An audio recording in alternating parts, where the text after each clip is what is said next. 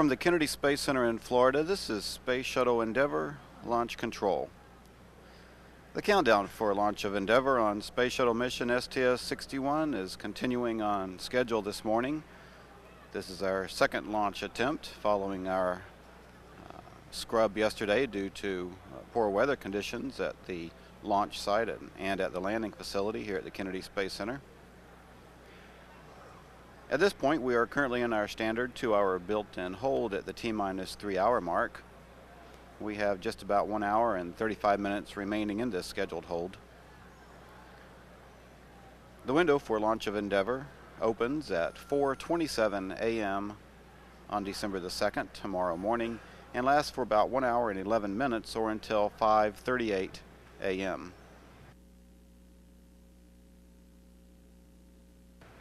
Work at Launch Pad 39B, as well as operations here in Firing Room 3 of the Launch Control Center, continue on schedule this evening. No problems are being reported at this time, and we do expect an on-time liftoff of Endeavour and the 7-member crew from the Kennedy Space Center. This is the most experienced crew to ever fly aboard the Space Shuttle, and together they have a combined total of 16 flights. The 7 crew members who will fly aboard Endeavour are Commander Richard Covey, Pilot Ken Bowersox, Payload Commander and Mission Specialist Story Musgrave, and Mission Specialists Thomas Akers, Jeffrey Hoffman, Claude Nicollier, and Kathy Thornton.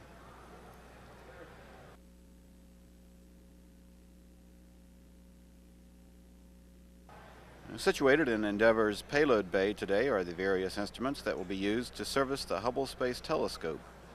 These instruments include replacement solar arrays, the new and improved wide-field planetary camera, the corrective optics Space Telescope axial replacement, or COSTAR, and a package of gyro replacements.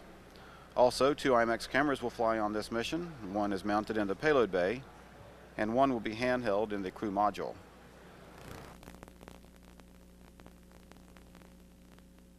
Last night, the crew were awakened at about 9 p.m. and were seated for breakfast just about an hour ago.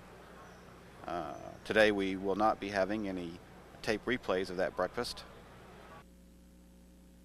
Each of the 7 astronauts assigned to fly today have been thoroughly trained in their roles on this mission. Due to the nature and complexity of this flight, a record amount of time has been spent in extravehicular activity training. Approximately 700 hours of EVA training was conducted, including almost 400 hours spent underwater. This is nearly twice as long as most EVA crews spend training for spacewalking activities. On this flight, 2 teams of 2 astronauts will be conducting the complex servicing operations of the Hubble Space Telescope. 5 spacewalks are planned on 5 consecutive days during this 11-day flight. Currently, the crew is taking advantage of a bit of free time to make final preparations before being given a formal weather briefing on conditions here at KSC, as well as at various contingency landing sites around the globe. In just a few minutes, they will be donning their flight suits and making preparations to depart their crew quarters for the launch pad. That departure is scheduled for about 12:57 a.m. this morning. Launch of Endeavour on mission STS-61 remains on time to occur at 4:27 a.m. Eastern Time from Kennedy Space Center's Pad 39B. Currently located at the pad are the Ice and Debris Assessment Team. They will be making assessments of the They are in the process of making inspections and measuring the external temperatures of the vehicle. This follows the loading of the supercold propellants, which occurred on time last night. Tanking operations commenced at about 7:30 p.m. and 500,000 gallons of liquid hydrogen and liquid oxygen propellants were placed in the external tank. These fuels are used by the orbiter's 3 main engines. Tanking operations went as planned.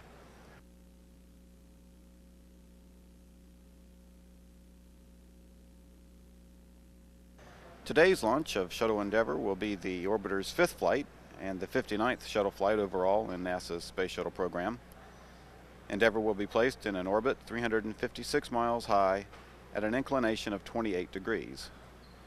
Endeavour is scheduled to land 11 days following launch back here at the Kennedy Space Center on our 3-mile-long shuttle landing facility. Within the past hour, the launch test team has completed their pre-ingress switch list used to verify that the shuttle's cockpit switches are all in the proper position and configuration for the flight crew's entry into the vehicle. Also, the cabin air temperature has been adjusted and the closeout crew has been deployed to the white room.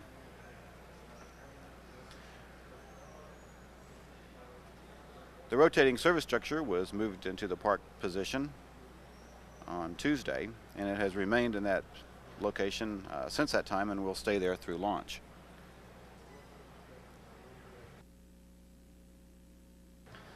The weather forecast for our launch attempt indicates we have about a 60% chance of getting off on time due to local weather concerns.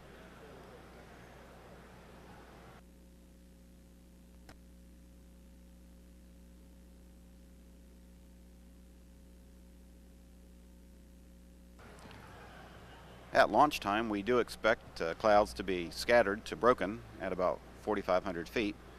The visibility is expected to be 7 miles or greater. Winds at the pad are expected to be from the east-northeast at 8 to 14 knots. The temperature should be about 68 degrees and the humidity about 79%. The primary concern that we have is for clouds below 8,000 feet. This low ceiling would prohibit an accurate visual understanding of our landing situation should our pilot be required to do a return to launch site abort and land back at the shuttle landing facility. Also, we have some concerns to a lesser degree for some scattered showers from the east. We expect that our winds will be less tonight, and we are more optimistic for a launch this time.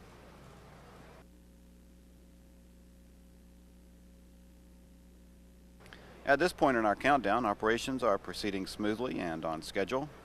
The flight crew's departure for the launch pad remains on time for about 12:57 a.m.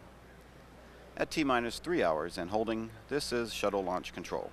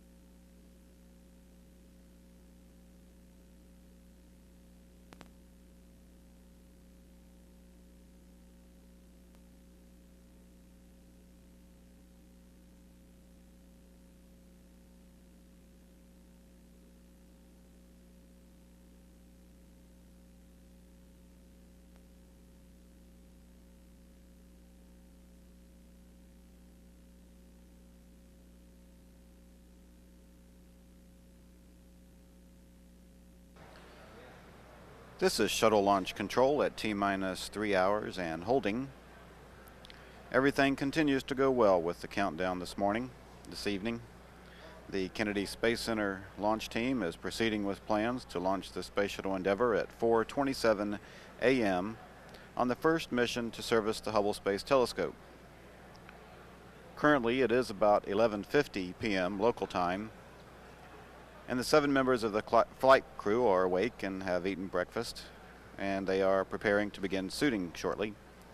No issues or concerns are being worked at the pad or on the vehicle at this time. At the shuttle launch pad, the ice and debris assessment team is currently working their way up to the launch structure towards the 195-foot level.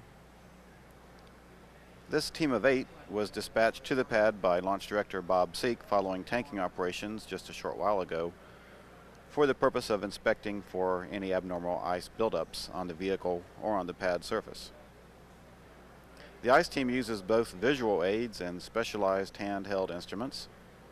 During their 2-hour stay at the pad, they also check for any debris that may be present on or near the launch structure. The ice team assesses the integrity of the foam insulation on the external tank and looks for any signs of ice or frost buildups on the pad's support structure. They also measure the temperatures on various parts of the vehicle and assess potential ice or other debris concerns that could become a safety issue during liftoff. Despite ambient temperatures in the neighborhood of 60 degrees at the pad this evening, the super cold cryogenic fuels now stored in the huge external tank can create frost and ice, which may be hazardous to the vehicle during launch. The ice team includes representatives from the Kennedy Space Center, Johnson Space Center, and NASA contractors. Greg Katnick of NASA is the team leader, and he is responsible for external pre-flight inspections of the entire shuttle and for making a final report to the mission management team, who are now assembling in the firing room. Each member of the ice team is required to wear the highly visible orange protective coveralls that are anti-static and flame resistant.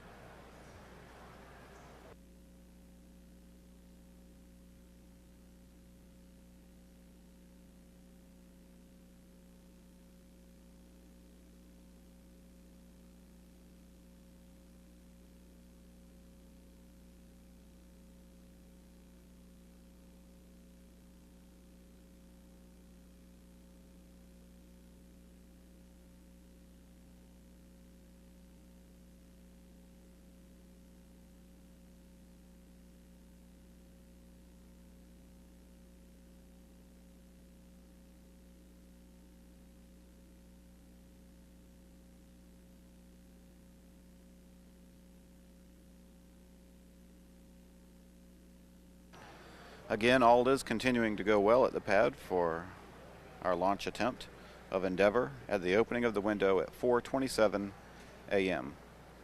at T-minus 3 hours in holding, with about 1 hour, 12 minutes remaining in the hold. This is shuttle launch control.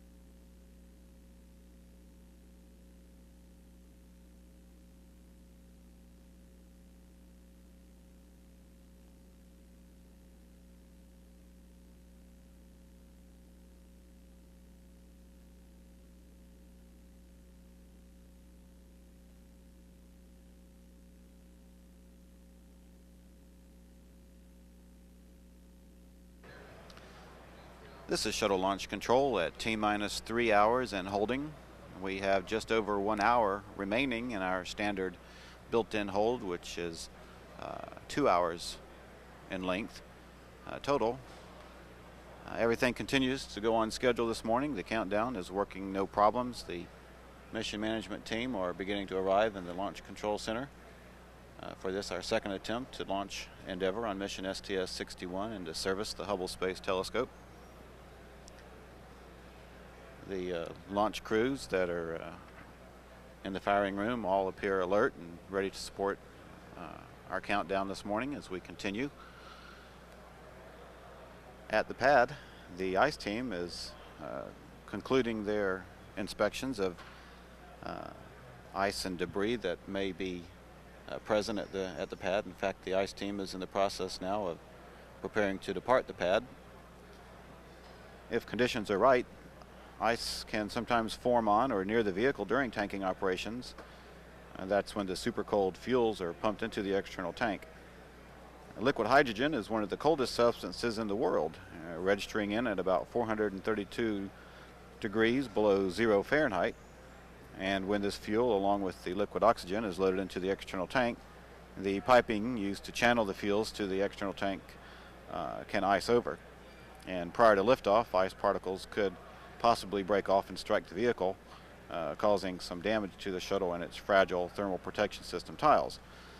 Therefore, the ICE team is sent to the pad following this hazardous operation to ensure that no ice has indeed formed that could pose a potential dangerous situation. The ICE team has reported back that there are no hazardous situations at the pad, that the connection between the external tank and the orbiter, shown on NASA Select TV at this time, seems to be relatively clean of ice. There is some small formations on the orbiter side, but that is very normal and will pose no threat to our operation this morning. Again, everything continues on schedule at this time. We're working no technical problems. The only concern that we do have is for a potential weather concern, and that specific concern is for cloud ceilings that may be below 8,000 feet, and to a lesser degree, a slight chance of showers that may be coming in off the ocean to the east of us. Again, in firing room 3, all of our launch team are gathered and monitoring all of their systems. Mission management team is in the process of gathering and reporting on station as well.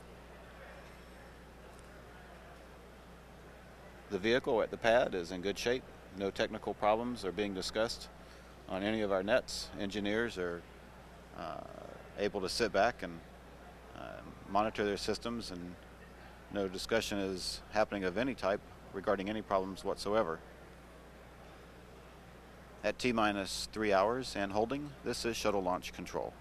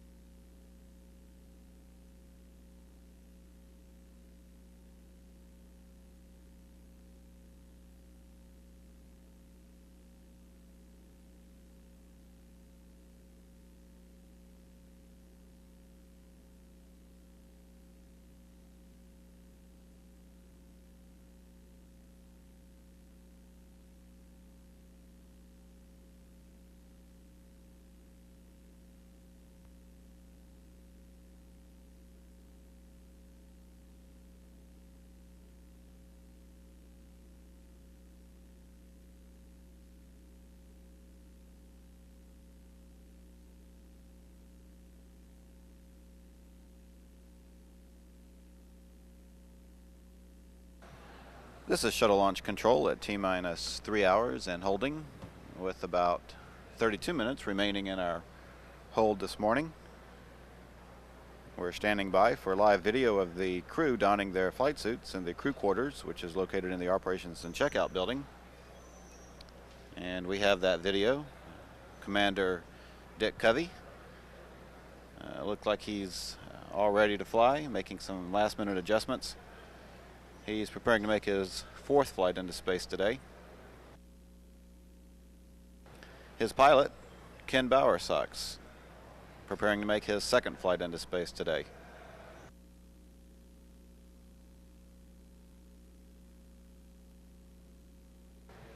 Ken considers Bedford, Indiana to be his hometown. Relaxed Story Musgrave, mission specialist, the veteran of space flight. He is preparing to make his historic 5th flight aboard the space shuttle today.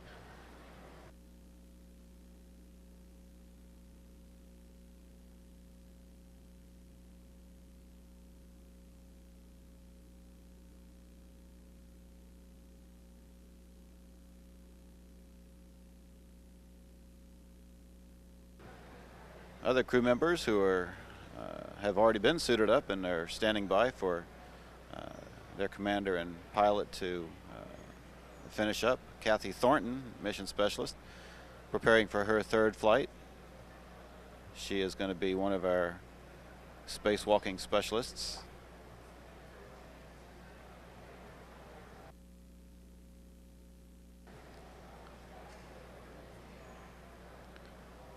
Tom Akers,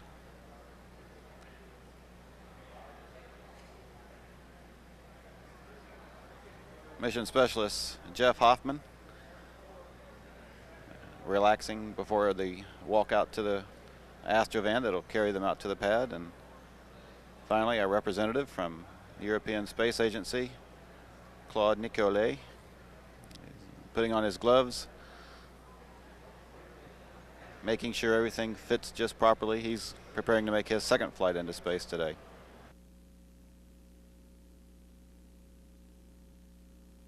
These bright orange colored suits are basically an altitude and protection system. It includes the helmet, communications cap, and pressure garment, as well as the anti-exposure gloves and boots. These are partially pressurized suits. In fact, you can see that they are inflating Commander Covey's suit right now to check for any problems, any leaks that may be there. Back with a live shot of the vehicle at the pad. Everything continues on schedule at this time. As the crew completes their donning of the flight suits, we expect that they will be departing the crew quarters and be driven to the pad for entry into the Shuttle Endeavour. A departure to the pad is expected to occur at about 12:57 this morning. Meanwhile, engineers and managers are making sure all preparations are continuing on schedule for our liftoff, scheduled for 4:27 a.m. There are no vehicle or hardware problems being reported except for one minor issue having to do with TACAN number 1. There has been reported some unexplained noise on that circuit. It has been seen before, and it will pose no problem for launch today, but it is being presented as an item of discussion to a minor degree at this point, but again, we don't expect any problems with that for launch.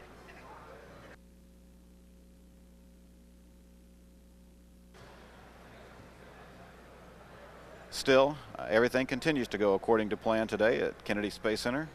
Operations at the pad with the Shuttle Endeavour are proceeding smoothly. Astronauts are preparing to walk out of their crew quarters on time. That should occur in just a few minutes. We will have live video coverage of that event coming up at about 12:57 a.m. At T-minus 3 hours and holding, this is shuttle launch control.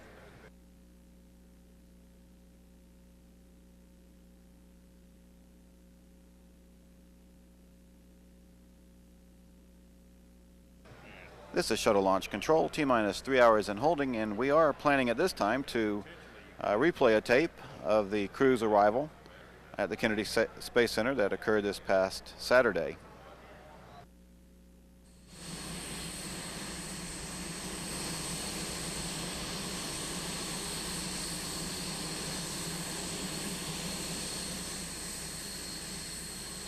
The crew departed their home base at the Johnson Space Center in Houston, Texas, Saturday morning. Flew to KSC Shuttle Landing Facility aboard their T-38 training aircraft and arrived at KSC at about 11 o'clock a.m. on Saturday.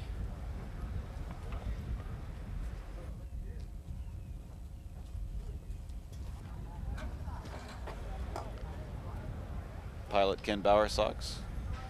Behind is Kathy Thornton, mission specialist.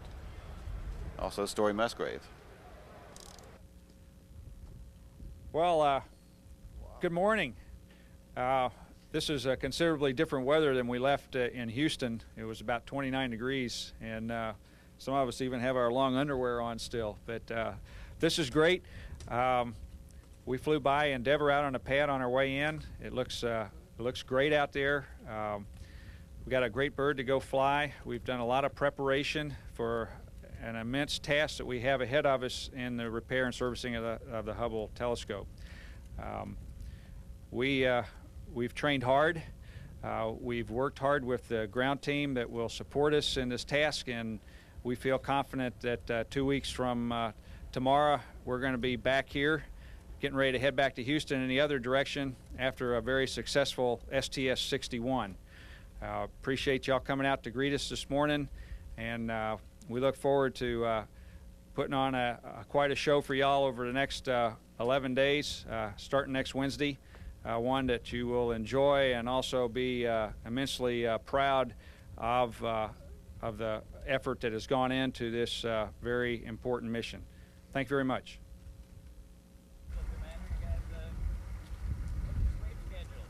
We're going to go to bed in about an hour. We sleep from noon to 8.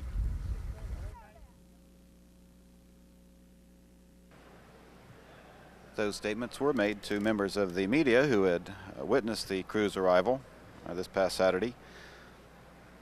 The crew visited the pad early Sunday morning and briefly inspected the various Hubble Space Telescope servicing and replacement instruments that are currently inside the Orbiter Endeavour's payload bay.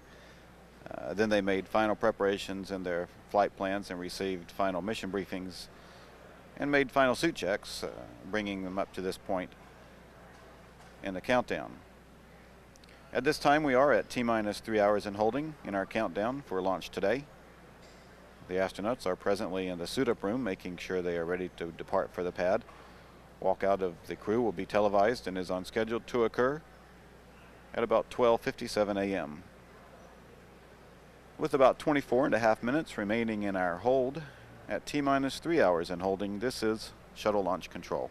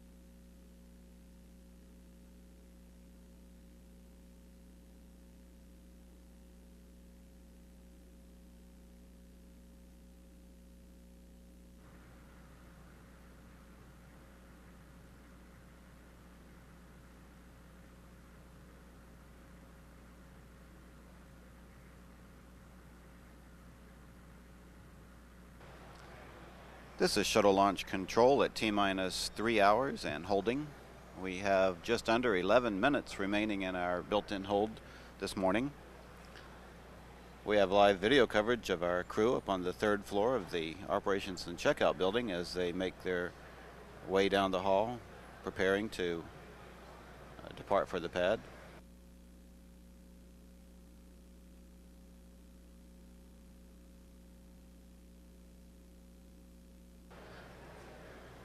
Commander Covey is going to be first, and he'll be boarded by Mission Specialist Kathy Thornton. They're making their way down the hallway to enter the elevator that will take them down to the Astrovan.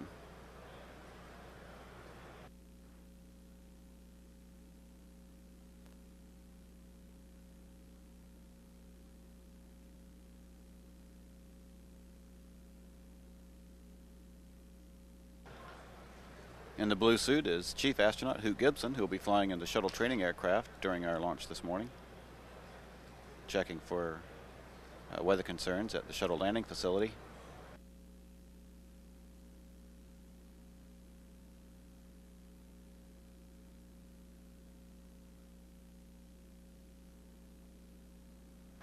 Some employees at KSC are gathered early this morning to give a send-off to the 7-member crew as they leave for the pad.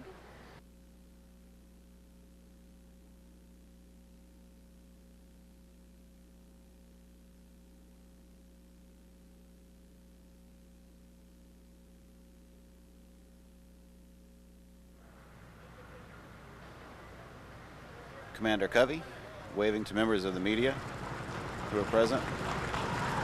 Other members of the crew waving as well, giving signs of good cheer and showing that they're ready to fly.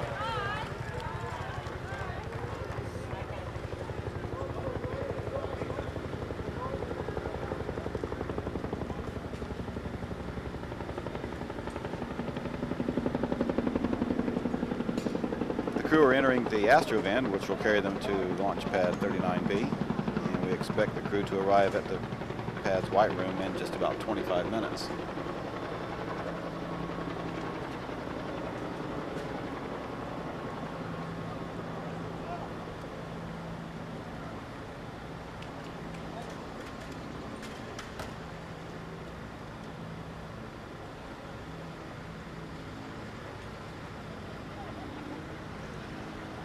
There has been a great deal of interest in the press who are witnessing the departure this morning. Members of the press have, of course, come from all over the country to witness our launch attempt today.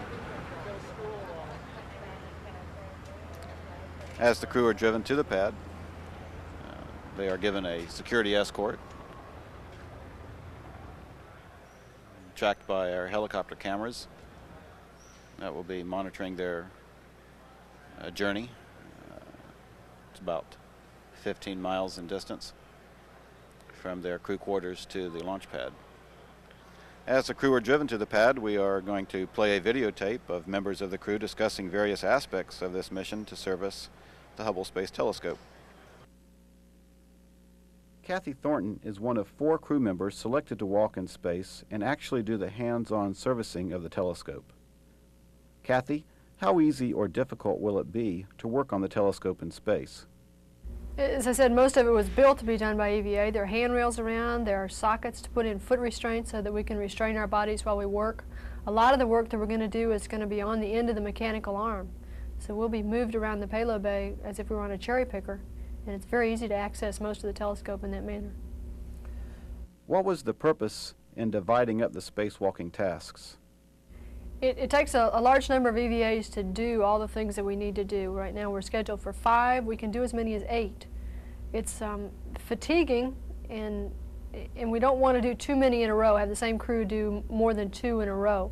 So it requires obviously more than one team of spacewalkers to accomplish 5 or 6 or 7 or 8 EVAs in one mission. What are the reasons for needing to replace the solar arrays on the telescope? There's some jitter associated with the solar rays when they come through the terminator, when they come from darkness to light, and they begin to warm up. They jitter a little bit, they wiggle. And there's also probably some slipping in a compensator system that was supposed to accommodate that. It kind of sticks for a little while and then jumps, releases itself. And that has caused some problems with the precise pointing that is required for the scientific experiments that are going on, the observations that are occurring. Have a little trouble dealing with that. A lot of it has been taken out with software programming, which occupies a fair amount of memory of the computer on board. So when we change out the solar rays to eliminate that jitter, it'll not only make the pointing a little more precise, but it'll also release some of the computer memory for other functions. Kathy, you will also be involved in the installation of the CoStar into the telescope. What is CoStar designed to do? CoStar is a box roughly the size of a telephone booth, has a weight of 600 or 700 pounds here on Earth, and it contains corrective optics for many of the scientific instruments that are in the aft end of the telescope, the axial instruments. It will have little mirrors inside that have exactly the opposite aberration that the primary mirror has, and will, in a sense, subtract the spherical aberration of the beam as it comes through that optical system. We're going to take out the high-speed photometer. We have to find a place to put this, so one of the instruments had to be sacrificed, and the one that we're taking out is a high-speed photometer. And in its place, we'll put CoStar. And after we leave it, an optical bench will be extended through a little hole in the top of that box into the beam, the primary beam of the telescope. And we'll send out little arms that allow the optical correction to be made to the axial instruments. Kathy, what is most fascinating to you about the Hubble Space Telescope? The Hubble is our eyes. That's how we're going to see back to the beginning of the universe. It's how we tell what's happened to us in the past and where our universe is going in the future. And I think that's intriguing to most people. The resolution of the telescope for bright objects is as good as it had been planned to be. We won't improve any of that. We hope to improve the response to the faint objects in the telescope, and that's really where we want to see the edge of the universe. And we're hoping, when we finish this mission, that we'll be able to see that. Story Musgrave is the most experienced member of the crew, having flown 4 times on the shuttle. He and astronaut Jeff Hoffman are scheduled for 3 spacewalks involving literally hundreds of tools. Here, he discusses their first spacewalking job on this servicing mission. Initial setup day 1 gets all the tools out there, either in the airlock, on the MFR, which is the workstation that rides around on the RMS, on the arm, or in the toolbox. So we get the whole complement of tools out there for nominal ops that lets us do any job at any time. And that's part of this ability to meet surprises. But that's what Jeff and I do the very first part of day 1, is to deploy all those things and get those set up. The next thing we do is move on to the rate sensing units, the gyro packages. We're going to change out 2 of those, RSUs 2 and 3.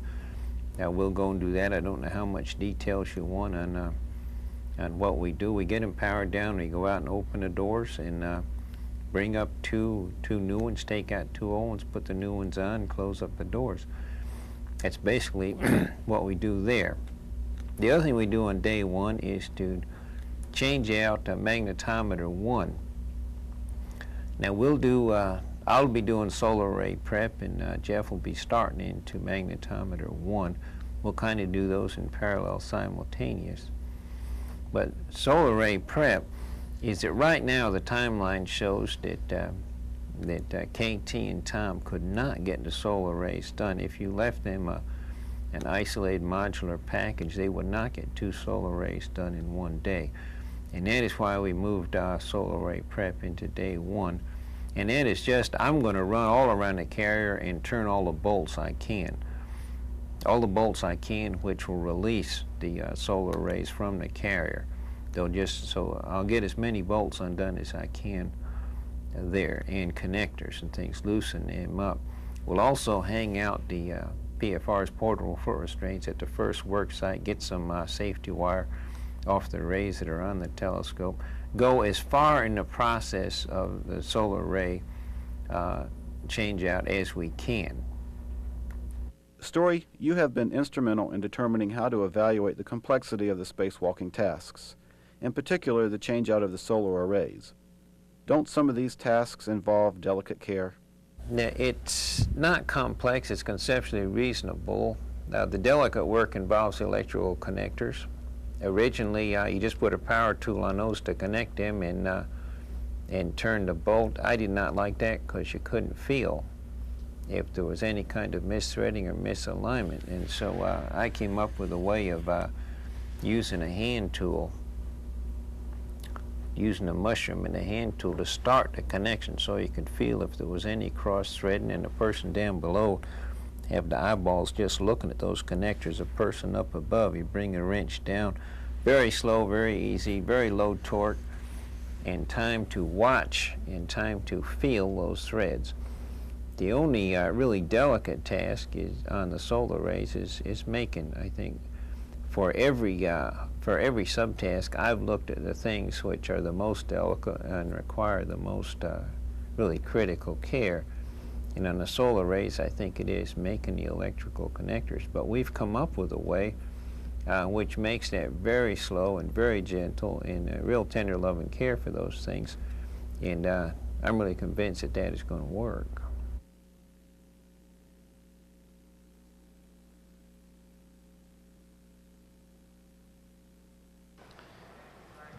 The STS-61 emblem depicts the astronaut symbol superimposed against the sky with the Earth underneath, along with two circles which represent the optical configuration of the Hubble Space Telescope. Light is focused by reflections from a large primary mirror and a smaller secondary mirror, and it's analyzed by various instruments and brings knowledge about planets, stars, galaxies, and other celestial objects. The STS-61 crew insignia also shows the Space Shuttle Endeavour. It's represented as the fundamental tool that allows us to perform the first servicing of the Hubble Space Telescope so that its scientific deep space mission may be extended for several years to come.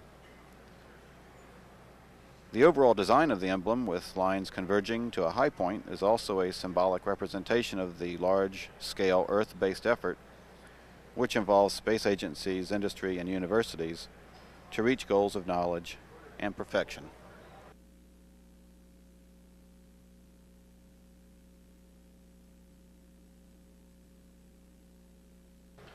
Back now with a live shot of the Space Shuttle Endeavour at pad 39B.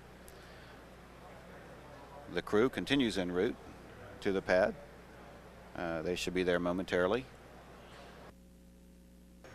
Pad 39B is the northernmost pad of NASA's two shuttle launch facilities. It's nearly identical to Pad 39A, which is located just about a mile to the south.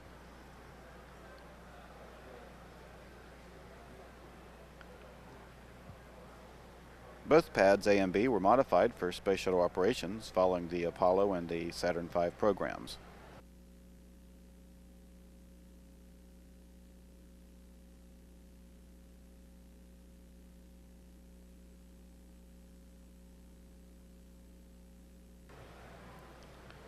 As the crew are driven to the launch pad, which is located about a half mile from the coast and about 4 miles from the vehicle assembly building and the launch control center, over the next few minutes, engineers will be making final checks of the sound suppression water tank.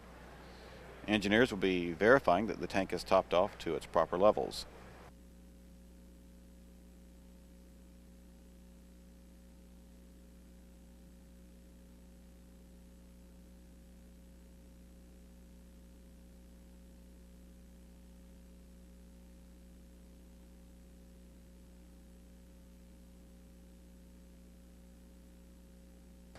Once at the pad, the crew will be taken up the elevator to the 195-foot level of the fixed service structure and be assisted by the closeout team into the orbiter's crew compartment. Earlier this morning, we had a concern with one of the elevators, one of the two elevators that are on the pad. We did send a red team out, and they reported back that the elevator has indeed been fixed and that we have two elevators up and running to support crew activities this morning.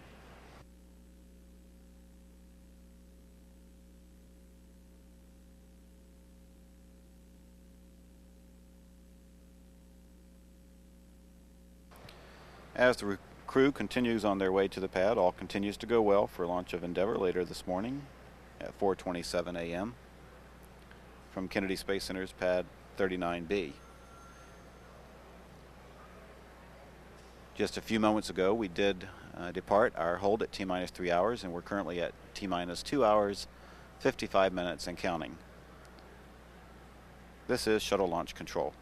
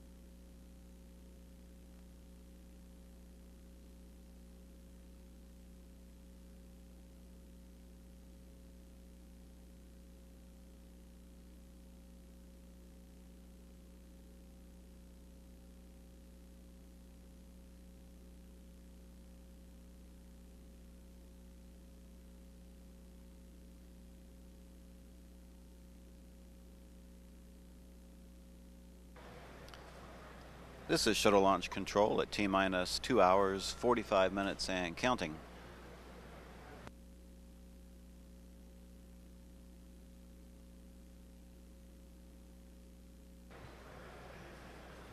The flight crew have arrived at the pad and are now at the 195-foot level, making preparations to enter the Shuttle Endeavour for our launch attempt today.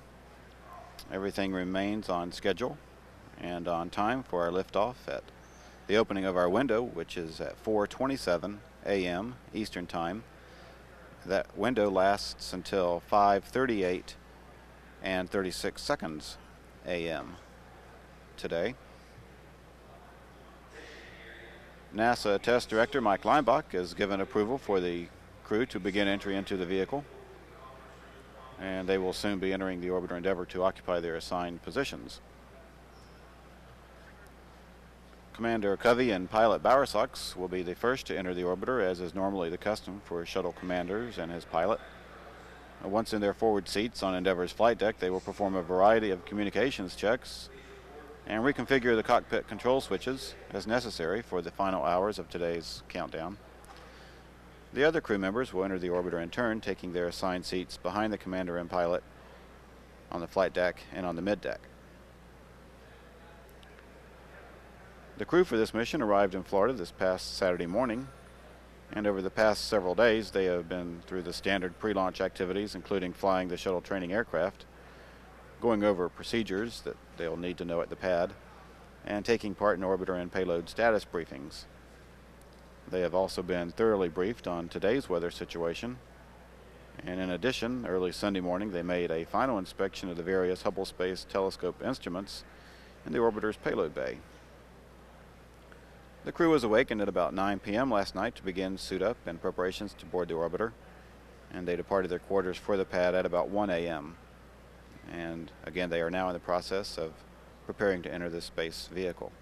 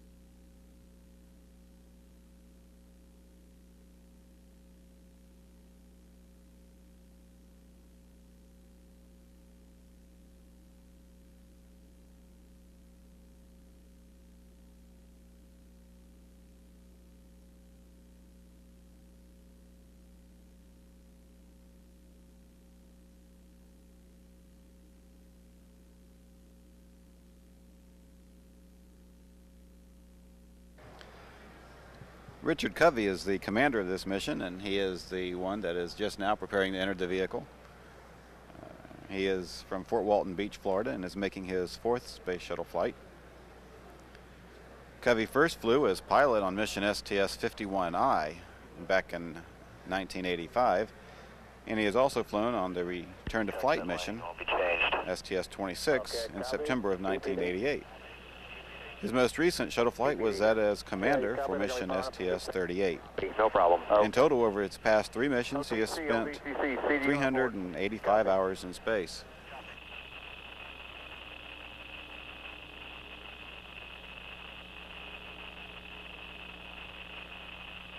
.485 complete.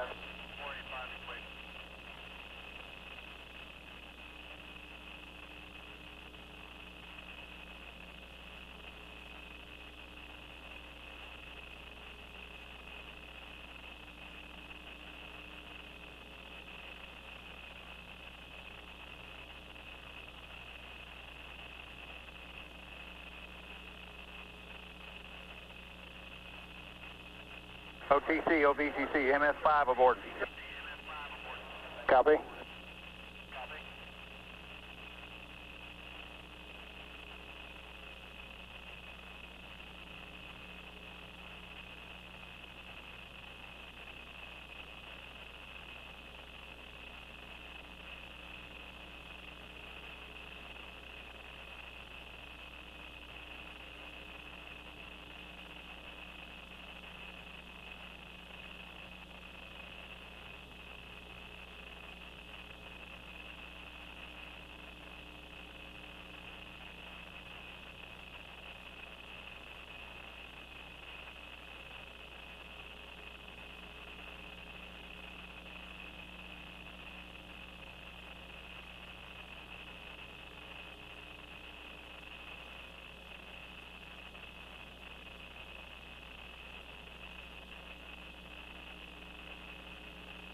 OVCC, OTC.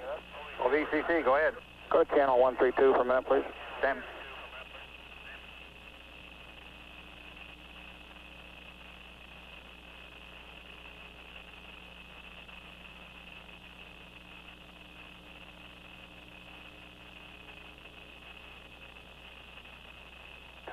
CGNC, OTC.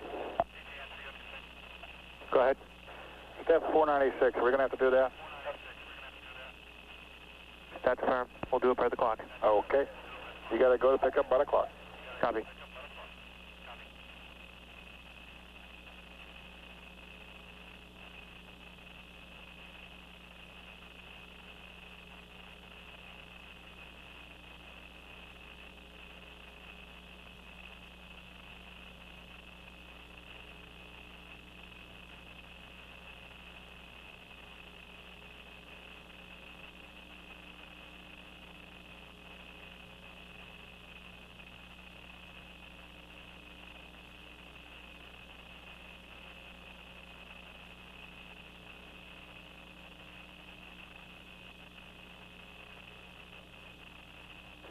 OTC CTLS on 212.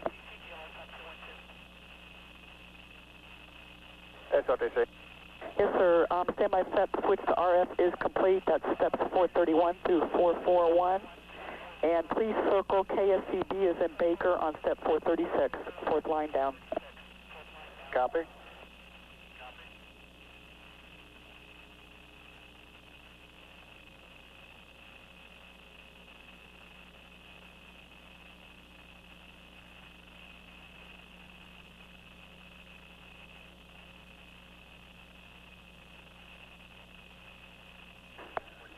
OTC CTLS on 212.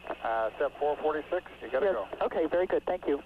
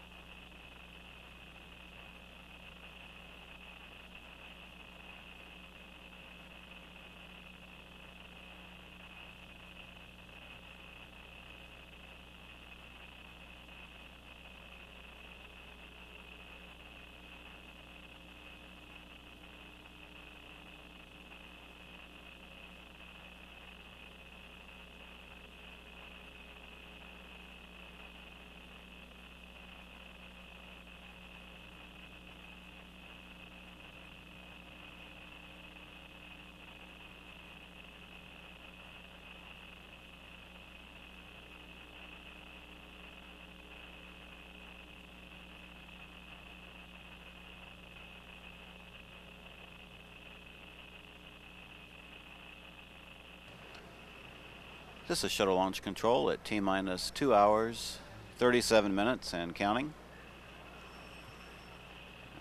Piloting our flight today will be Ken Bowersox. He is now preparing to enter the vehicle, making last-minute adjustments to his suit and putting on his communications cap at this time.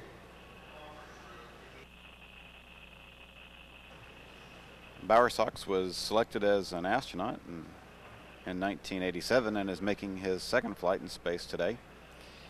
His only previous space shuttle flight came on mission STS-60 last year. On that flight, he spent over 331 hours on orbit. Bowersox is from Bedford, Indiana.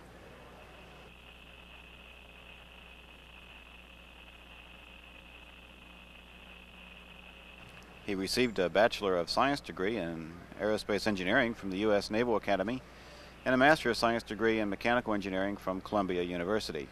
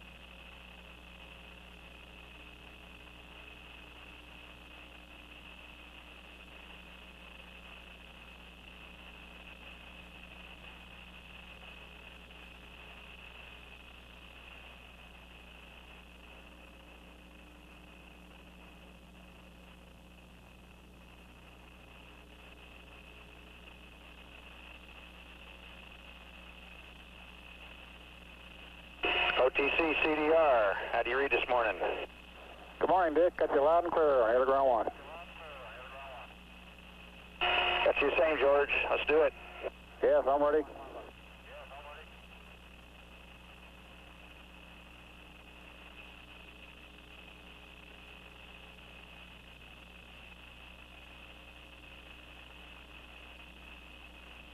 OTC, OVCC, PLT aboard. Copy.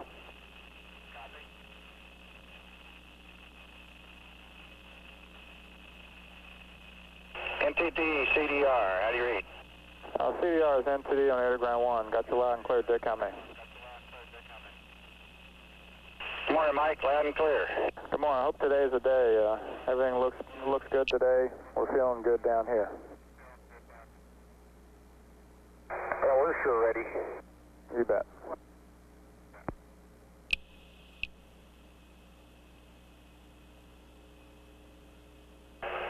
Houston, Endeavour, CDR, how do you read?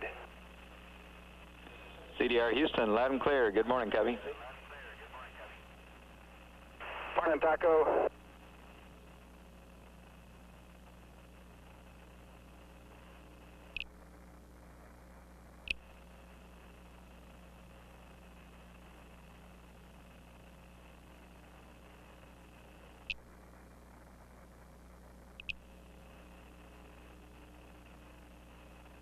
.492 complete.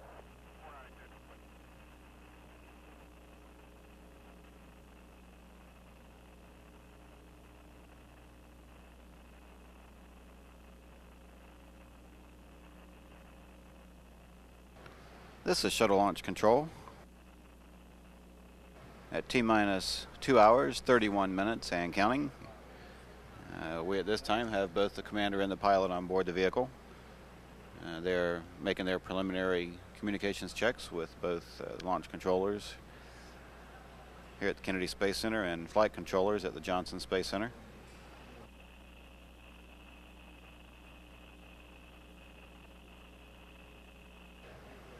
Jeffrey Hoffman is mission specialist number 3, and he is preparing now to enter the vehicle, putting on his communications cap. He has flown 3 times on this space shuttle and collected over 575 hours in space. He has a doctorate in astrophysics from Harvard, and he first flew on mission STS-61D in April of 1985. On that mission, he performed a spacewalk in an attempt to rescue a malfunctioning satellite. He has also flown on missions STS-35 and STS-46.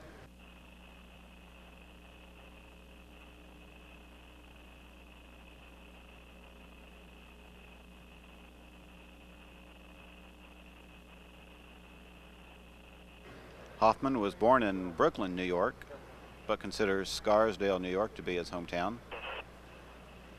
He earned a Bachelor of Arts degree in astronomy from Amherst College and a Doctor of Philosophy degree in astrophysics from Harvard.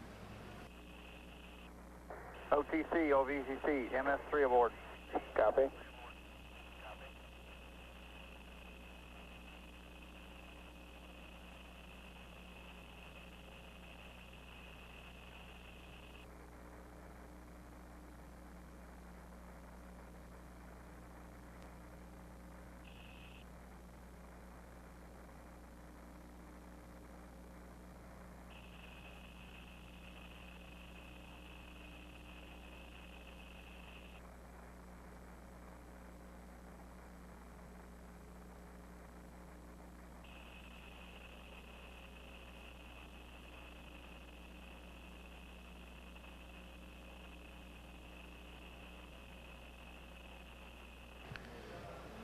Everything continues on schedule this morning for our launch. The opening of our window at 4:27 a.m. Just recently had a report from our tile sites, and all 3 tile sites are reported to be up and prepared to support our launch attempt this morning. They're reporting no concerns that would preclude any of them being offline.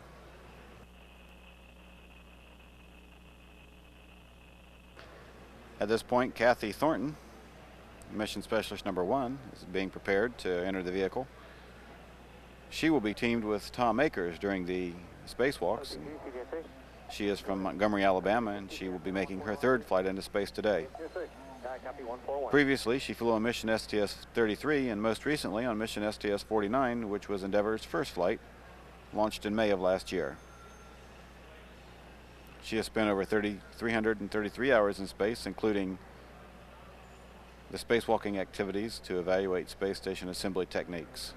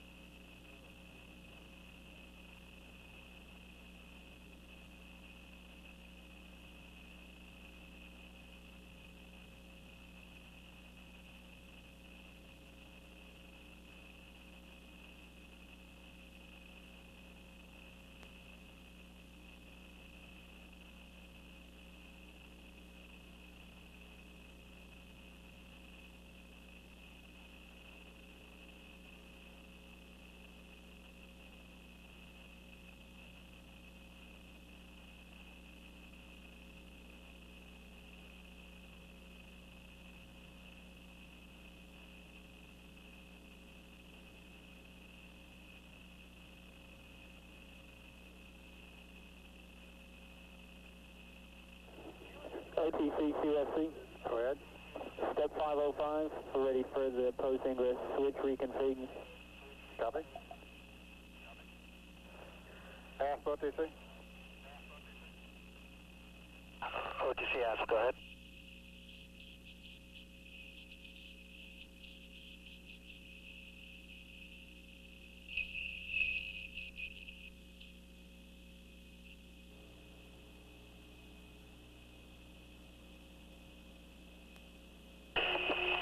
OTC, PLT, good morning. George? Good morning, Sox. Got you loud and clear on air ground 1. And I got you the same.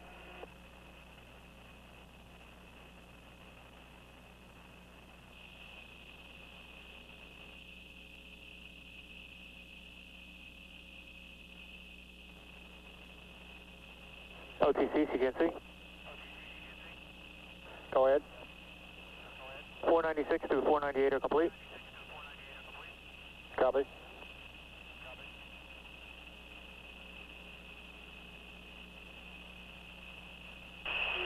NTD, PLT, com check. PLT is NTD on air to ground 1. Got you loud and clear, Sox, on me. Got you loud and clear, Mike. Good morning. Good morning, welcome aboard. Thanks. Taco, PLT, com check. PLT, this is Houston. I hear you loud and clear. Good morning, Sox. Got you the same, Taco.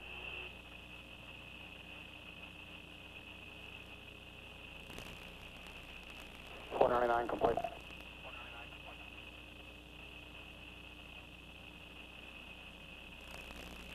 DPS, OTC. CPS. 500, perform PMT and MT adjust. I copy. I'll need a CMTC on 152, please. Same QC. Copy.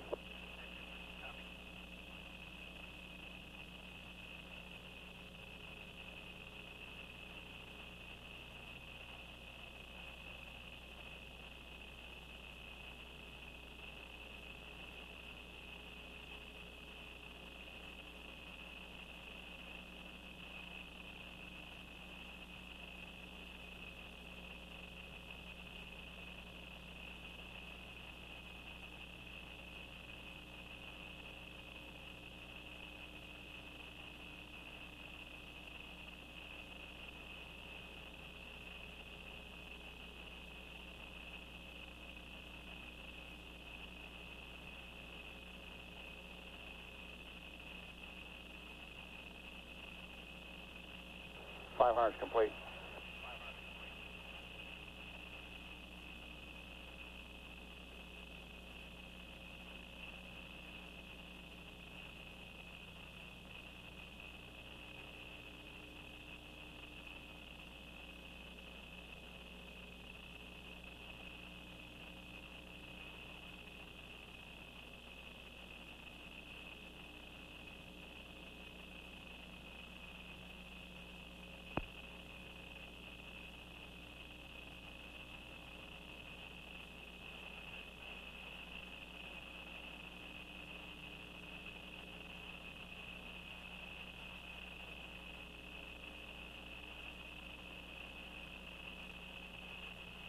OTC, CTLS on 212. Go ahead. Yes, sir. We've completed implementation of SAP 92. That's steps 446 through 453. Copy.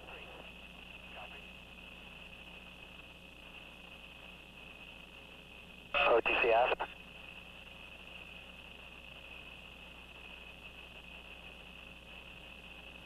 Go ahead, Ed. Post-ingress switch reconfig is complete. We're going to do the caution warning master alarm. It's going to be tripped and the icon volume will be adjusted. All right, copy. ISL. Go ahead. Step 514, caution warning, volume adjustment work. Copy.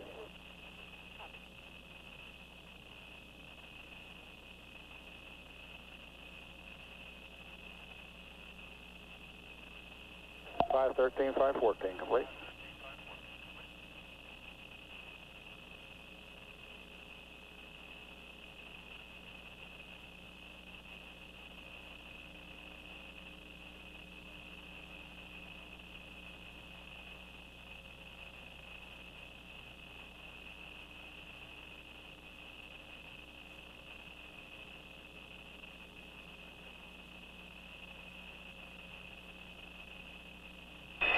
Chief on the aft. The caution warning volume adjust is complete. OTC copies. 5810. OTC, OVCC, MS4 on board. Copy.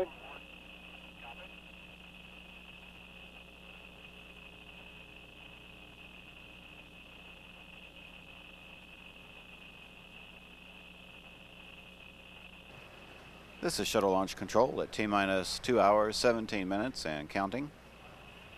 Everything continues on schedule today for our launch of STS-61 and the mission to service the Hubble Space Telescope.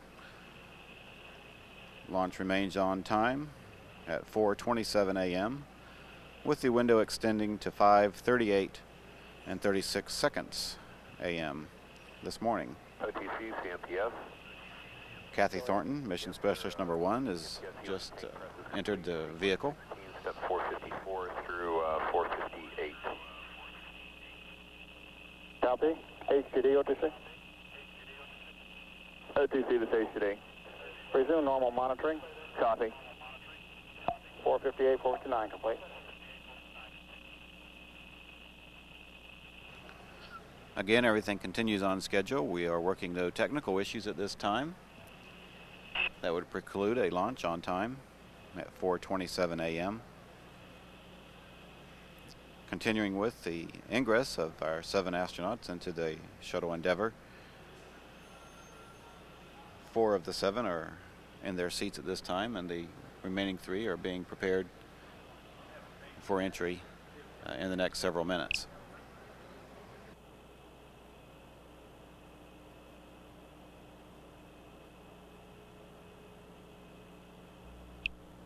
OTC DPS. Go ahead. CMT and MET adjust is complete, and we're ready for IMU platform positioning, step 557. Copy. CGNC, OTC. CNC copies, and we'll pick up with 558 per the clock. Copy.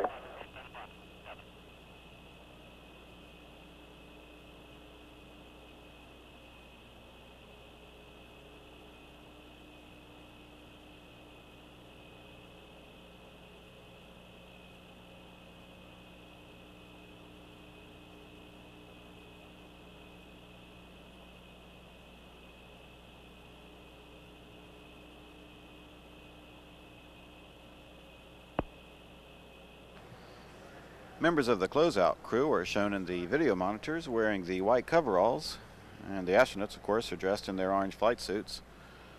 The closeout crew consists of both NASA and contractor personnel. Their job is to assist the astronauts with connecting the emergency oxygen lines that can be pumped directly into the suits. Closeout crew members will assist the prime flight crew for this mission as they enter the Shuttle Endeavour through the round crew hatch.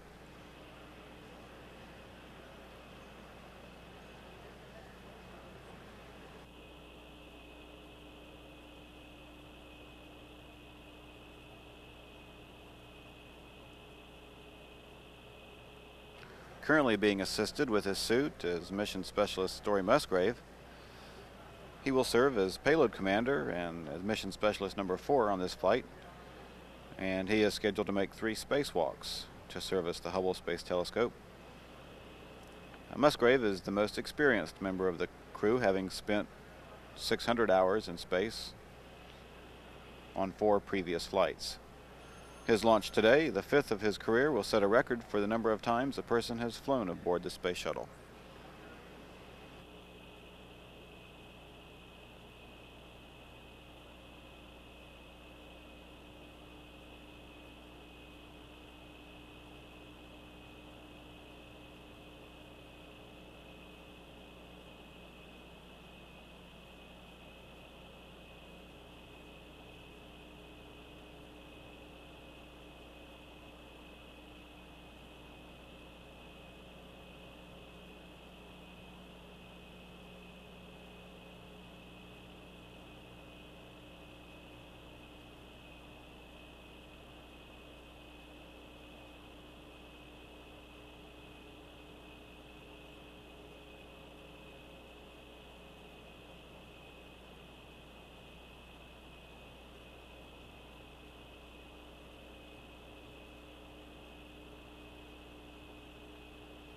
573, 574, number form.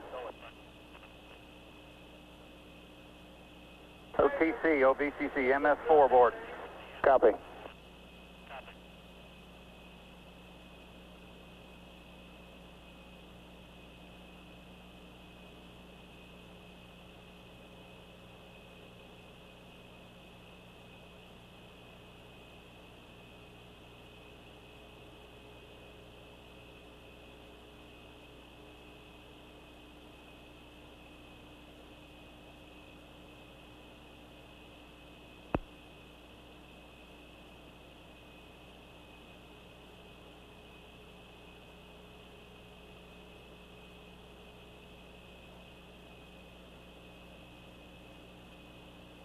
CGSS, what they say?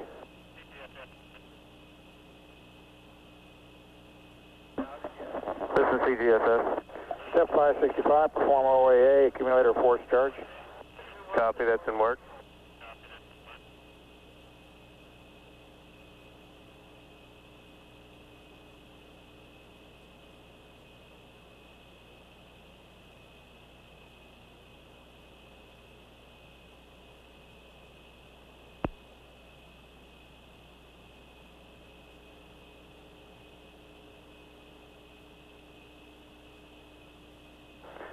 CGLS, what they say? Telescope. 559, perform GLS initialization for sequence 62, pick up by the clock. Yes, sir. We'll be back with you momentarily. Copy. OTC, CBSE 212. Go ahead. Step 574, biomed data will be not performed. Copy.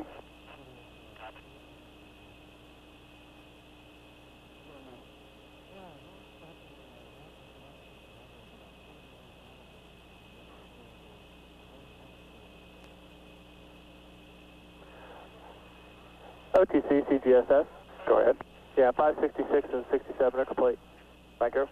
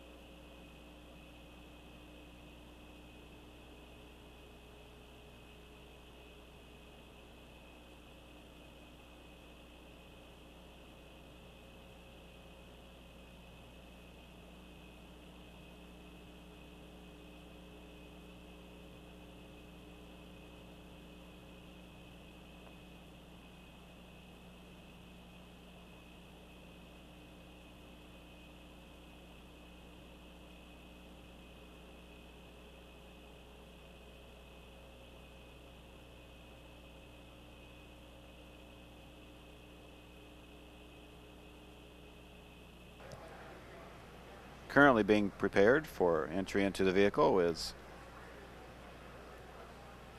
Mission Specialist number 2, Claude Nicollier. He is from Switzerland, and under an agreement with the European Space Agency and NASA, he was selected as an astronaut to fly on this mission. This will be his second flight. His first flight came on mission STS-61 last year.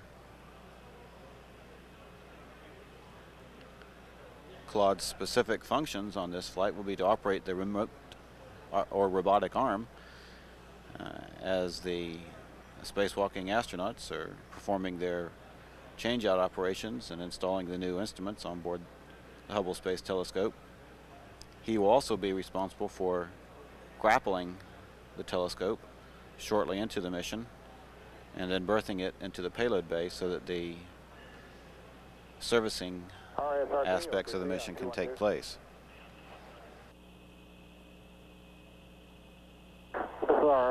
OTC, go ahead. Yeah, step 579, load new tapes for range safety. And I need a T number. Pack 1390. Copy.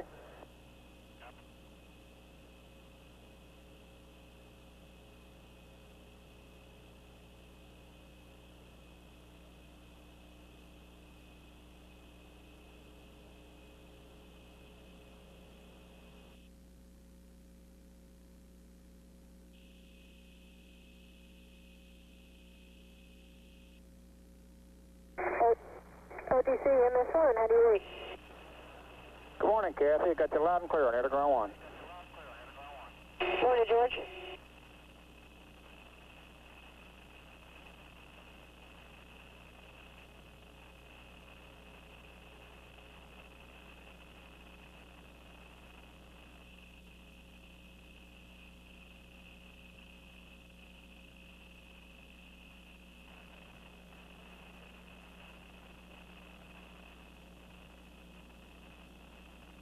NTD, MS1, how do you read? KT, I got you loud and clear. How many?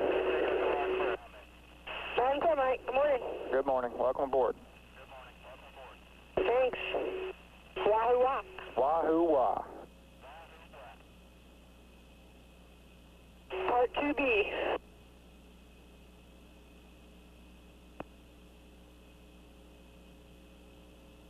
Houston, MS1, how do you read? MS1 Houston, loud and clear, KT, how many? Loud and clear, Taco.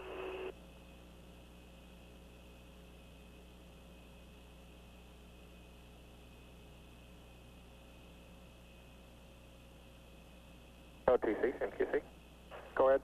Line item 217, sir, is confirmed. Strange list. Copy. OTC, CTLS on 212. Go ahead. Yes, sir. Step dual interrupt notification will be activated momentarily. Steps 561, 562 complete, and we need a CMQC on channel 162. Copy, CMQC. Copy 162.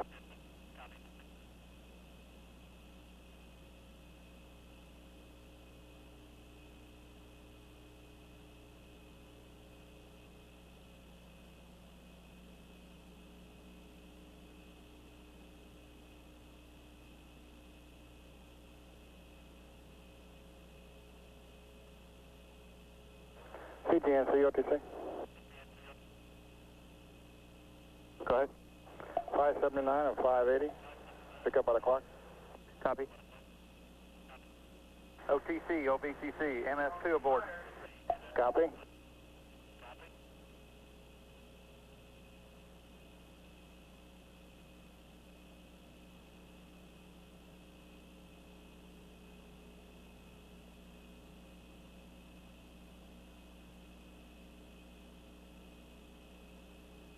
NASA Test Director Mike Leinbach reports that all of the crew are now on board.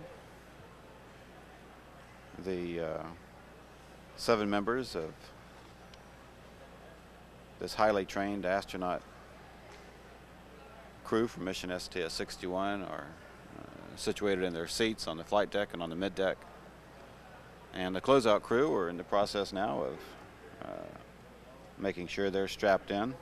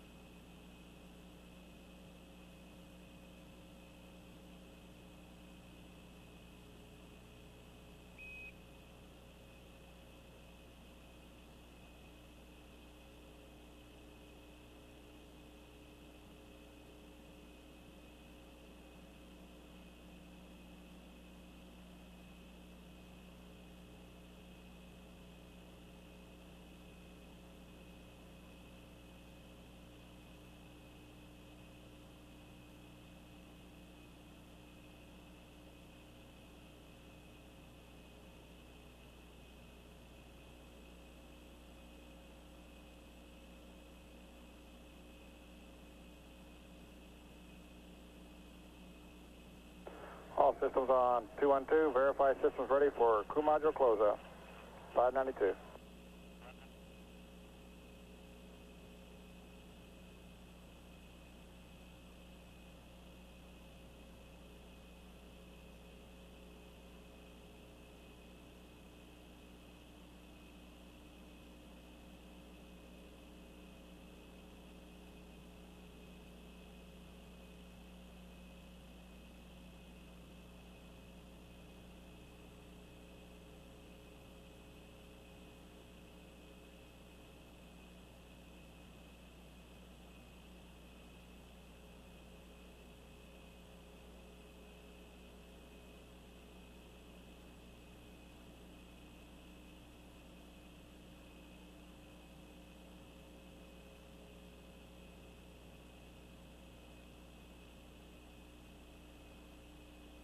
Ask OTC.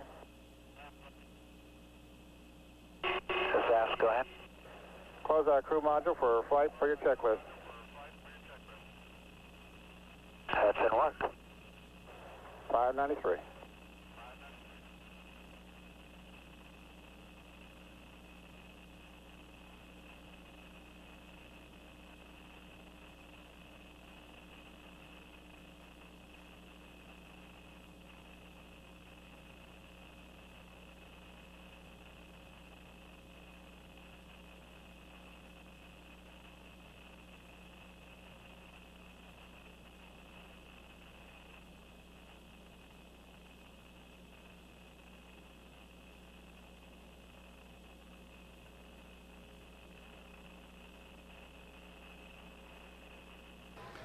This is shuttle launch control at T-minus 2 hours and counting. Command and control of the ship will be the primary mission tasks of the commander and pilot.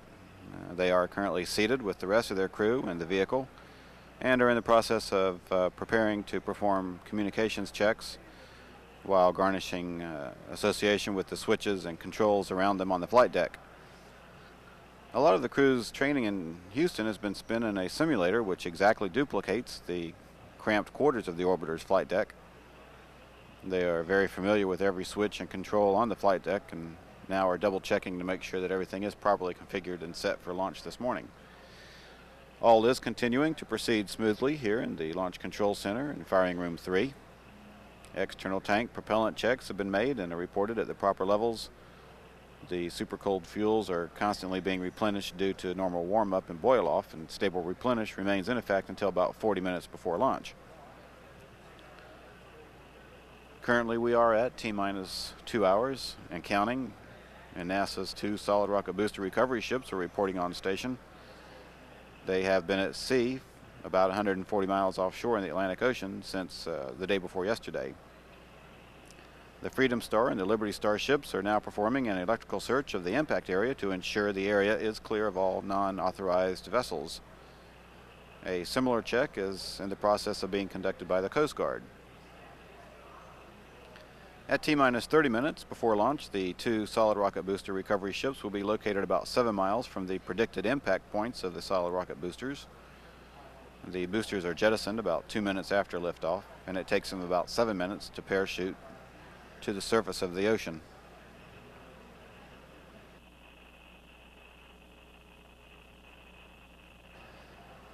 The solid rocket booster recovery operations take about 5 hours once the recovery ships reach the boosters.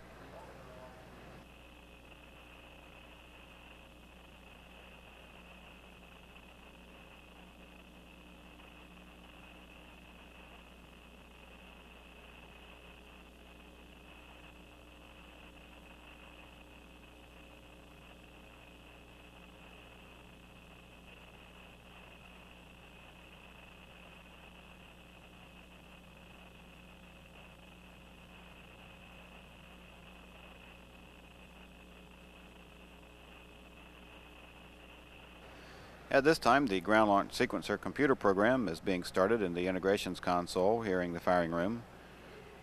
Engineers in the firing room will also begin to set up the specific tables in the launch processing system that the ground launch sequencer will use in its guideline for allowing the launch countdown to continue. Also at this point in the count, the huge external doors on the vehicle assembly building have been reported closed and secured. And all personnel, except for those few who are still needed at the pad this morning to assist with the White Room closeout operations, have been sent back to the fallback area as launch operations for Endeavour's flight today continues. Everything continues on schedule for launch this morning. The window for today's launch opens at 4:27 a.m. and lasts for about 71 minutes. At T-minus 1 hour 57 minutes and counting, this is Shuttle Launch Control.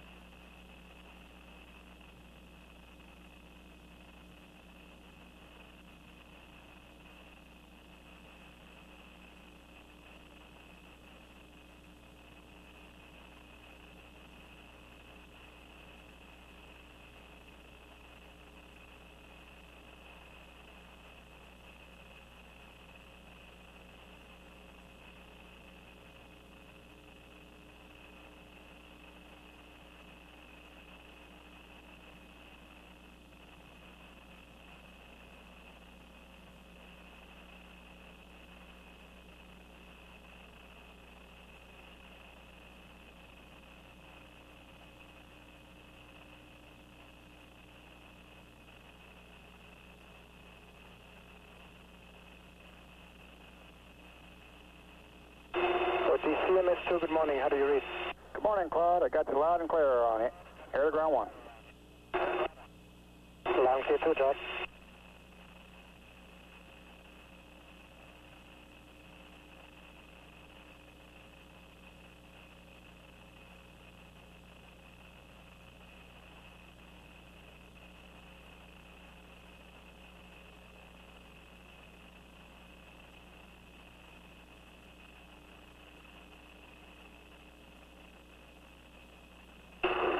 MS2, good morning. How do you read? MS2, I got you loud and clear, Claude. How many? Loud and clear, 2, Mike.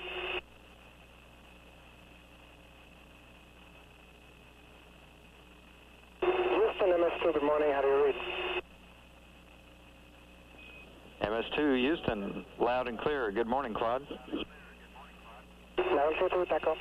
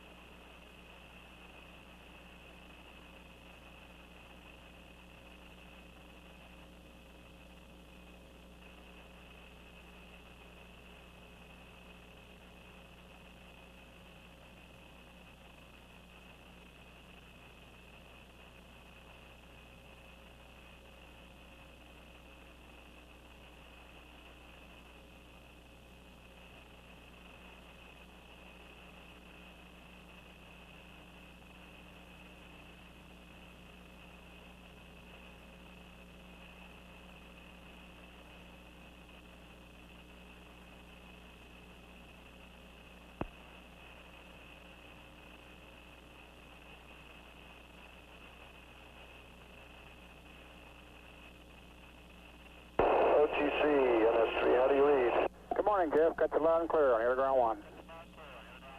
I have you loud and clear. Good morning, George.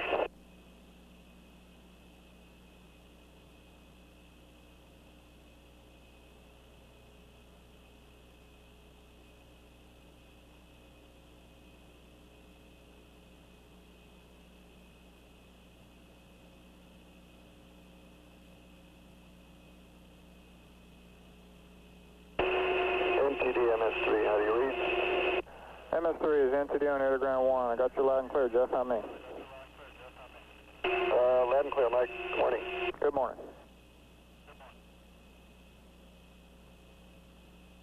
MS3, how do you read? MS3 Houston, loud and clear. Good morning, Jeff. Morning, Taco. Let's do it today.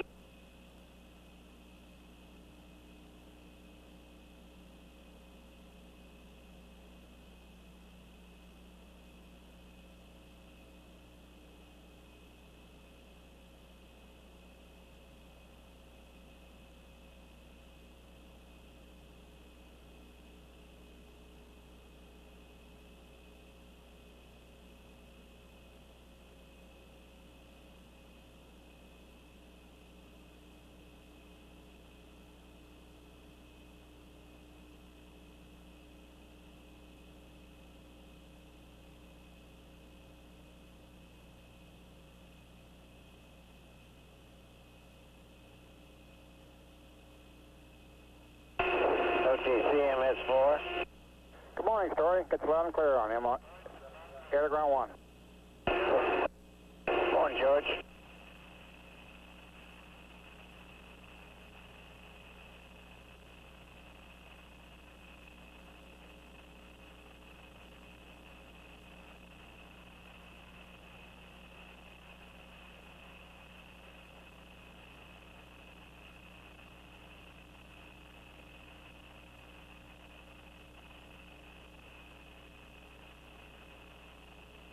NTD MS4.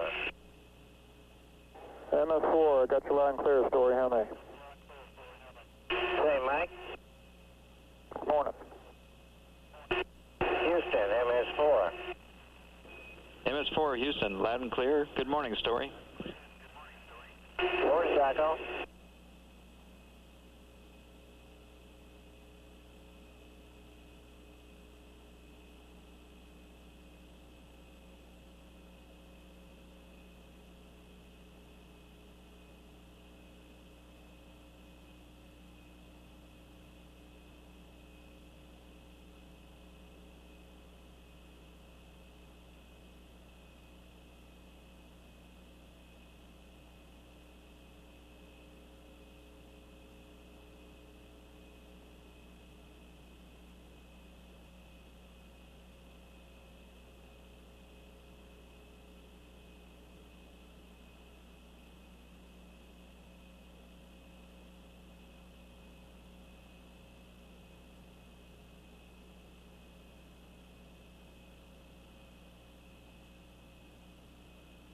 OTC, MS5, how do you read?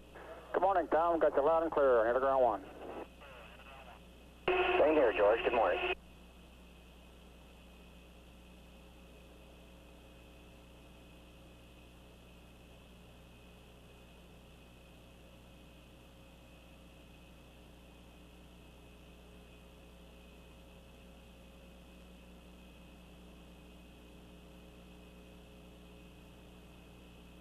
NTD, MS5. MS5, got you loud and clear on air to ground 1. Tom, how many? You're loud and clear, Mike. Good morning. Good morning. Hope we can put you all to work in a couple hours. Yeah, likewise. Houston, MS5, how do you read? MS5 Houston, loud and clear. Good morning, Tom. How you doing? Taco, doing great.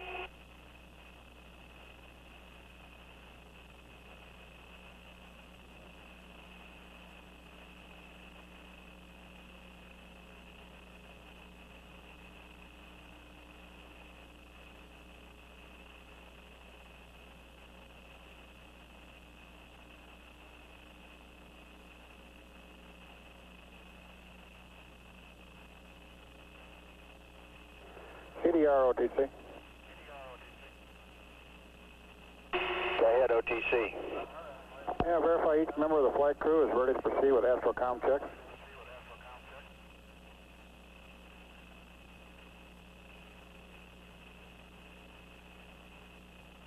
OTC, CDR crew is ready for astrocom checks. Copy. Step 595. Any conversation on OIS channel 212 during astrocom checks will be heard by the crew. channel should remain silent at all, except for emergency calls. 595, 596.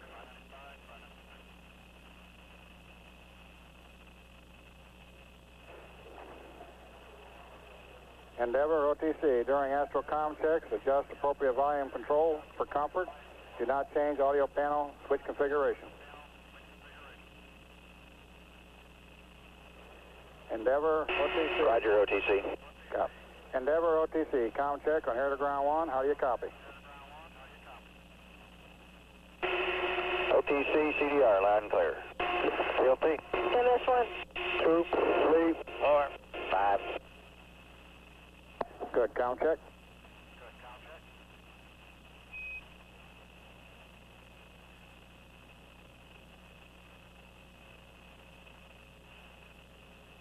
Endeavour OTC, com check on air to ground 2. How do you copy?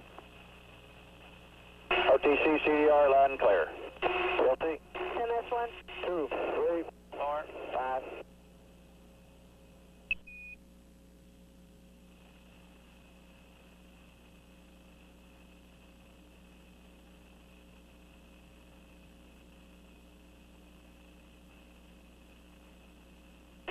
OTC, CDR, loud and clear.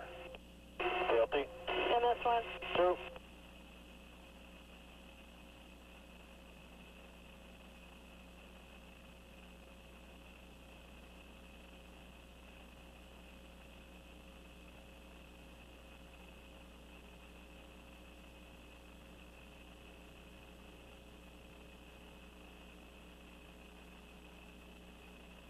OTC, CDR, loud and clear. CLT. MS1. 2.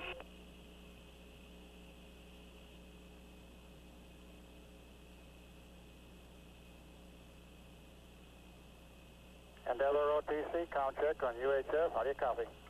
OTC, CDR, loud and clear. CLT. MS1. 2, 3, 4, 5. Good, com check. Going back to air to ground 1.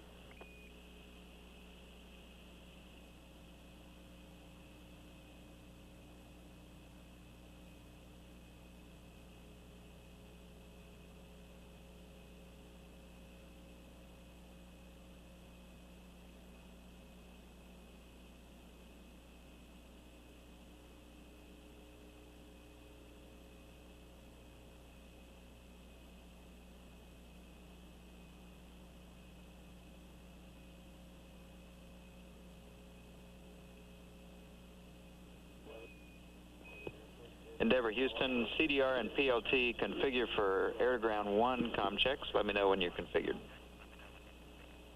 Roger.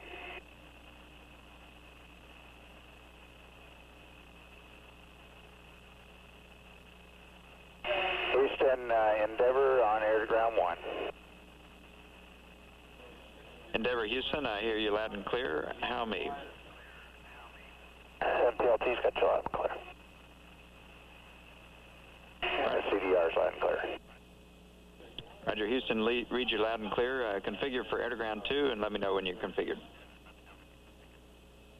Roger.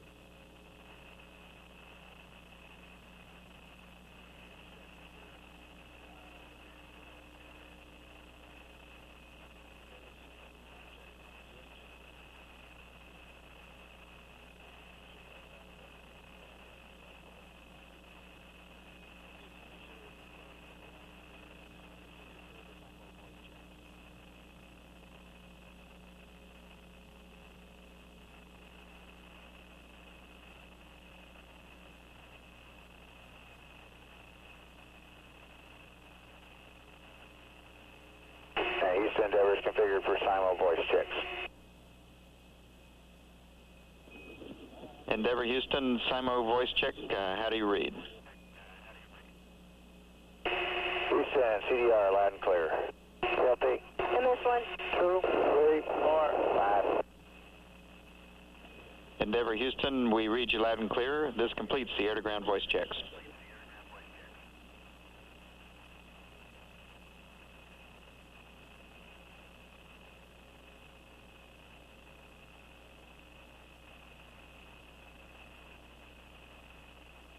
All personnel, Astrocom voice checks complete on OIS channel 212.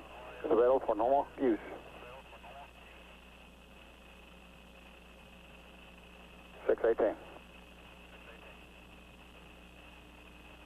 OTC CTLS on 212. Go ahead. Yes, sir. TLS initialization is complete. That's step 662. Copy.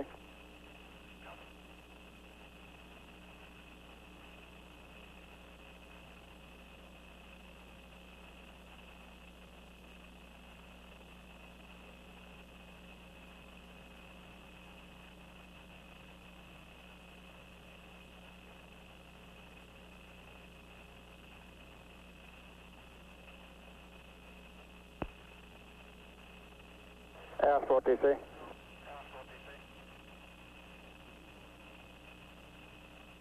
OTC, AST, all non-flight items are removed, and I'm ready to terminate comm between the AST and the LCC.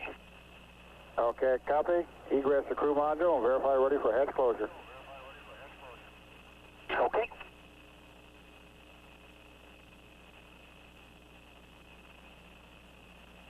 $594 complete.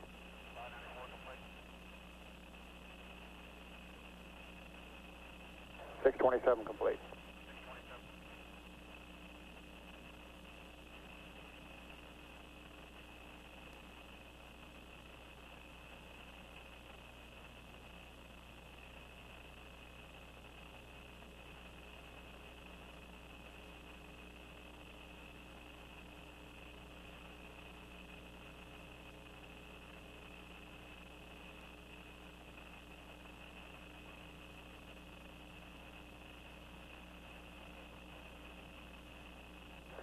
OVCC, OTC.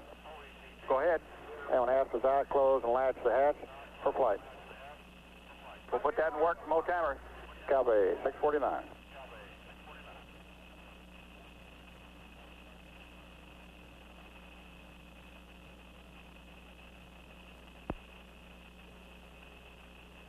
CMQC, OTC. Go ahead, sir. I need somebody on 143 with ECL. Copy. ACL, you copy? Yes, sir.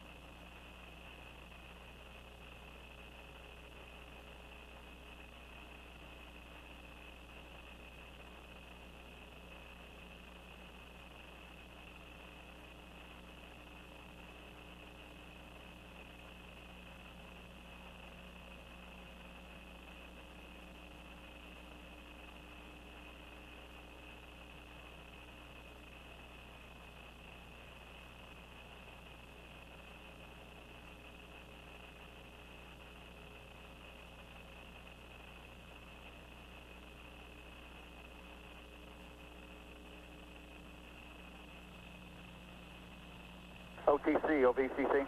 Go ahead, OVCC. Just want to re-verify.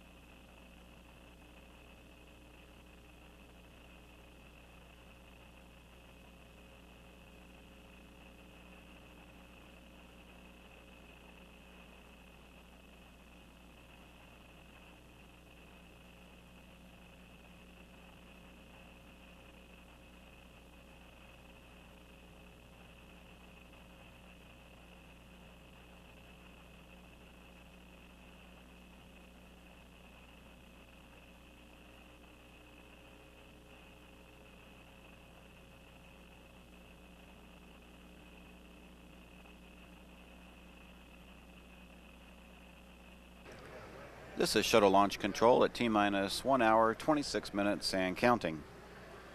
Everything continues to go well this morning as the launch team works to finalize all aspects of preparation for the launch of the Space Shuttle Endeavour today at 4:27 a.m. Eastern Time. Okay, so the only thing we have is the 3 items on page 25. That's affirmative. Okay, thank you.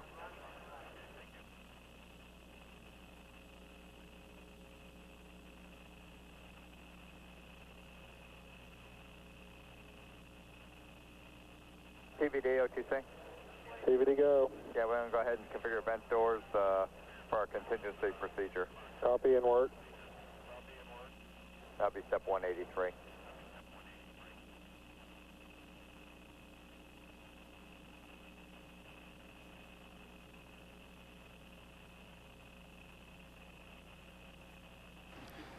At this time of the count, the booster test conductor is verifying that the chamber pressures in the solid rocket motors is at appropriate levels. These transducers or sensors measure the pressure in the thrust chamber at the nozzle of each booster. And this information is used to tell the onboard computers when to separate the solid rocket boosters from the external tank in flight.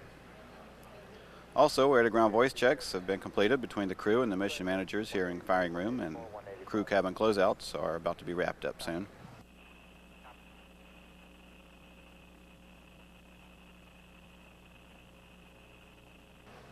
The weather situation for our launch today continues to look more favorable than it has in the past couple of days.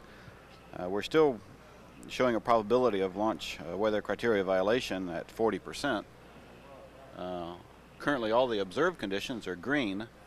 However, the forecast probability of violation shows that we expect possibly to have a low ceiling below 8,000 feet in the area at the opening of the window.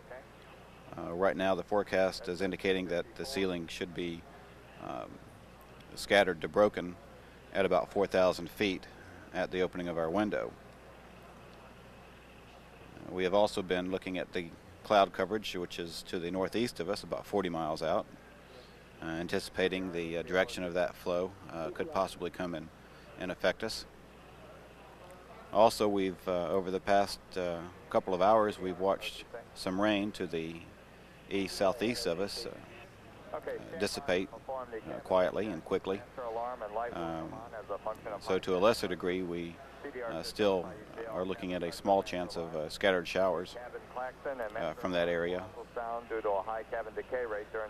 For the most part, the crosswinds at the shuttle landing facility, which gave us such fits yesterday, are well below the 15 knot limit at this time. In fact, they've only been around the 9 to 10 to 11 knot area, so that should not be a problem. And we don't forecast any particular problem with the crosswinds at the landing facility at the opening of the window. Roger, vent ISO is open and vent is check closed. I copy. ECL? I can verify 658. Okay, and ECL, go ahead and perform 659 for the cabin pressurization and initial cabin leak check. Copy. Again, all continues to go well technically with the vehicle at the pad.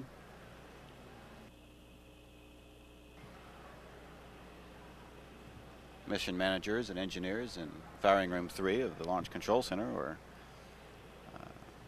sitting quietly by their monitors, working no technical problems at this time. And CMQC OTC? Technically, it's been a flawless count, both today and yesterday.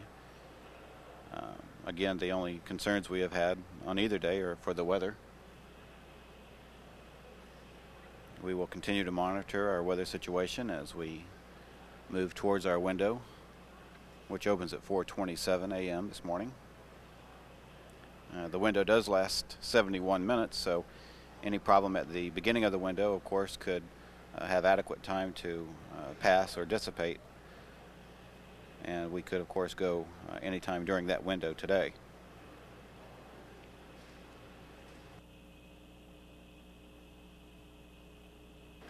Astronaut Hugh Gibson is using the shuttle landing facility as his staging point for the weather reconnaissance flights and the shuttle training aircraft. He will be reporting back to mission managers any concerns that he notices during his reconnaissance flights. Right now, everything in the count is proceeding as planned. Launch of Endeavour is expected to occur at about 4:27 a.m. Eastern Time this morning, coming up in about an hour and a half.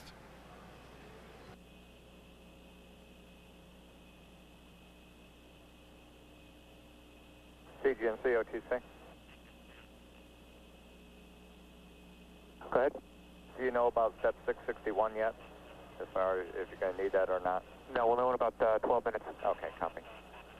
OTC. All continues to go on schedule. Can I get a panel O1? Again, there are no issues or major concerns being worked at this point that would preclude an on-time liftoff of NASA's 7th and last space shuttle mission of the year.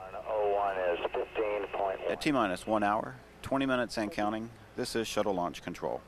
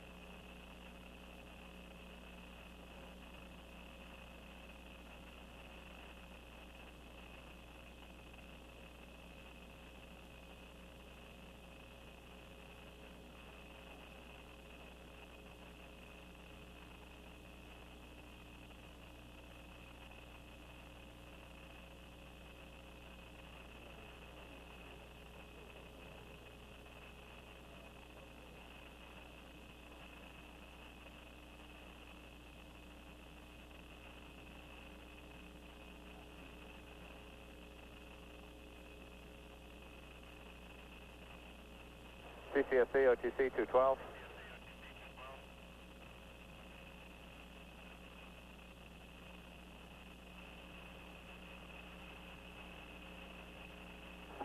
CCSC and RCRT OTC 212. CCSC was on to 232. Okay, need your support on channel 232 for S-band to high power. CMQC, that was 675.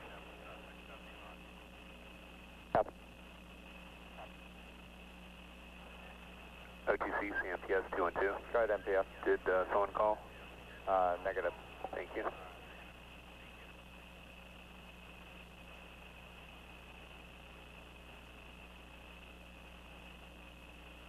OTC, we got the master alarm for the cabin atmosphere and have turned it off. All right, copy, and go ahead and reset. And DCL OTC 212. DCL copies.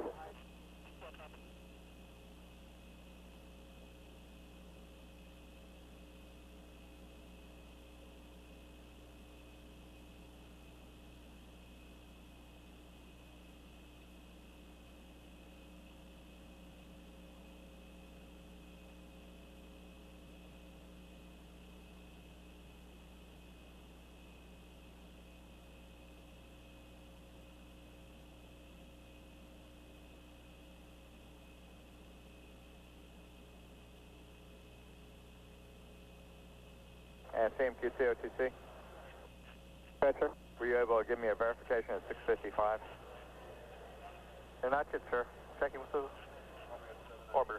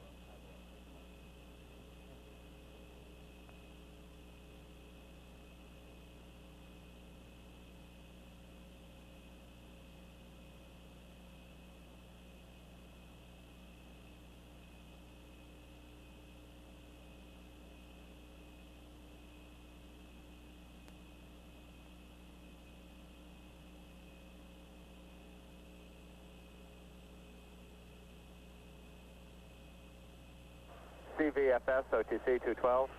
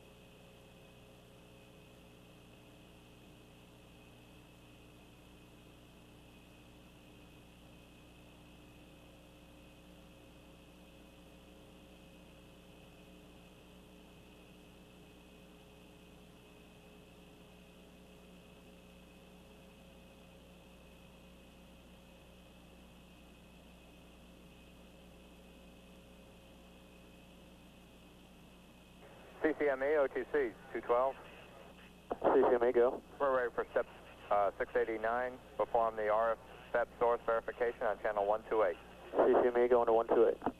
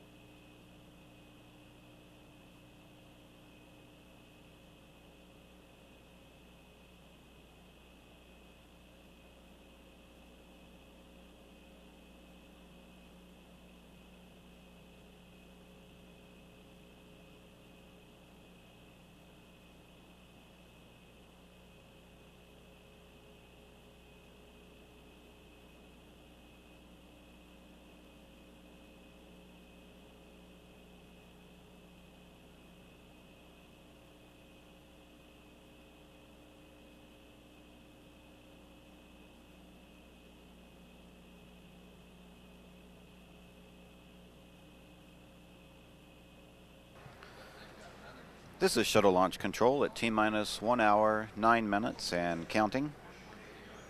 The closeout crew leader is preparing to finalize operations to close Endeavour's hatch. And it's been reset. Copy. Once the hatch is closed and sealed for flight, the astronauts will be directed to start standard crew cabin leak checks to verify that the seal is tight. And once sealed, the commander will oversee the pressurizations of the cabin to flight pressures. Also at this time, the Eastern Test Range safety hold fire checks have begun. This is a test designed to verify the ability of the range safety officer to stop the countdown during the final seconds prior to launch, if an emergency should arise.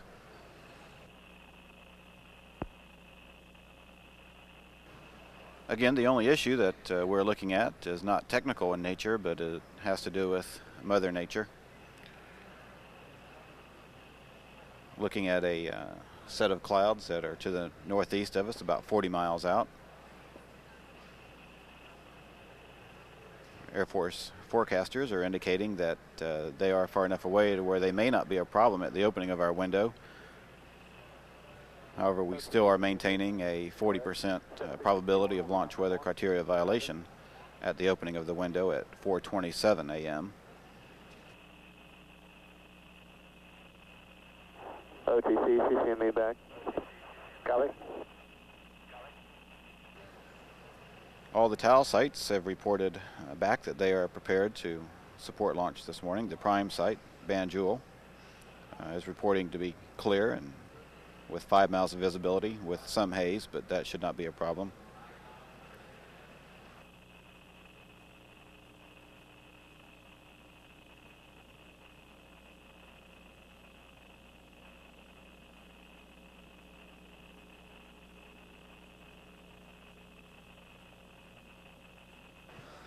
All systems are beginning their final checks and will be monitored constantly throughout the remainder of the terminal count this morning. Mission managers and engineers in firing room 3 are quietly monitoring their systems with, again, no technical issues being addressed.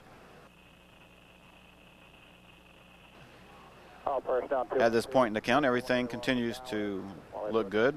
We maintain on track and we're maintaining our schedule. Launch of Endeavour remains on time to occur at 4:27 a.m. from Kennedy Space Center's Pad 39B. At T-minus 1 hour, 6 minutes and counting, this is Space Shuttle Launch Control.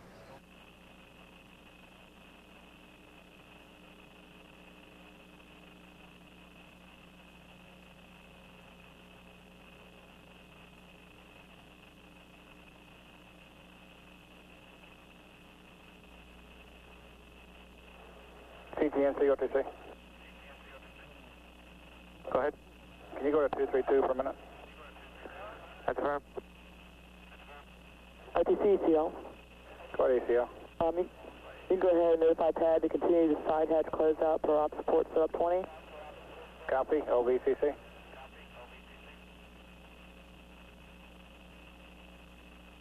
OVCC, OTC. So VCC, go ahead. Yeah, ACL says you can continue with your closeout. Yeah, we're putting that in work. Copy.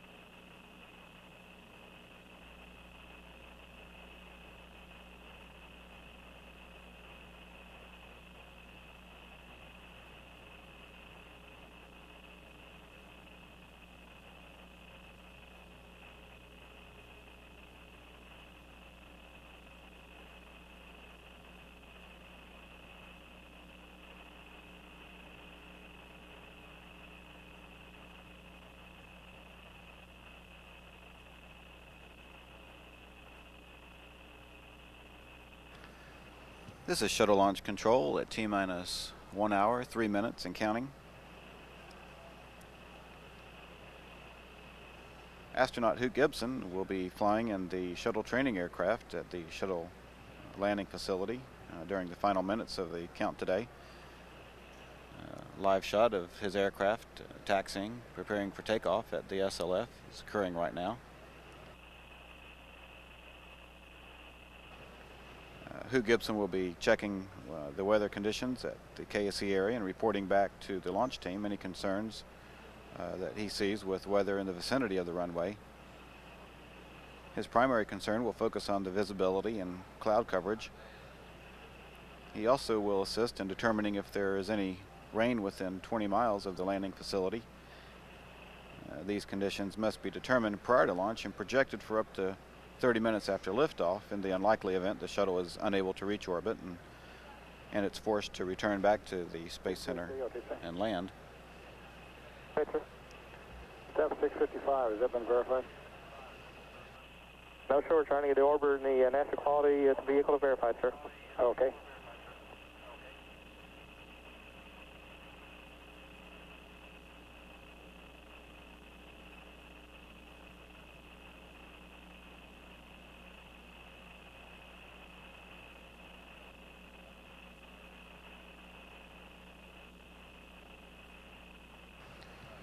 Everything continues to go well and as planned with today's countdown for the launch of Endeavour on Space Shuttle mission STS-61 and the first mission to service the Hubble Space Telescope. At this time, all 7 crew members have been boarded into the Shuttle Endeavour and they are in their assigned seats. The closeout crew are preparing to secure the White Room. This follows the communications checks that were performed and the standard cabin pre-flight checks that indicate nothing was out of the ordinary. The pre-flight alignment of the inertial measurement units will begin shortly. This IMU alignment is scheduled to be completed during the T-minus 20-minute hold. Today's launch represents the 5th flight of the Shuttle Endeavour and the 59th shuttle flight overall in NASA's Space Shuttle program. Endeavour will be placed into a 356-mile-high orbit, equaling that of the Hubble Space Telescope, and at an inclination of 28 degrees. Endeavour's mission is targeted to last 11 days with a scheduled nighttime landing back here at the Kennedy Space Center on December the 13th. At this time, we will be playing a tape depicting the events at KSC that led up to today's launch attempt of Endeavour and the Hubble Space Telescope servicing mission.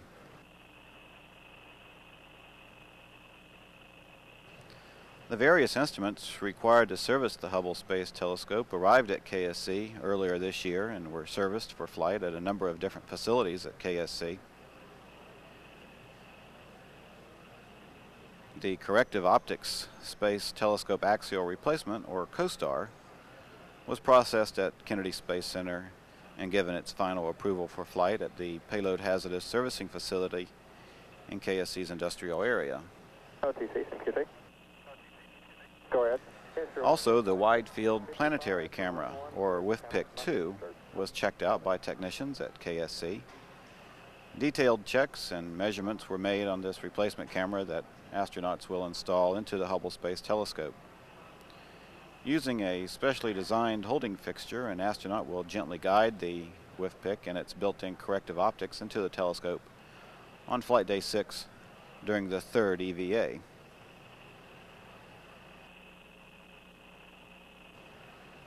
The COSTAR is about the size of a telephone booth. The tiny corrective optics consist of 10 coin-sized mirrors that will be inserted behind the flawed primary mirror on the Hubble Space Telescope. Once the crew has installed COSTAR into the orbiting telescope, the corrective optics will be deployed on several small robotic arms with the mirrors attached to their ends. ECL, OTC. Go ahead. Step 736. How much? All of the HST instruments were processed at the Payload Hazardous Servicing Facility and installed into the payload transport canister for delivery to the pad. The solar array carrier was prepared for flight at KSC as well. The new replacement solar arrays were stored in the carrier prior to launch, and they will be removed by the spacewalking astronauts on the second EVA. That's verifying. The replacement of the solar arrays on the Hubble Space Telescope will be one of the first tasks performed by the astronauts. This work will be completed on the second EVA by astronauts Kathy Thornton and Tom Akers. The solar arrays provide power to the telescope and are mounted like wings on opposite sides of the telescope. Each array stands on a 4-foot mast. The retractable solar panels measure 40 feet long and 8 feet wide when extended.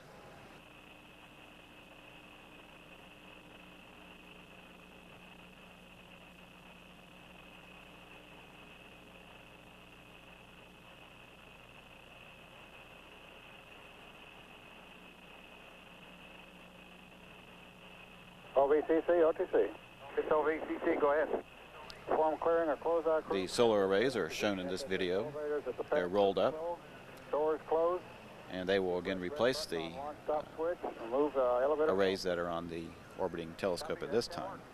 Good job, Carl. The Shuttle Endeavour was rolled to the Vehicle Assembly Building on October 21st, where it was mated to the large external tank and the twin solid rocket boosters. The entire shuttle was then rolled out to pad 39A on October 28th. Soon thereafter, a storm loosened some grit into pad A's clean payload changeout room, causing the removal of the HST instruments from the pad for additional cleanliness checks. And later the decision was made to move Endeavour to launch pad 39B, where the payload changeout room there was certified ready to support launch. On November 15th, the unusual pad transfer was conducted without impacting the targeted launch date. The transfer from pad A to pad B took about 6 hours to complete, as the crawler transporter averages less than a mile per hour when moving the space shuttle. This past Sunday, final checks were made of the HST payloads inside the orbiter's payload bay, and the payload bay doors were closed for flight. Since Endeavour's arrival at pad B, work crews have hooked up and validated various ground-to-vehicle connections and made all of the electrical and mechanical checks necessary to ensure the vehicle is ready for flight today. Step 736 this time. Copy. Mission STS-61 will be Endeavour's fifth flight. Endeavour's most recent flight was that of STS-57, launched in June of this year. After Endeavour was returned to the orbiter processing facility following that mission, work began to prepare the shuttle for this historic flight to revisit and service the Hubble Space Telescope.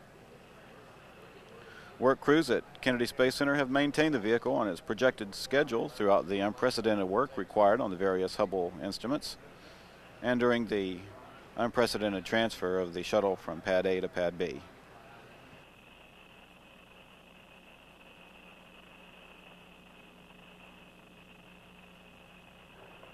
(736) and 7 complete. CDR OTC. Go ahead, OTC. Before cabin vent redundancy configuration. Roger, that's in work.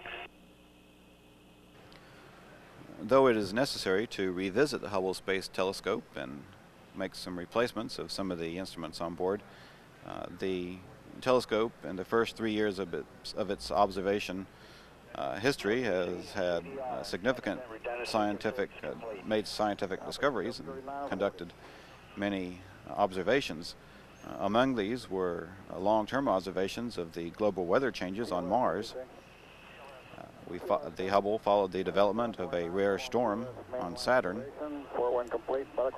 It also monitored long-term weather changes on Jupiter. It also measured the size of the atmosphere of the Jovian moon Io and looked for surface changes. And the Hubble Space Telescope also provided the most detailed look yet at the comet hurtling towards a July 1994 collision with the planet Jupiter.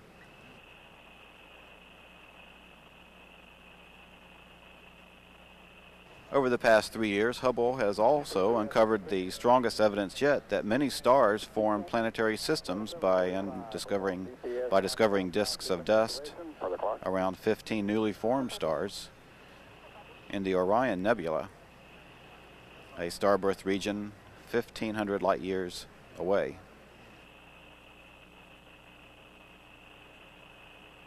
The Hubble images confirmed that more than 2 centuries of speculation, conjecture, and theory about the genesis of that solar system. Hubble also detected the optical light from an unusual double star that is a source of violent bursts of X-rays. Hubble's high resolution and ultraviolet sensitivity clearly distinguished the star from others crammed together in the dense core of the globular cluster, which is located 30,000 light years away.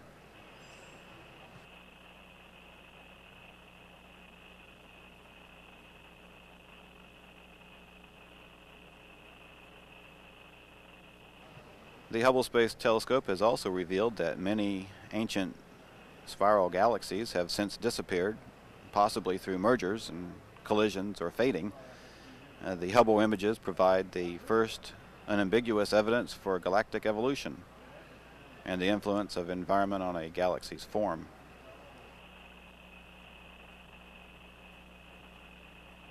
Hubble also provided the first direct view of an immense ring of dust that fuels a massive black hole at the heart of a giant elliptical galaxy. Even more surprising was the discovery of a secondary ring or dust lane orbiting the M51 black hole.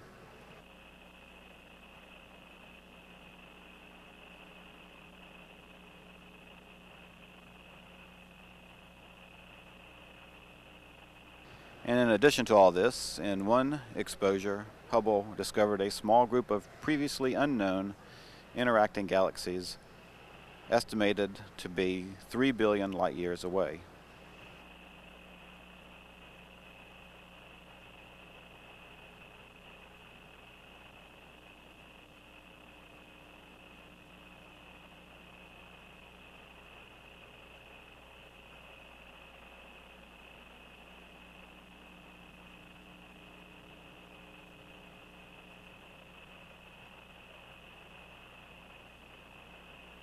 Some key Hubble scientific goals following this servicing mission will include Hubble will determine precisely the expansion rate of the universe by measuring the light curve of variable stars in galaxies out to a distance of 50 million light years.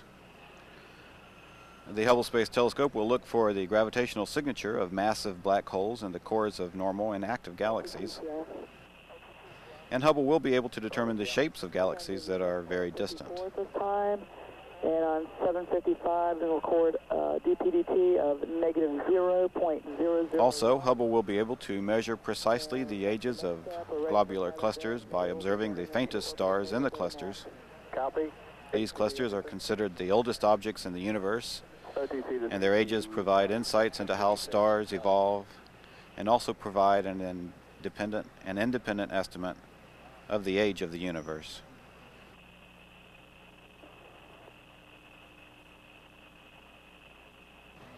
Everything continues to go well with our countdown this morning.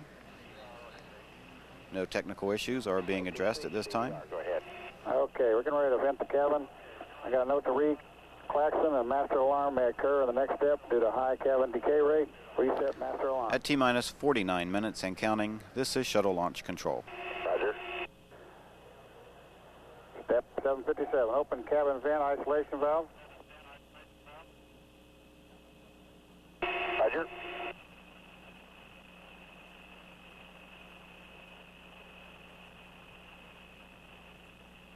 And OTC CDR cabin vent ISO valve is open, and we got the Klaxon. Copy.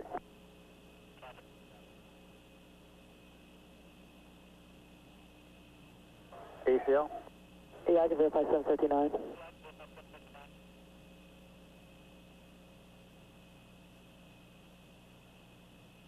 $760, $761 complete. ECL 762. ECL copies.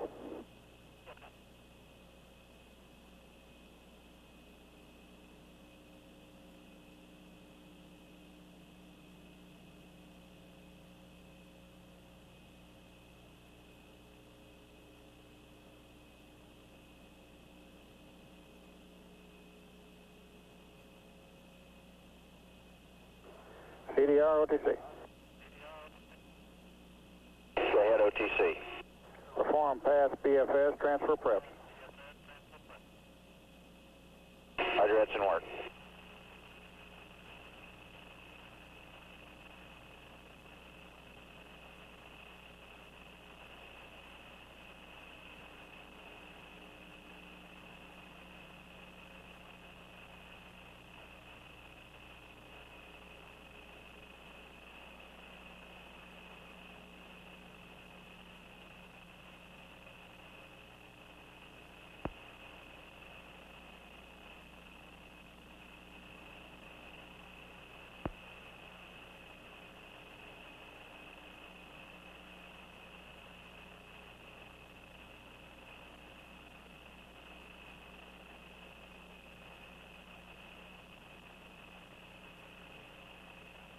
OTC, CDR, pass, DFS transfer preps complete. Copy.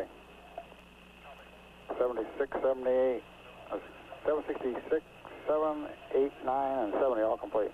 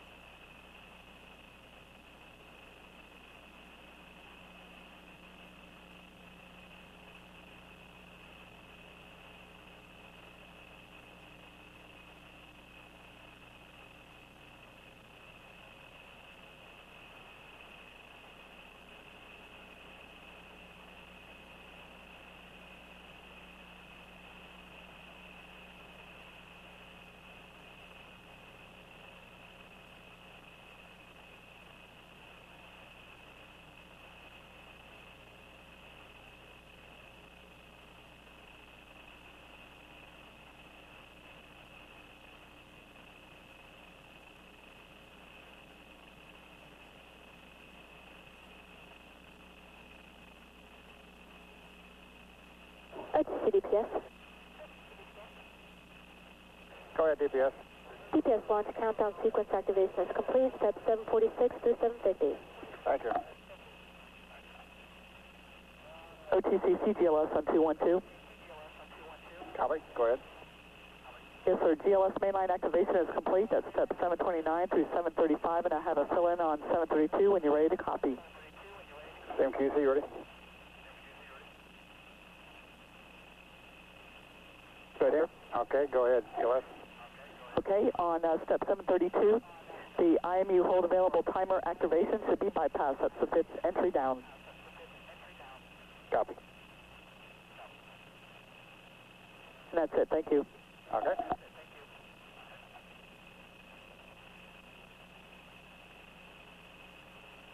OTC, ECL. Go ahead, ECL. Yeah, the cabin vent's complete. We're ready for the cabin pressure reading. Okay. Step. 886.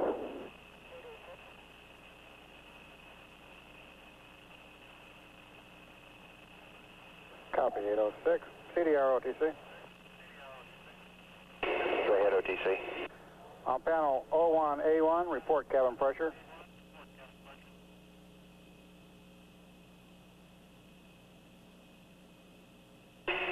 Roger, cabin pressure is 15.3. Copy, ECL. And ours is 14.85.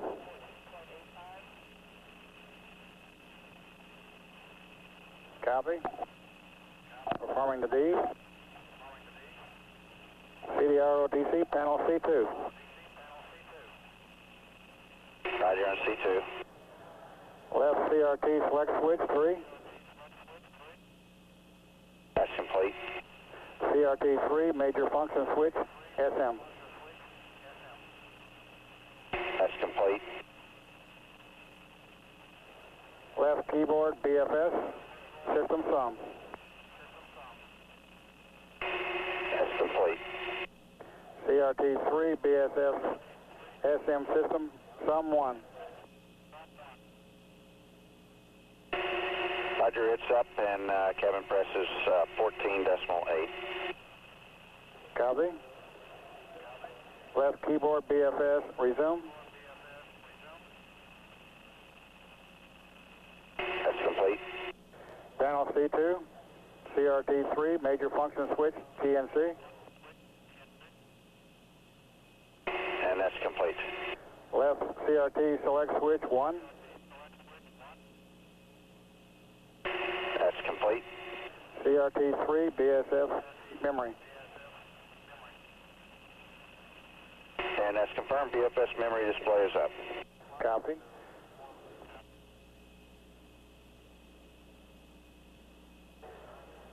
CDR, close cabin vent valves.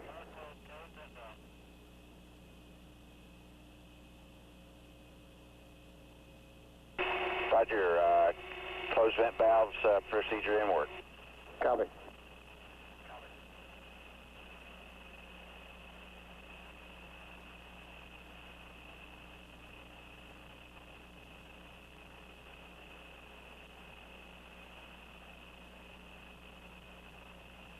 OTC CDR, close vent valves is complete.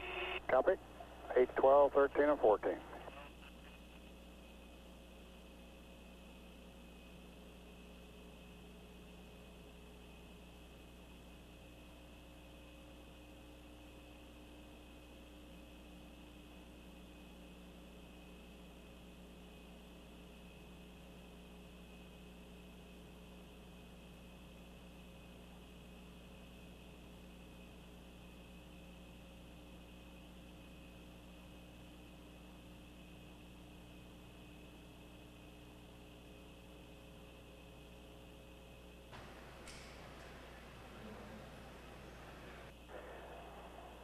CDR OTC. This is Shuttle Launch Control at T-minus 39 minutes and counting in our launch countdown today. Just a few moments ago, NASA Test Director Mike Lombach was informed that the Eastern Test Range completed its command tests and a Shuttle Range Safety Systems closed-loop test was performed. Also, Commander Covey has performed the scheduled cabin vent test.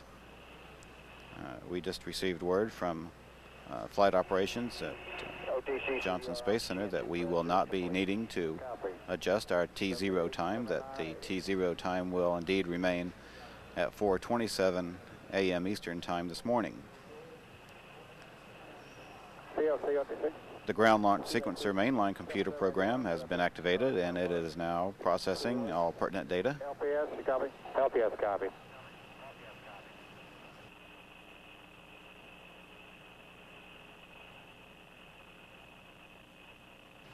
Here in the Launch Control Center, Firing Room 3, and at the launch pad, the launch team continues to perform the series of well-planned and charted-out procedures, each of which is necessary for our successful launch today at 4:27 a.m. The White Room closeout operations have been concluded and the final crew module pressurizations and leak checks have been performed. The closeout team has been dispatched from the White Room and they are now back at the roadblock. Also, the launch team is pressurizing the gaseous nitrogen tanks in the orbital maneuvering system. Complete. All in all, everything remains on schedule here at the Kennedy Space Center as we continue to count down toward a liftoff at 4:27 a.m. We are continuing to monitor the cloud coverage situation. Clouds that are currently to the northeast of us are slowly moving in our vicinity. There is hope, however, that we will reach our We'd like to go a little closer to the time. T0 time well in advance of the cloud coverage that is rolling in. At T-minus 37 minutes and counting, this is Shuttle Launch Control.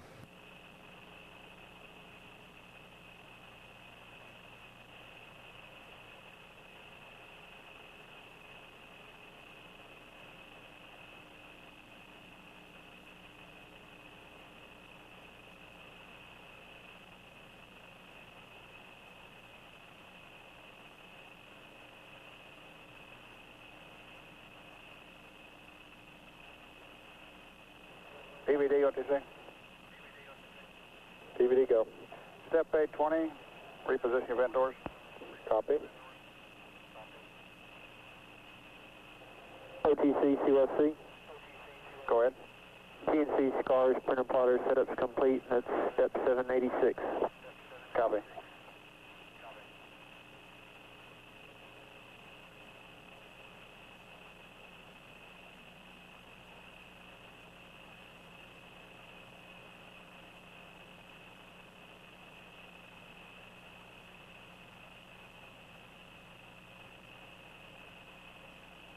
OTC, TVD.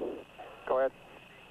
Steps 820 through 822 are complete. All vent doors are in normal purge. Copy. And 995 through 997 are not performed. 998 is complete. Payload bay purge set for launch. Copy.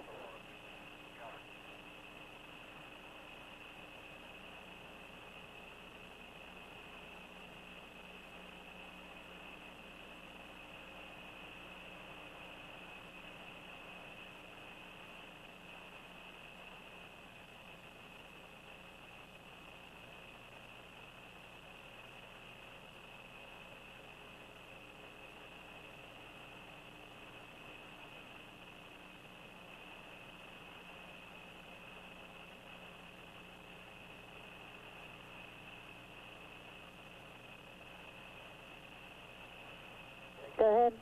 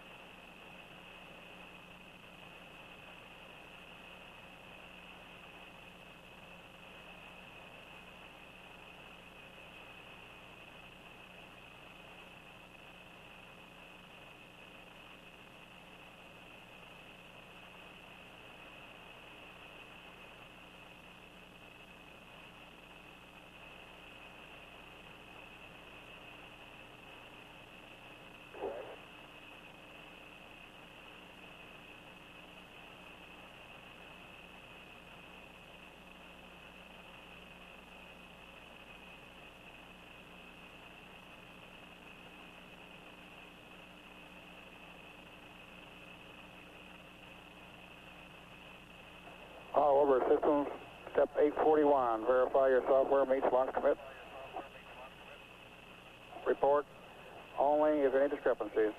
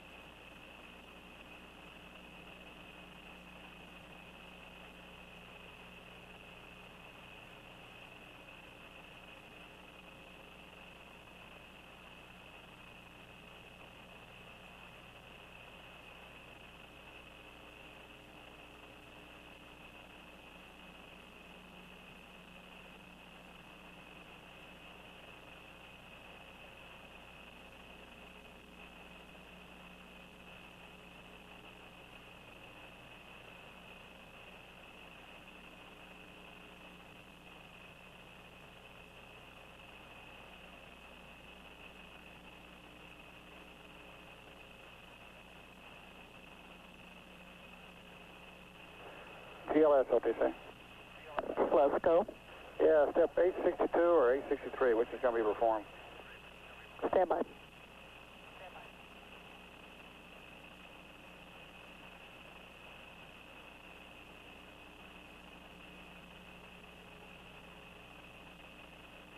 .863 is to perform. Copy. 862 not performed. Yes, sir.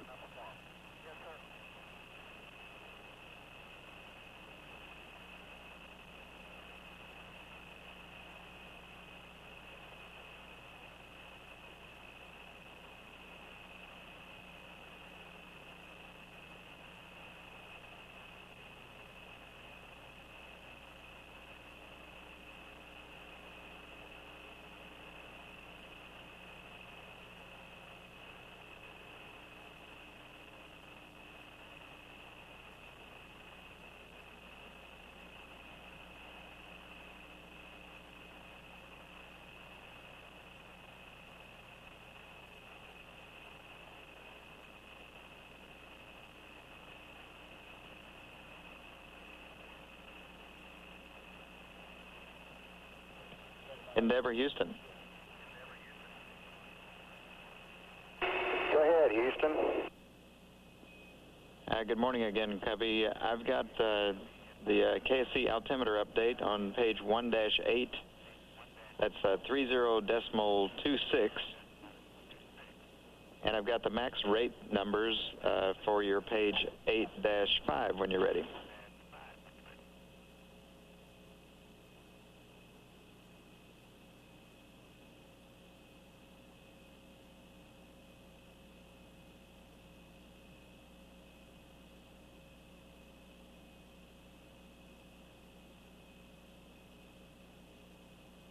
And we're ready on 8-5, Air Taco.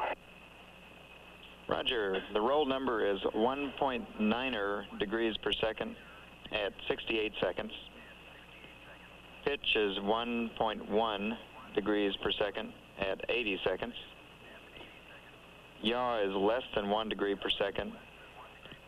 And there is neither lofted nor depressed trajectory today. And some notes on your ohms 2 burn. For the beginning of the window, HT will be 218.6, and also for the beginning of the window, the phase angle is 86.3 degrees. Ohms 2 today will target for a day 2 rendezvous, which of course will adjust later. And one final note, right now we have a go and forecast, go observed and go forecast for RTLS and TAU.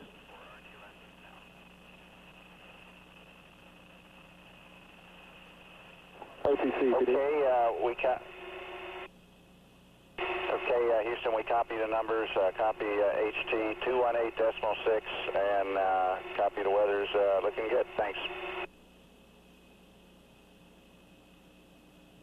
Go ahead, PD. Okay, can give you steps 792 through 794. Copy.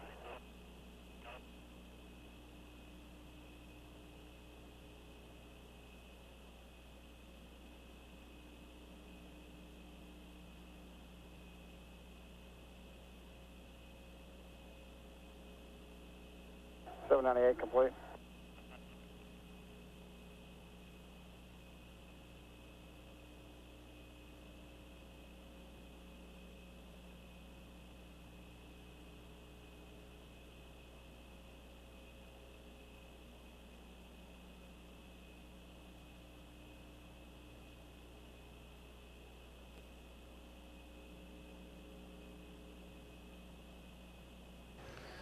This is shuttle launch control at T-minus 28 minutes and counting. At this time, the post-launch inspections and safing teams have been assembled at the A11 roadblock, which is located southeast of the vehicle assembly building and about 4 miles from the Shuttle Endeavour at pad 39B. The pre-flight checks of the orbiter's master events controller has been complete. This is the software package that relays commands from the orbiter's computers to fire explosive charges that are connected to the solid rocket booster hold-down bolts at launch time. It also controls the separations of the solid rocket boosters from the external tank during ascent.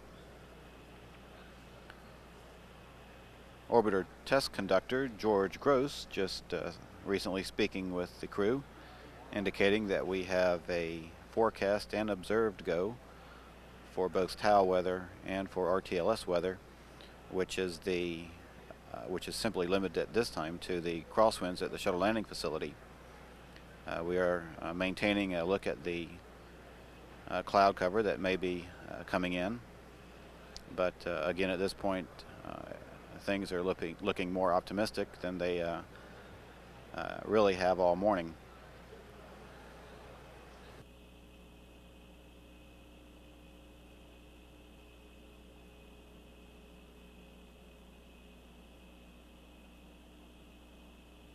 Everything continues to run as scheduled for today's launch of the Space Shuttle Endeavour.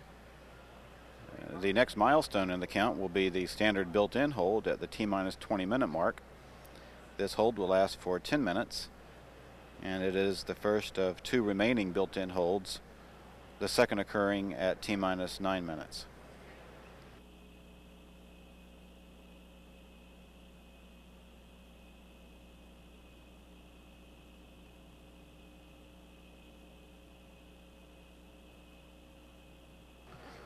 No technical issues are being worked. Time check for the entire crew.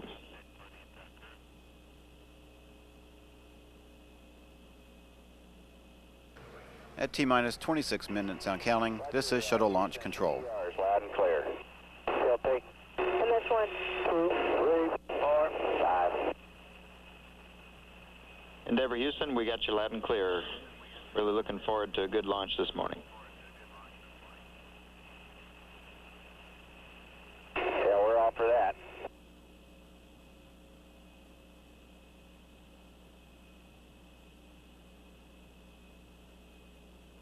ATC CTLS on 212. Go ahead. Yes, sir. TLS limit change and dual notification for BRS TRS complete. That's step 795. Copy.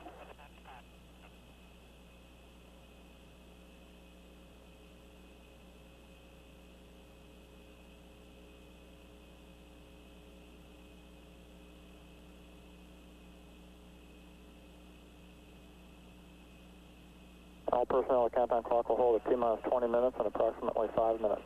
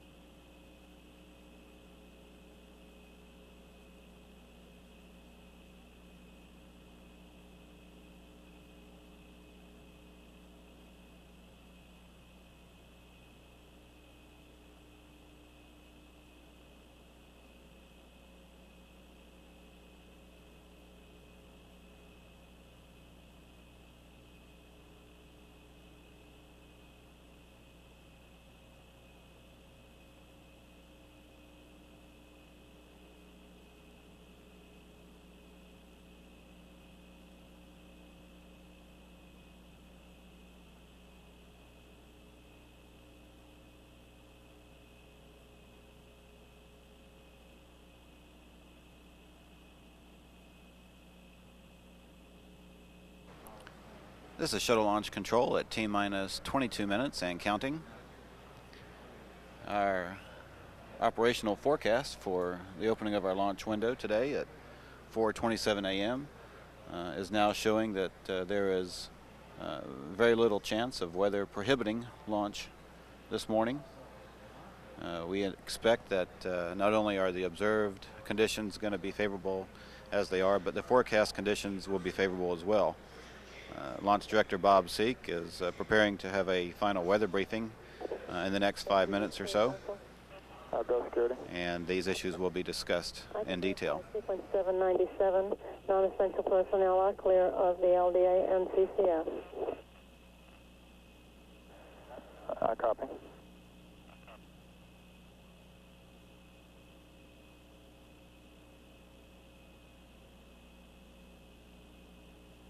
At this time, the Director of Payload Management and Operations at the Kennedy Space Center, John Conway, is in the process of polling the principal payload managers. It is expected that they will all report in, ready to support launch this morning. The 7 astronauts who will fly today are on board the Orbiter Endeavour and preparing for the final phases of the launch countdown this morning. And the astronauts are also reporting back to the launch team that all is well and they are ready to fly.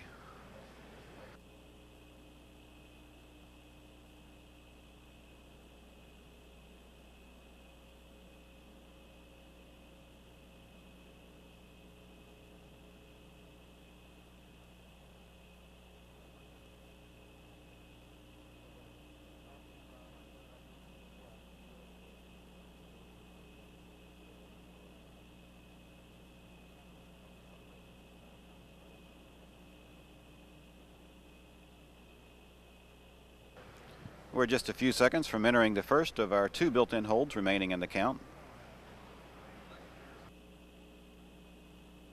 And we are at T-minus 20 minutes and holding. 20 minutes and holding. During this period, NASA Test Director Mike Lombike will ask members of the test team to verify that the correct computer software has been loaded into the computers. QRPS, go ahead. Step 839, change MTU test set to delay 0. We can verify that. The Landing and Recovery Director will soon ask if the shuttle landing site is ready and configured for launch, and also a readiness check of the transatlantic contingency sites will be made. OTC, TBC. At this time, NASA Select Television will stand by to switch to the Johnson Space Center for a brief statement on mission and flight operations from Mission Control. PTV can verify. LPS can verify. Thank you. This is Mission Control Houston here in the flight control room. Members of the Ascent team of flight controllers have been monitoring the operations of Shuttle Launch Control for about the past 5 hours as they've prepared Endeavour for this morning's liftoff. The Ascent team of flight controllers in Mission Control is under the leadership of Ascent Flight Director Rich Jackson. Also, flight controllers have been monitoring the weather at various emergency landing sites the shuttle could use in the event of an engine failure during its ascent to orbit. Those emergency landing sites include the shuttle landing facility at the Kennedy Space Center, which at present has a go forecast and acceptable conditions for launch, as well as current conditions, which are also observed go. In addition, in the event of a problem later during the ascent, an emergency landing could be performed at 3 transatlantic sites. The primary transatlantic abort site for Endeavour's ascent is Banjul, the Gambia in Africa, and the weather at that site is also acceptable with no problems seen in the forecast or current conditions. Other secondary transatlantic landing sites are Ben Guerir, Morocco, and Morón, Spain, which also have acceptable weather. In addition, flight controllers have seen no mechanical problems with Endeavour. It's in good shape, as they'll continue to monitor the final few minutes of the countdown and keep an eye on weather. Again, however, there are no issues at present with the weather forecast at any of the emergency landing sites for Endeavour. At T-minus 20 minutes and holding, this is Mission Control, Houston. All systems. After transition to Ops 101, discontinue all LB TMU reads for remainder of count. 904.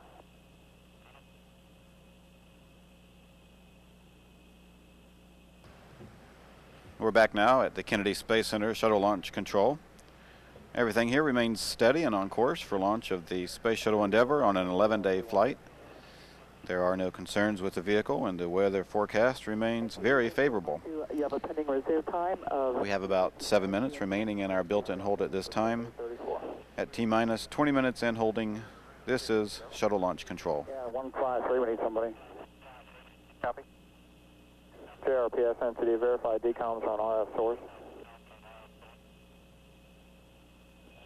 Endeavour, Houston. Roger, Houston, go ahead. Roger, Covey. FIDO has done a new evaluation based on the latest balloon data. And once again, we'd like you to change the KSC runway 15 selection to close aim point. And with that, the speed brake shedding should be 19%, and touchdown should be at 2600 feet. Roger, copy. Close aim point, runway 15. Thanks.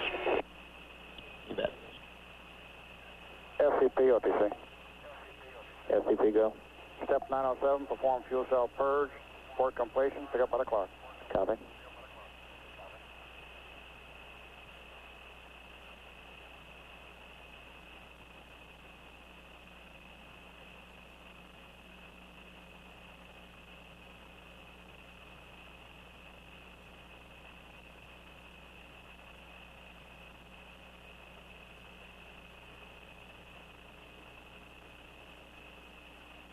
NTD launch director. NTD. Now's a good time for flight. We'll have the weather briefing on 231. And flight copies on 212, and we'll meet you on 231. Copy, thank you, flight.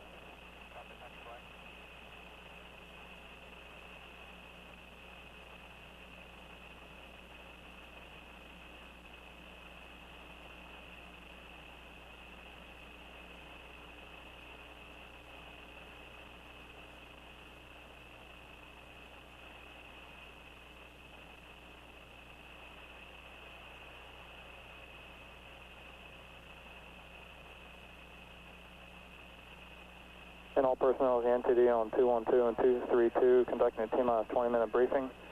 The launch window this morning opens at 9:27 GMT and closes at 10:38, 36 seconds GMT. The second launch attempt is not possible for recycle occurs. There are no COLAs for this morning's launch. If a hold is requested and issued between T-minus 9 minutes and T-minus 31 seconds, the countdown clock will be restarted upon successful resolution of that problem without a go survey made of all elements. If the launch cannot be accomplished within the launch window or the following time is exceeded, the NTD will call cutoff, and our estimate on launch drain back hold time is 5 minutes, 36 seconds. PLT at T-minus 5 minutes, perform APU start upon command of OTC only. PLT. CDR, the pad egress system is nominal. Evacuation helipad is number 8. Roger, copy. Helipad 8. Thanks. Firing room launch team, disable telephone ringers at this time. Ingress and egress of the firing room will not be allowed after resuming the count at T-minus 20 minutes until after launch or flight crew egress if a recycle occurs. All personnel not active in the terminal count monitor only channel 217. All personnel bear in mind that critical post-launch operations will be in progress after a successful launch, so please keep firing room noise and activities to a minimum. After T-minus 20 minutes, all problems or trends that require a countdown clock hold must be reported to the NTD on channel 212 together with your recommendation. After T-minus 5 minutes, any hold, manual or GLS, must be accompanied by a description of the problem and your recommendation. The countdown clock will continue until T-minus 31 seconds, however, unless your recommendation to hold the next milestone is necessary. And the milestones are listed on page 850. And CDR, I guess we'll consider yesterday just one more day of training for your mission. So again, on behalf of the Endeavour launch team, we wish you the best of luck, and we'll be watching from the ground.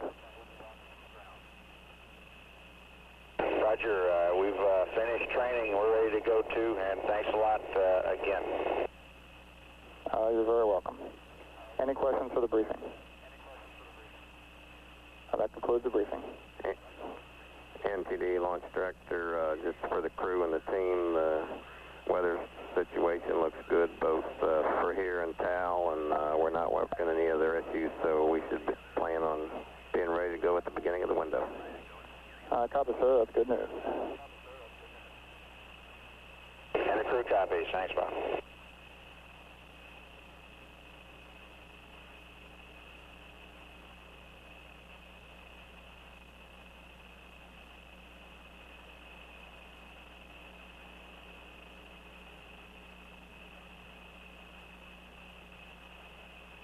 All personnel, the countdown clock will resume at 8:57 GMT.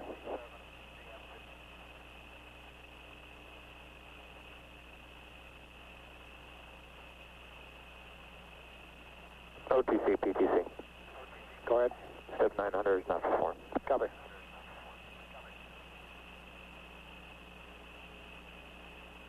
TBC NTD 212. TBC. Step 872, can you verify that?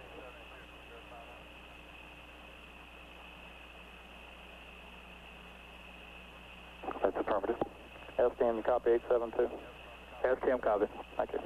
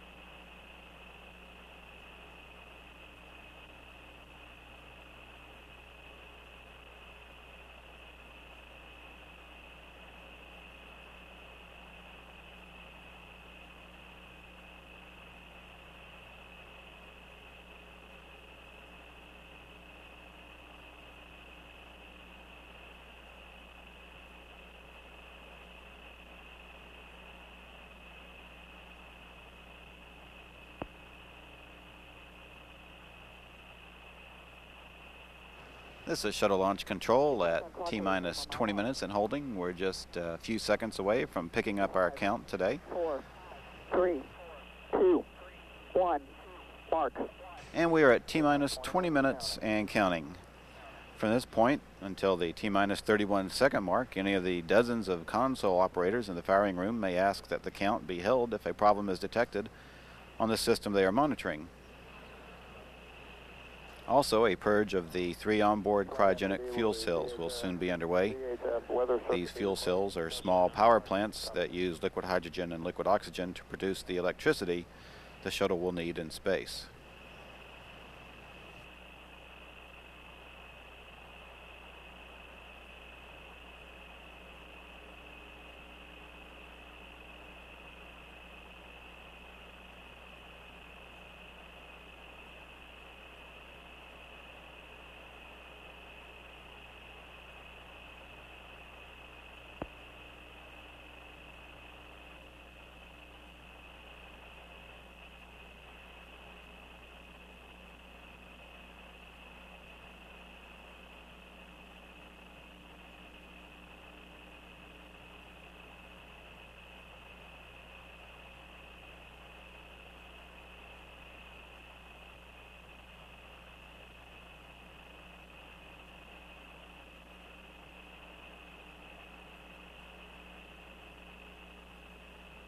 OTC DPS. Go ahead. Pass ops transition is complete. DPS is ready for BFS transition to ops 101. Copy. CDR OTC. Go ahead, OTC. Take BFS to ops 1 for your checklist. Roger, and request Spec 99 Pro to CRT1 first. You gotta go.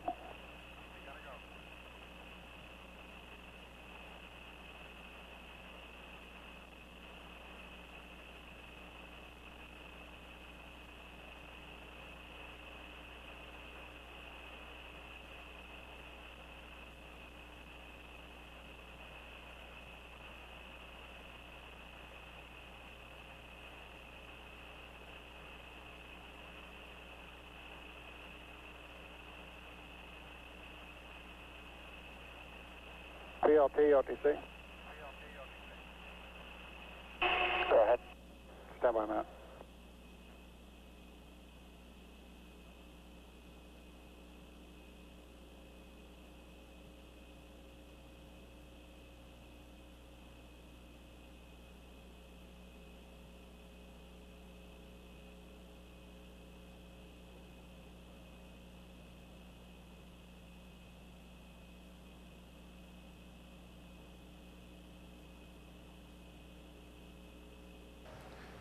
T-minus 17 minutes and counting. Pilot Ken Bowersox will soon be configuring the horizontal situation displays on his side of the module for launch. BFS is ready for uplink. Copy, thank you. Flight NTD, perform BFS pre-flight uplink loading.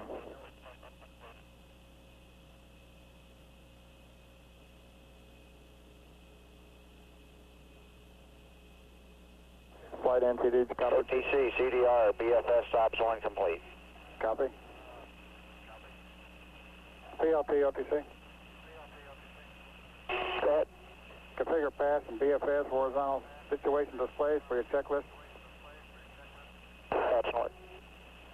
CDR, OTC. Go ahead. Configure contingency yaw steer for your checklist. Roger. Flight NTD. NTD flight. Perform BFS pre-flight uplink loading. Copy, putting in the work at this time.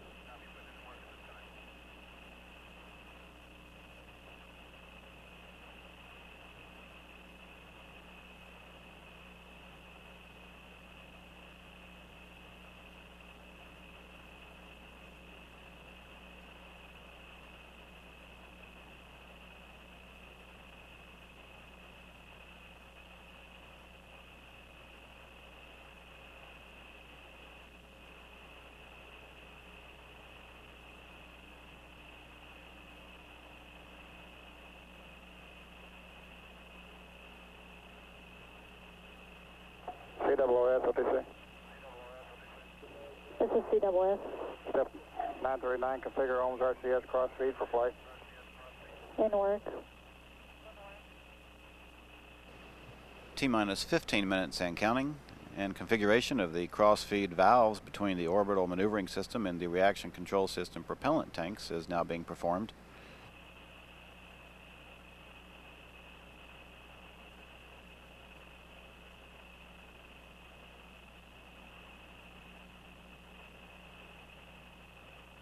OTC, PLT, horizontal SIP configs complete.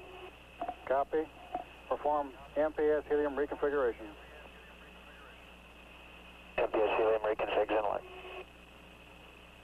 OTC, CDR, config, contingency abort yaw steers complete. Copy. OTC CWS. Go ahead. Yes, steps 940 through 944 all worked and complete, and ohms RCS cross feed valves configured for flight. Copy.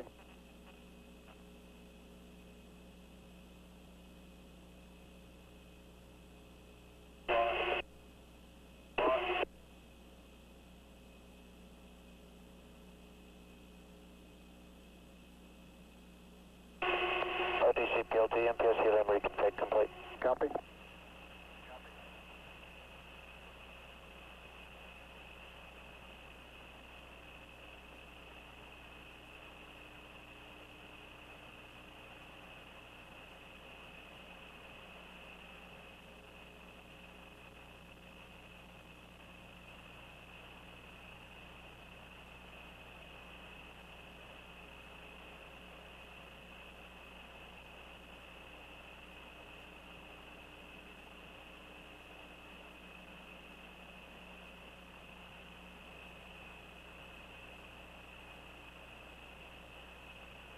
OTC, FTP. Go ahead. Step 957, fuel cell purge complete, ready for load adjust. Copy. EPD, FCP, and ECO. EPD. ECO.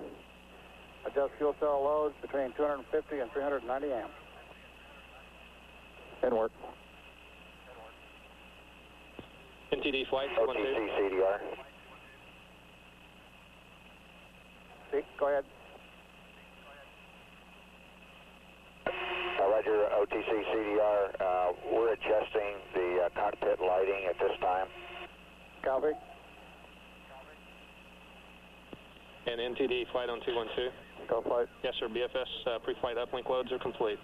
Copy. CVFS, copy. CFS, copy.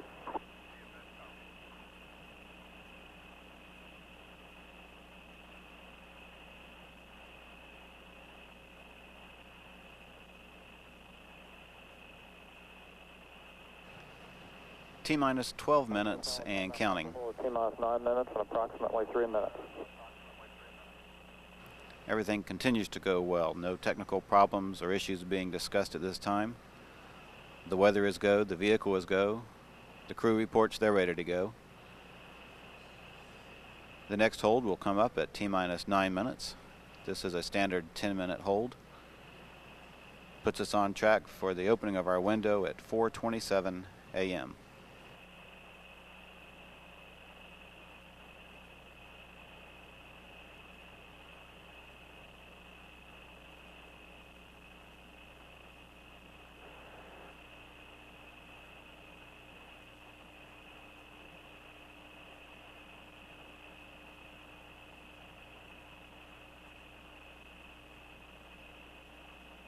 OTC CBFS. Go ahead. T20 dump and compare is complete. 0 miss compares. Copy.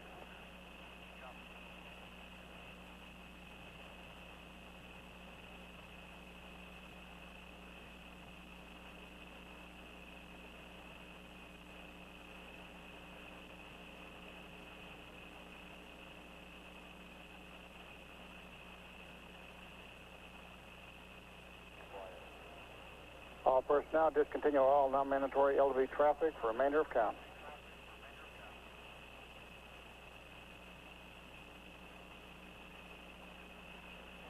Flight NTD 212. Flight? Will the G1 launch poly update be required?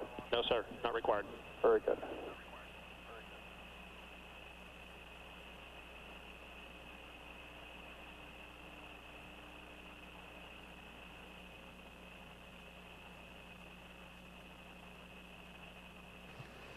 T-minus 10 minutes and counting, just 20 minutes away from launch this morning Complete, step 959. on mission STS-61.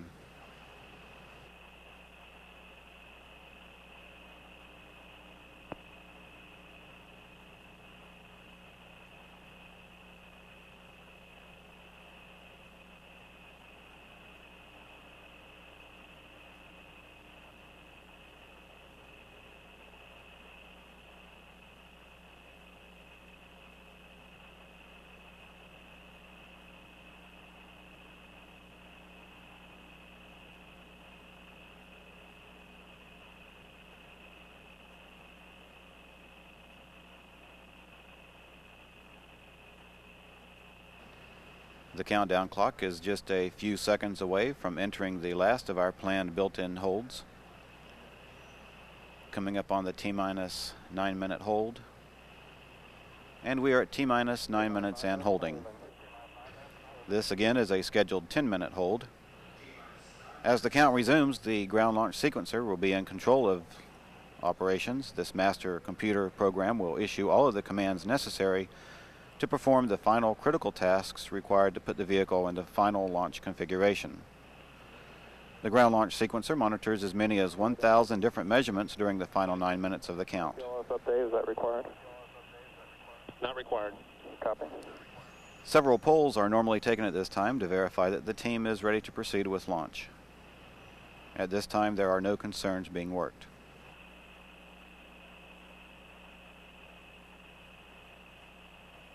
CMKC, need one on 145. Copy.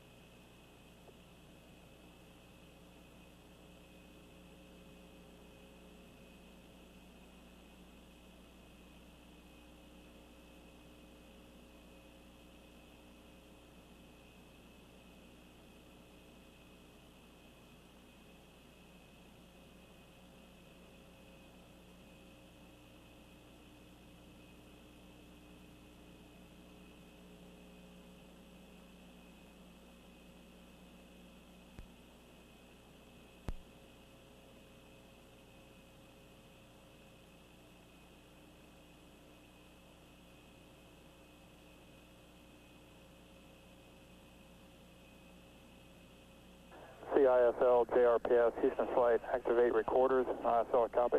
RPS, copy. Flight copies. CISL, you copy. ISL, copy. Thank you. NTD flight.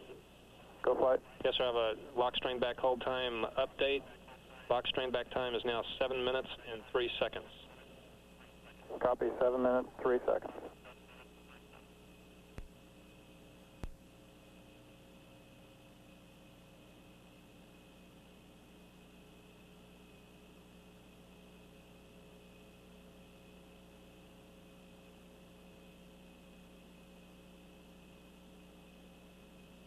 All personnel of the NTD conducting a launch status check. Verify ready to resume the count and go for launch. Say go or no go. OTC. Go. TBC. Go. PTC. Go. LPS. Go. Flight. Go. Milo. Go. STM. Go. Safety. Go. SPE. SPE. Go. CDR. Go. LRD. Go. SRO. SRO's go. You have a range clear to launch. Copy. Launch Director NTD. Your launch team is fully ready to proceed. Copy, and we'll conduct the management poll here shortly.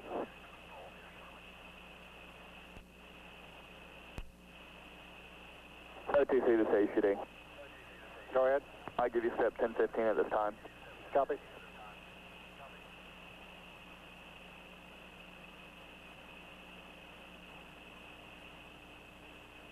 Mission Management Team Chairman Lauren Shriver has conducted his poll of the Mission Management Team, and they have all verified they are ready to proceed with the count. NASA Shuttle Test Director Mike Lombach has also completed his poll of the various test conductors, and they also report they are ready to support. Standing by for the final poll that will be taken by Launch Director Bob Seek.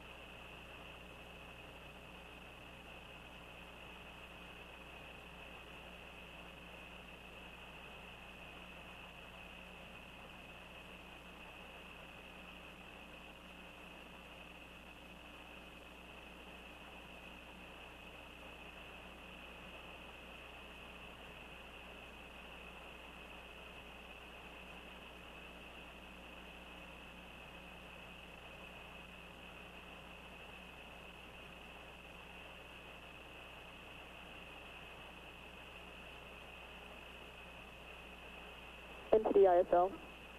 NTD. Recorders are activated. I copy. NTD, this is Launch Director, and we'll make the management poll at this time. Payload operations. Payload to go, Bob. Copy. Engineering Director. Bob, engineering's go. Copy. Safety and quality. Safety and quality's go, Bob. KL. Range weather. Launch Director, we have no constraints to launch. Copy. And Mission Management Team Manager. Bob, the MMT is not working any issues. You're cleared to proceed. Copy. Thank you, Lauren. Well, NTD looks like a good morning to go flying, so you have a go to proceed. I copy. Thank you, sir.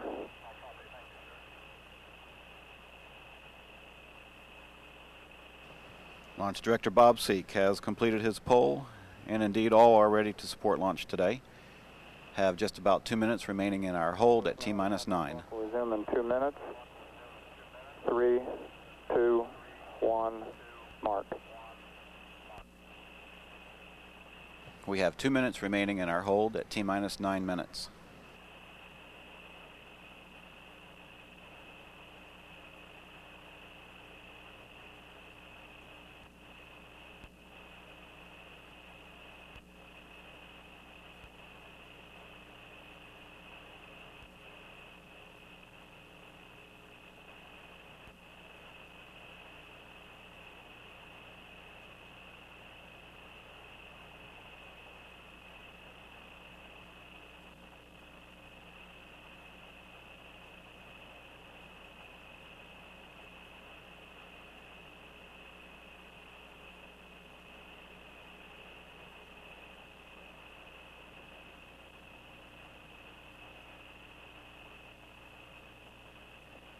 countdown clock will resume in 1 minute. Mark.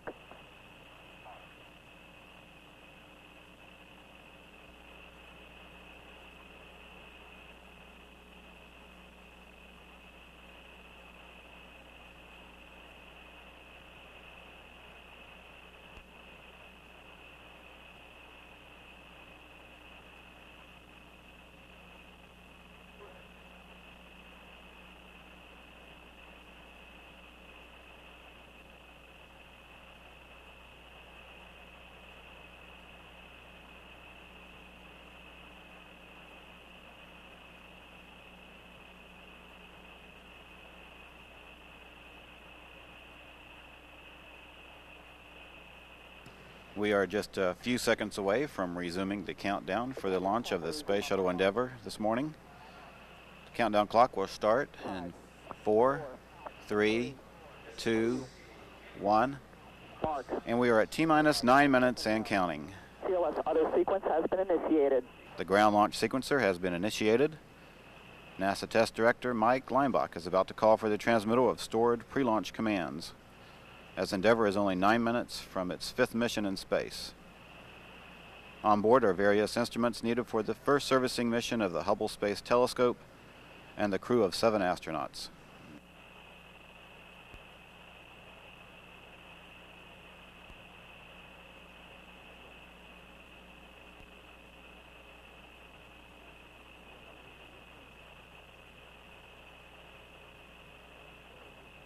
PLP, OTC.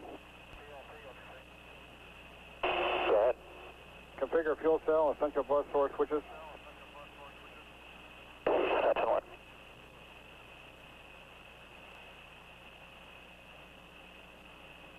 RTC, PLT, essential buses are connected to the fuel cells. T-minus 8 minutes and counting.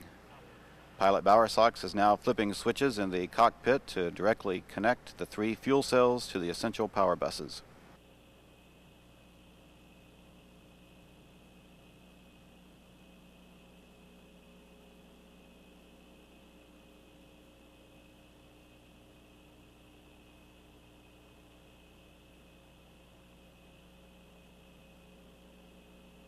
CLS is go for orbiter access arm retract. The orbiter access arm is now being retracted away from the vehicle. This is the walkway used by the crew to gain entry into and out of the vehicle, and it can be returned to position within seconds if need be.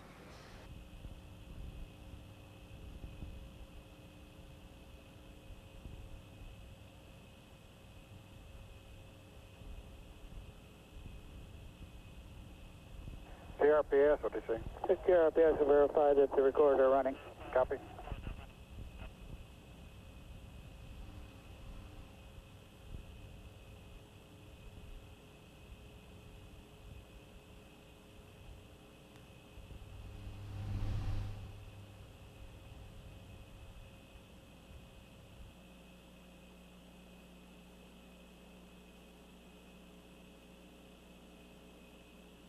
PLT, OTC. Go ahead. Perform APU start. Pre-start. Perform APU pre-start. Okay, APU pre-starts and work. The orbiter test conductor has given Endeavour pilot Ken Bowersox the go to perform the auxiliary power unit pre-start procedure. OTC, PLT, APU pre-start is complete. 3 gray talkbacks. Copy.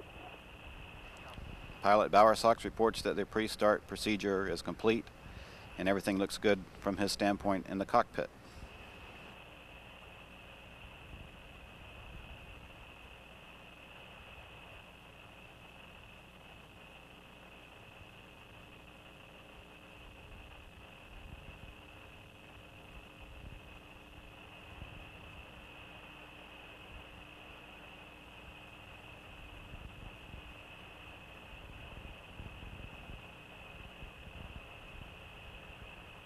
APU, auxiliary power unit activation, will come in just a few seconds.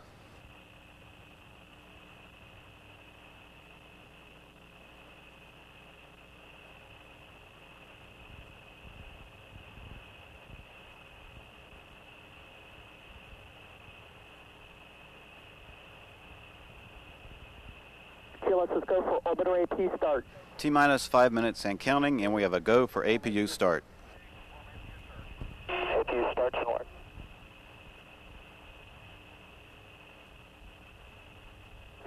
CDR, reconfigure heaters. Roger, here, reconfigure work.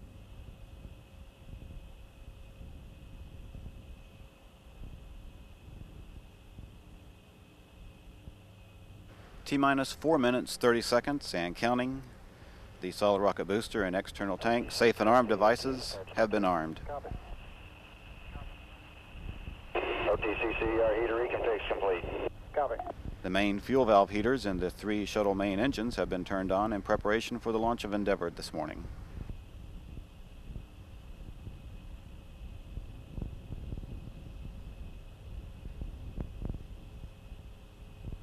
T-minus 4 minutes and counting. TLS is go for purge sequence 4.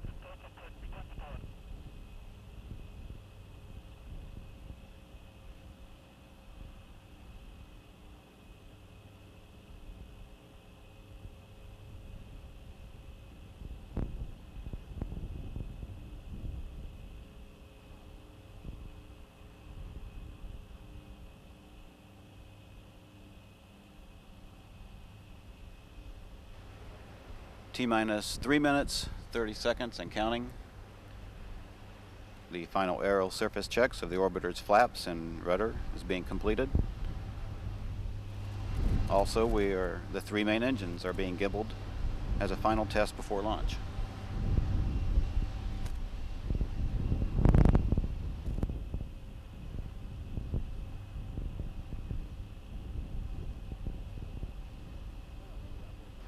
T-minus 3 minutes and counting. All is continuing to go well for today's launch of the Space Shuttle Endeavour and the first Hubble Space Telescope servicing mission. This mission is scheduled to last 11 days and includes 5 spacewalks. PLT, OTC. Go ahead. Clear caution and warning memory. Verify no unexpected errors. That's all right.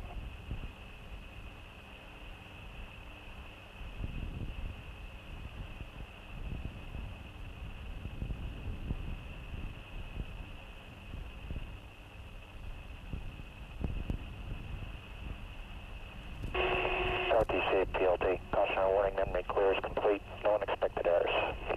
Copy. Everything continues ready to fly today on NASA's 4.5 million pound space shuttle vehicle. Roger, it's in work. T-minus 2 minutes and counting. TLS is go for ET, LH2 pressurization.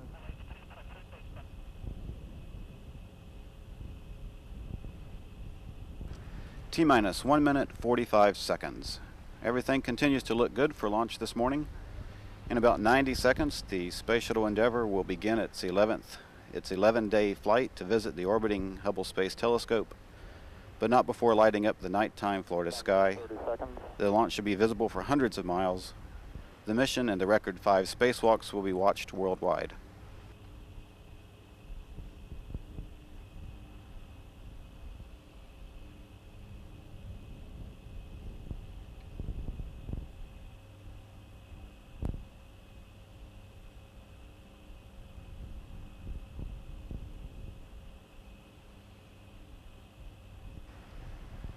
T-minus 1 minute and counting.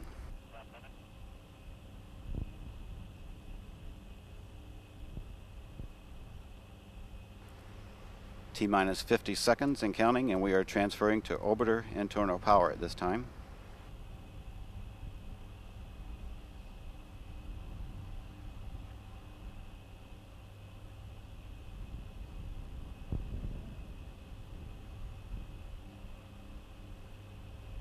T-minus 31 seconds, and we have a go for auto sequence start. Endeavour's onboard computers have primary control of all the vehicle's critical functions. 20. T-minus 15 seconds. 11, 10, 9, and we have a go for main engine start. 5, 4, 3, 2, 1, 20. And we have liftoff. Liftoff of the Space Shuttle Endeavour on an ambitious mission to service the Hubble Space Telescope. Roll program, Houston. Roger, roll, Endeavour. Houston now controlling. Endeavour's underway. Rolled on course for an orbit with the Hubble Space Telescope.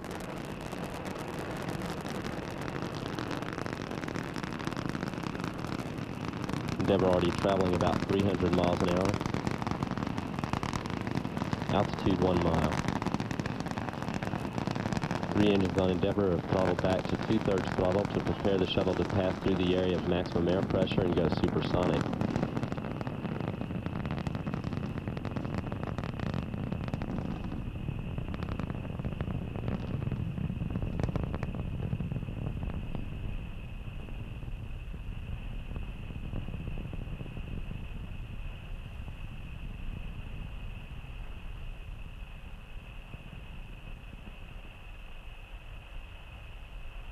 Endeavour, go at throttle up. Roger, go at throttle up. Endeavour's 3 main engines now back at full throttle. All flight control positions are go. Altitude now 10 miles, 7 miles east of launch pad 39B. Endeavour speed 1,700 miles an hour. 1.5 minutes since liftoff. Endeavour's already used more than 2.25 million pounds of propellant, and the shuttle weighs less than half of what it did at launch. Flight controllers are now standing by for burnout and separation of the twin solid rockets.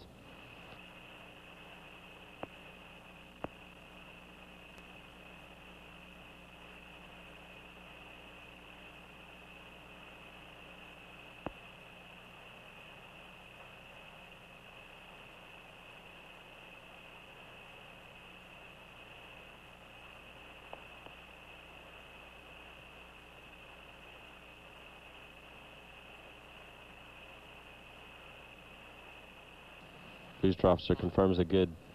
Endeavour, 2-engine Banjul. Roger, 2-engine Banjul. Jettison of the solid rockets. That call also indicates that Endeavour could now perform an emergency transatlantic landing if needed. Endeavour, performance nominal. Roger, performance nominal. Also, Endeavour's performance thus far has been just as planned. Altitude now 35 miles, 48 miles east of the Kennedy Space Center. Endeavour traveling 3,400 miles an hour.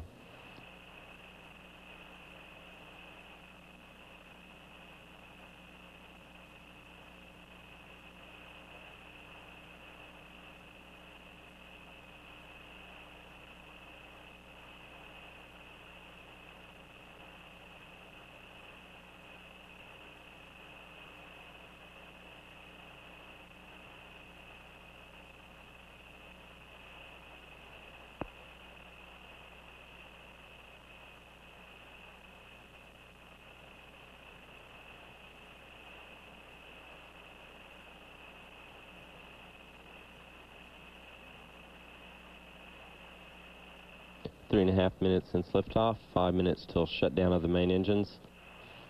Endeavour speed now 4,400 miles an hour, 97 miles east of the Kennedy. Altitude 49 miles. 3 engines continue to work well at full throttle. Good hydraulic systems, good electrical systems.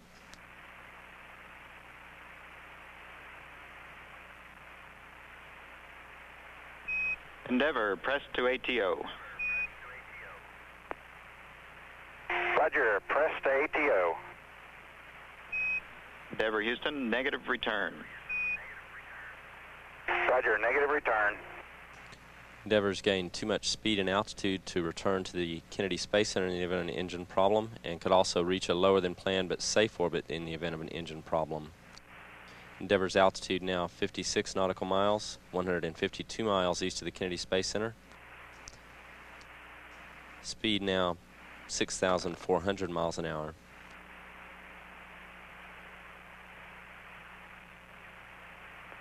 Endeavour's main engines are now burning fuel from the external tank at a rate of about 1.5 tons per second. Endeavour's already above most of Earth's atmosphere and will continue to accelerate downrange in a fairly level flight. to more than double its current speed to reach the 17,400 miles an hour required to attain orbit. Now 3.5 minutes to shut down of the main engines.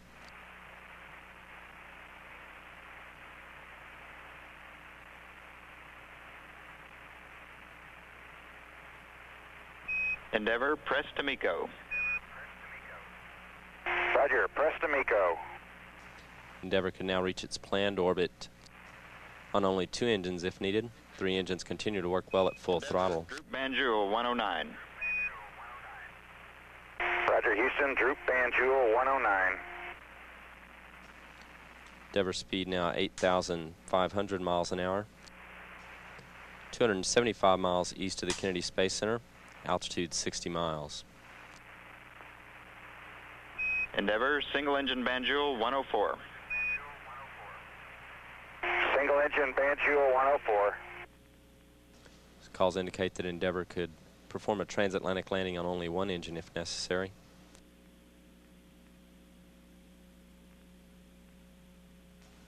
Three engines continue to operate well at full throttle.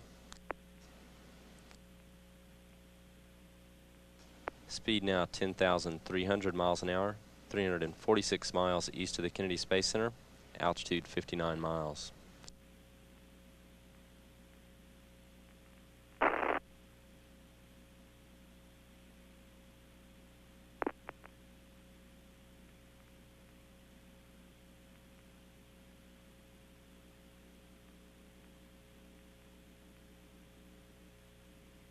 Endeavour, single engine press 104.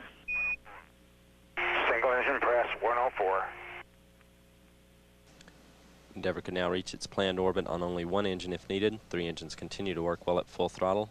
1.5 minutes now to planned shutoff of the main engines.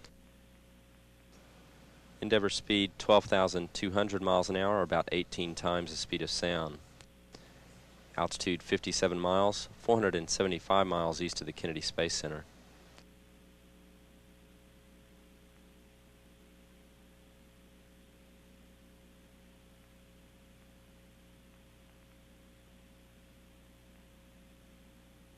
Seven and a half minutes since liftoff, 1 minute to shut off of the main engines.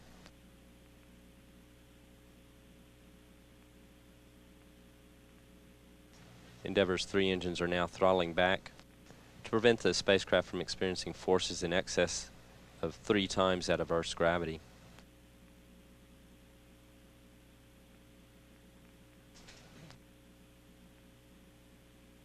Endeavour speed now 15,500 miles an hour, 618 miles east of the Kennedy Space Center, altitude 57 miles. 3 engines now at 2/3 throttle, 25 seconds to cut off of the main engines.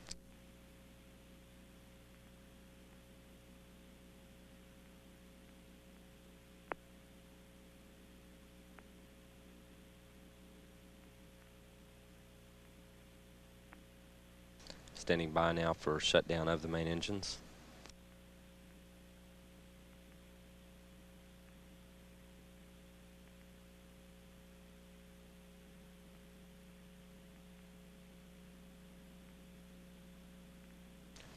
Booster officer confirms main engine cutoff for Endeavour.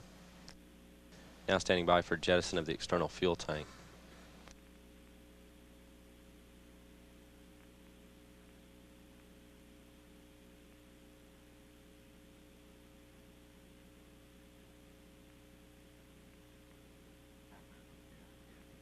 Booster officer confirms a good jettison of the external fuel tank. Endeavour Houston, we see a nominal MECO, ohms 1 not required. Roger, Houston, ohms 1 not required, and it's a beautiful sunrise. It looked awfully good from here, too.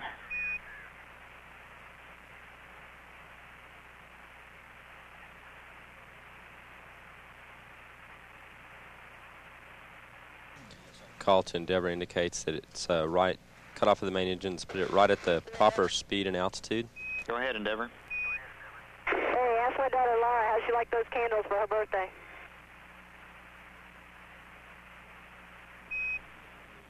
Ask me whose birthday again, and I'll pass that on. My daughter Laura's birthday. Those candles were for her.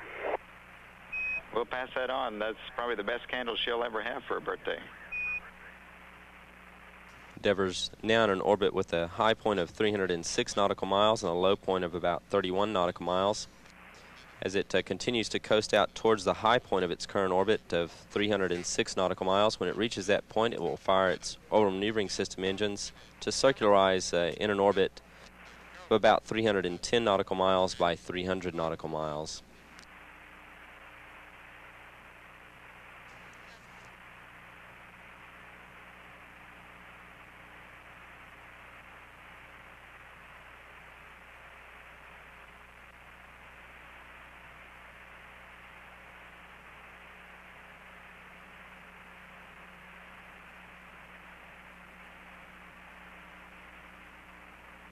Currently, fuel that was left in the lines of Endeavour's main engines is being dumped out and purged out of the engines.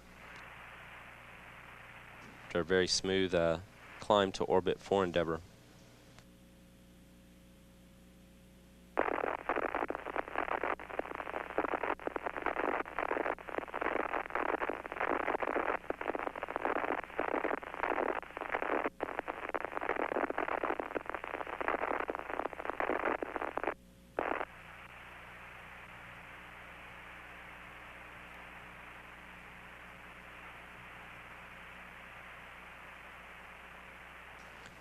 Endeavour's orbital maneuvering system engine firing is upcoming in about 31 minutes. When it reaches the high point of its current orbit, an altitude of about 306 nautical miles, Endeavour will coast out toward that high point. Endeavour's current altitude is about 79 nautical miles. Again, at ignition of its orbital maneuvering system engines to circularize in an orbit with a high point of approximately 310 nautical miles and a low point of 300 nautical miles. Endeavour will be about 5,900 nautical miles behind the Hubble Space Telescope. Again, ignition of that engine firing to circularize Endeavour's orbit is upcoming in just a little over 30 minutes. Endeavour Houston with you on the east satellite.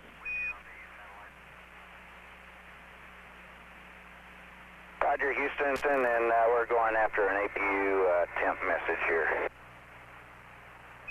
Roger. Looks like cooling's kicked in now, Houston. Endeavour Houston, roger, we concur, no action required.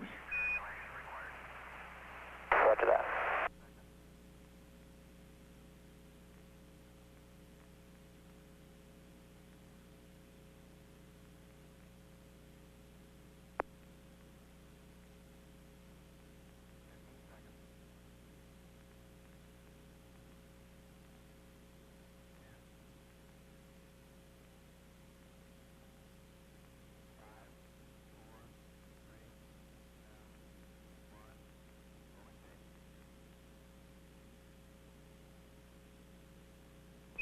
Endeavour Houston for SOX, we're going to hold off on APU hydraulic shutdown until we've had a chance to look at number 2's cooling for a minute or two. Okay, Taco, I understand.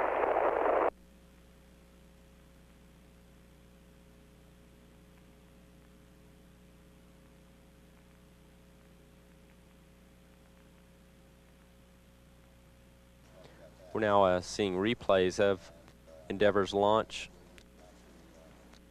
just a few minutes ago on NASA Select Television. Again, at present, Endeavour is coasting out toward the high point of its current orbit, about 306 nautical miles in altitude. Endeavour's present altitude is about 98 nautical miles. It will reach that high point in about 28.5 minutes. At that point, it will fire its 2 orbital maneuvering system engines located on the tail of either side of the tail of the spacecraft to circularize in an orbit with a high point of about 310 nautical miles and a low point of about 300 nautical miles. At that point in time, Endeavour will be approximately 5,900 nautical miles behind the Hubble Space Telescope to begin a slow process of catching up and rendezvousing with the telescope on the 3rd day of the flight.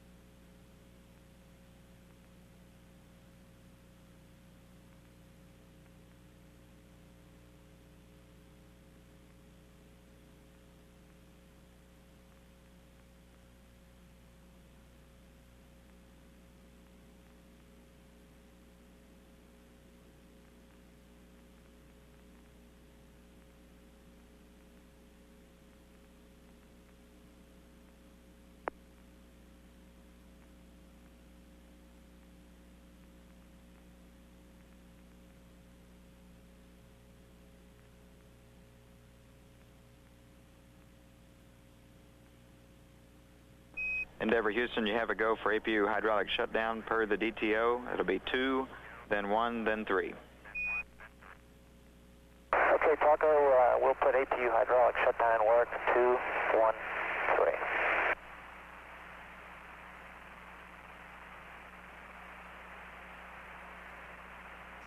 Pilot Ken Bowersox is given the go-ahead to shut down the auxiliary power units, the 3 auxiliary power units aboard Endeavour. The APUs supply power to operate the hydraulics, which in turn are used to move the wing flaps and rudder, as well as swivel the engine nozzles on Endeavour. Again, they're only used during launch and landing.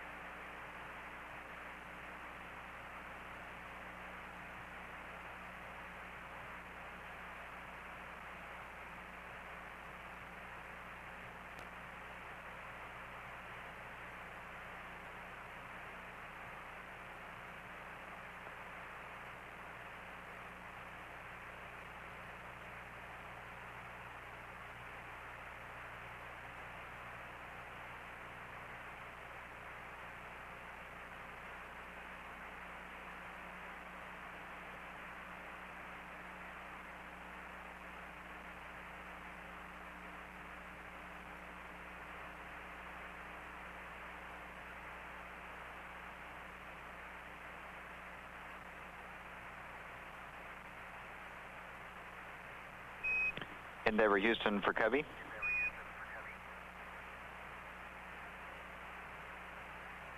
Go ahead, Houston. Roger, Covey. We've got some updates to OMS 2 targeting. We'd like you to type in an HT of 221.5 with a TIG of 43:30 and reload that. Okay, understand. OMS 2 HT 221.5 TIG of 43:30. Load and enter and reload.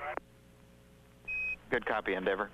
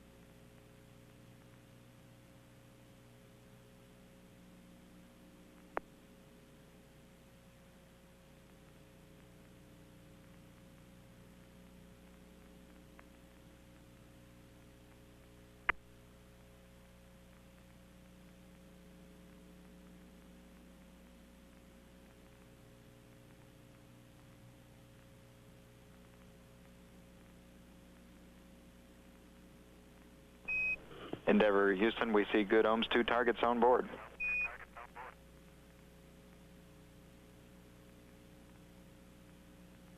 Roger, Houston.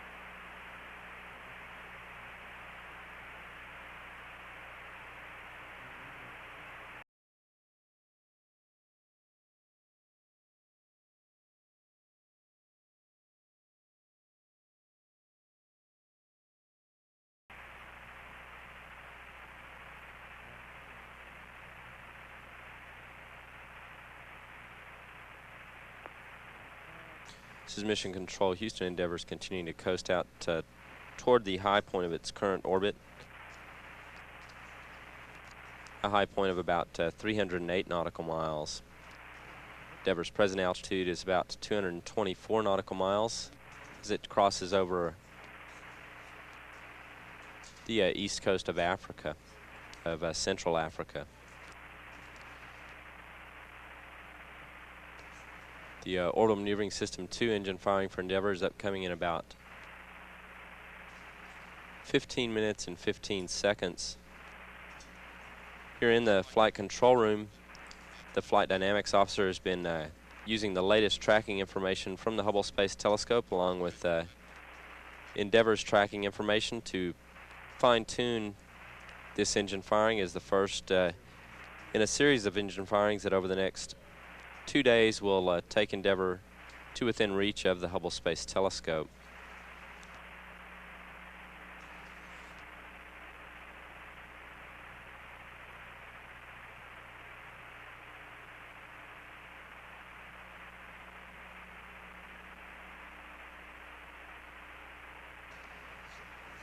This engine firing will be a 3-minute and 23-second long firing of Endeavour's orbital maneuvering system engines. Endeavour Houston, when you got a minute, we're ready to copy the debris report from ASCENT.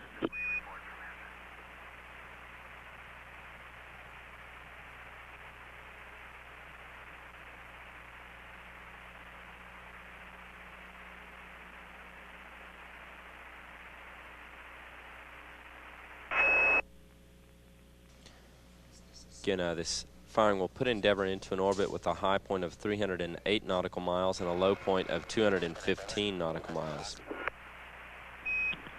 Go ahead, Endeavour. Yeah, I couldn't see much because it was dark outside going up, but I'll tell you what we've got now. On my front window, there's probably 6 or 7 fairly large smears that look almost like white paint. There's 2 or 3 smaller streaks on my right forward window, and there's not much at all on the right side window. Also saw a little bit of sand or grit or something floating around right after MECO between the panes in the forward window. Okay, I copy on window 4, 6 or 7 fairly large smears, and on window 5, 2 or 3 smears. Essentially nothing on Windows 6, and a little bit of sand or grit floating around between the panes at MECO.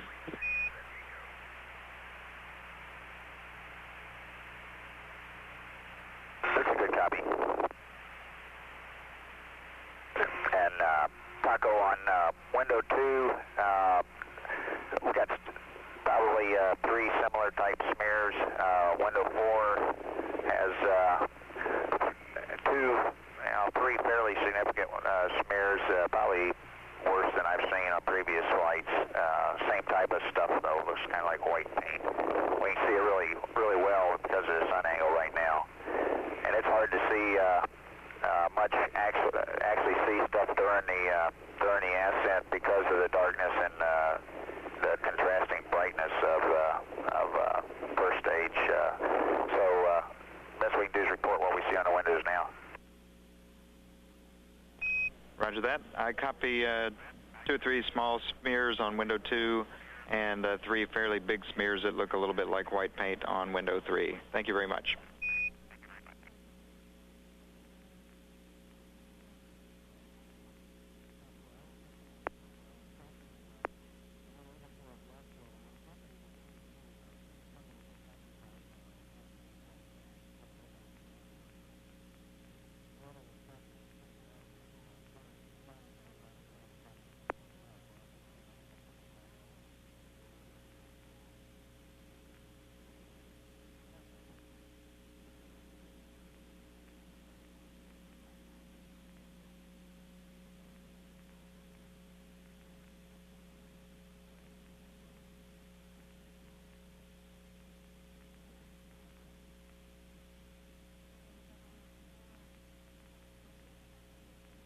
Houston Endeavour, we'll give a couple more minutes here to try to pick up the ET before we maneuver, but so far no joy in seeing ET. Roger, we understand.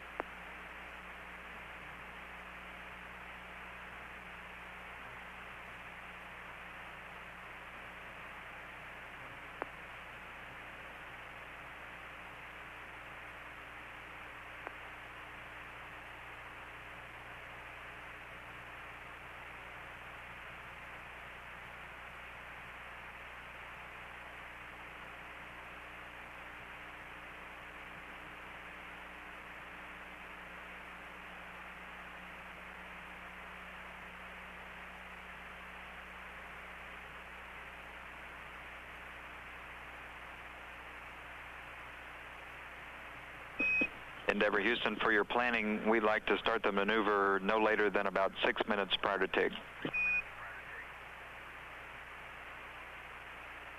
Okay, thanks.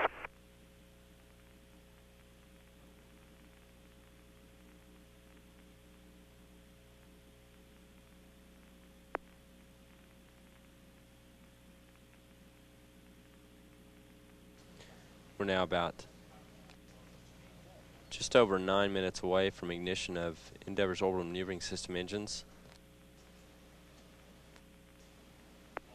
To put Endeavour into an orbit that will have a high point of 308 nautical miles and a low point of 215 nautical miles. We'll be in communications with Endeavour for the first couple of minutes of that engine firing before Endeavour moves out of range of our tracking satellite system. Again, this engine firing will be 3 minutes and 23 seconds long. Have a total change of velocity for Endeavour of about 324.5 feet per second. And put Endeavour into an orbit with a high point of 308 nautical miles in altitude and a low point of 215 nautical miles. At present, Endeavour's current altitude is 278 nautical miles as it continues to coast out toward that high point of 308 nautical miles.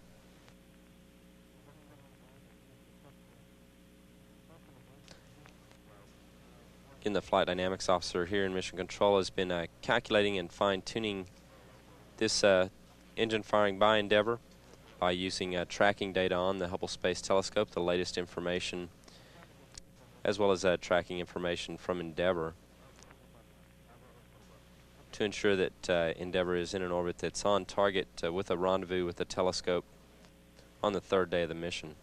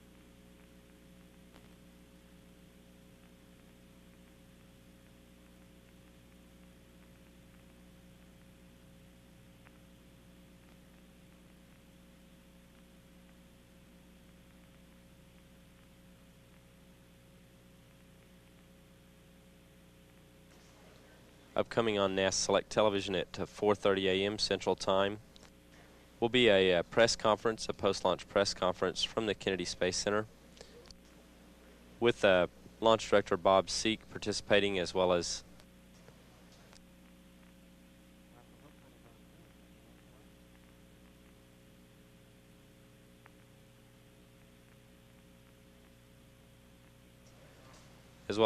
Shuttle Mission Manager Lauren Shriver. Again, that press conference is upcoming at 4:30 a.m. Central Time from the Kennedy Space Center.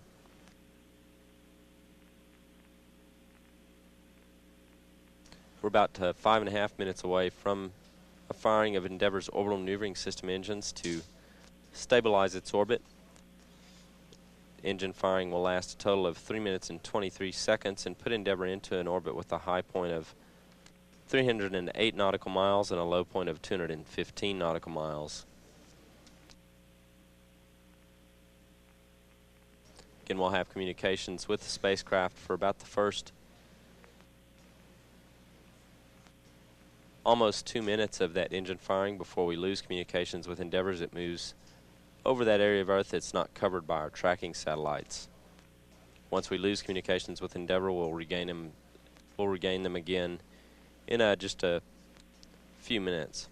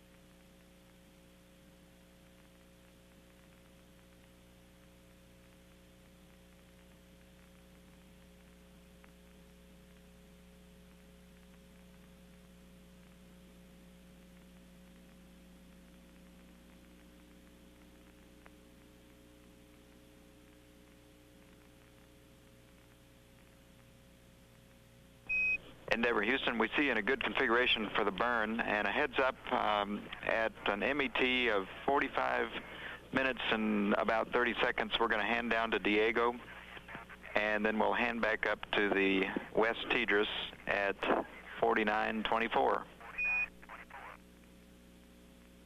Okay, we copy, Taco. We wouldn't know what to do without you guys.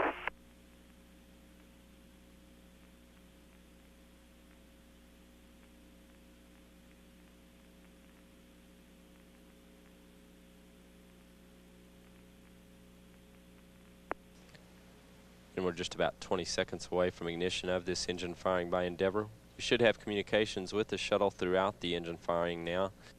As communications are handed down from the satellite network to a ground station in the Indian Ocean.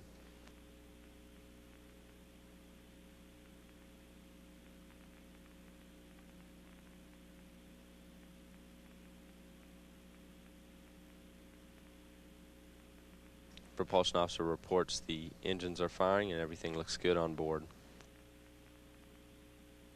Again, this is a 3-minute and 23-second long engine firing.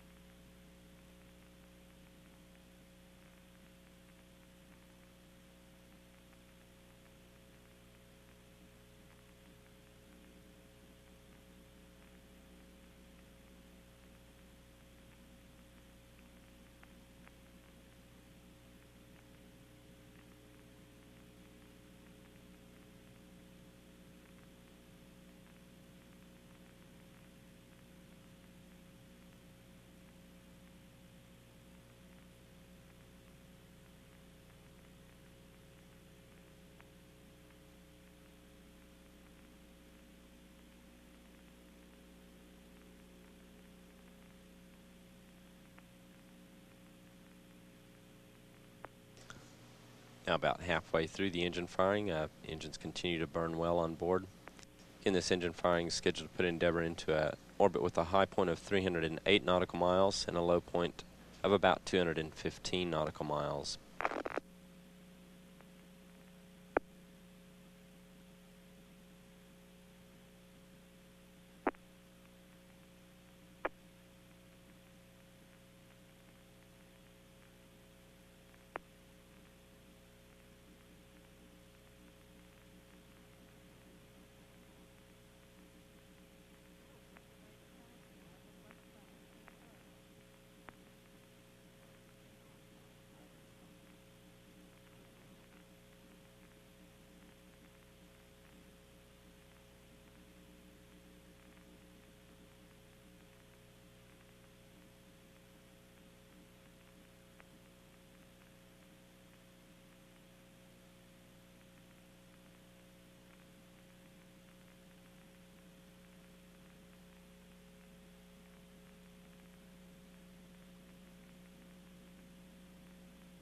"30 seconds left to go in this engine firing. All continue to go very well on board.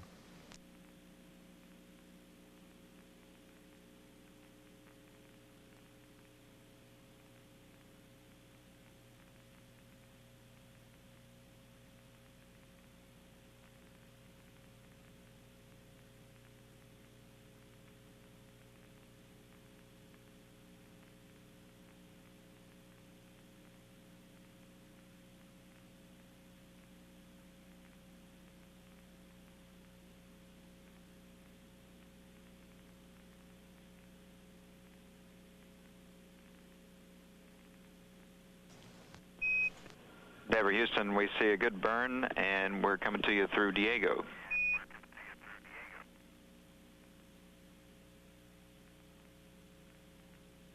Flight dynamics officer has confirmed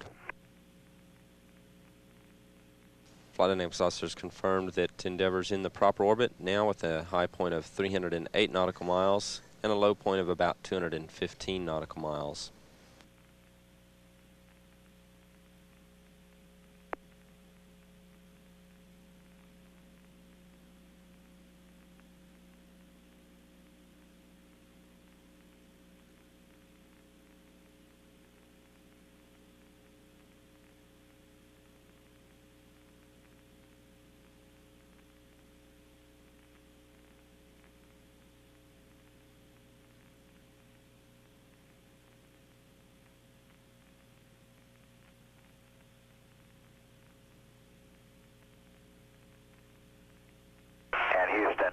Endeavour, would you like for us to go ahead with the gimbal check now or wait till you hand up to the west?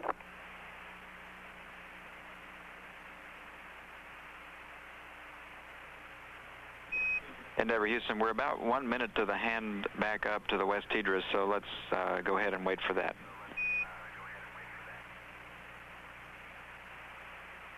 Roger.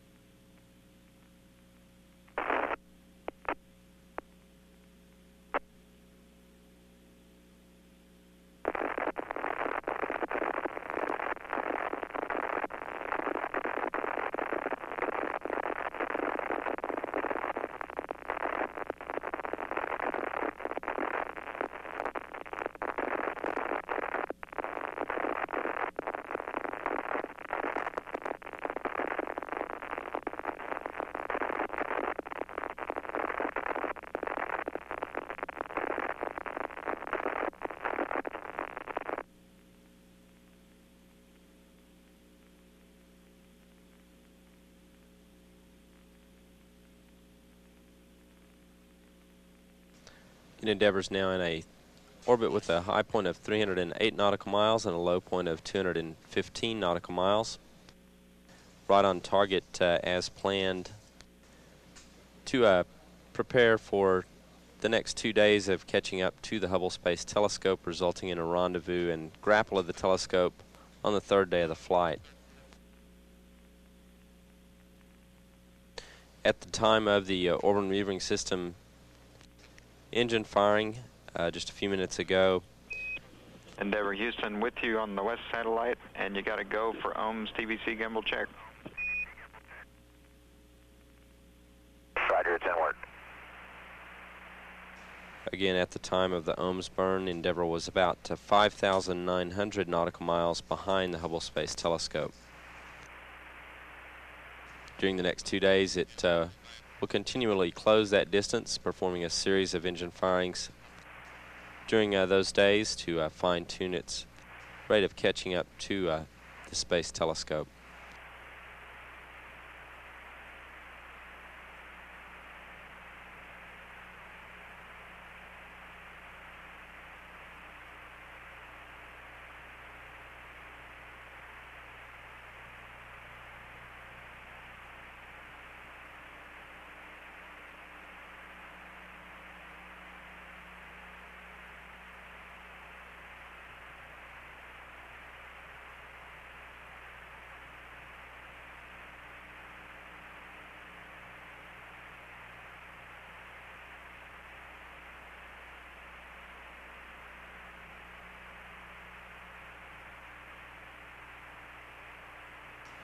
Upcoming on NASA Select in just about a little more than 10 minutes from now will be a post-launch press conference from the Kennedy Space Center.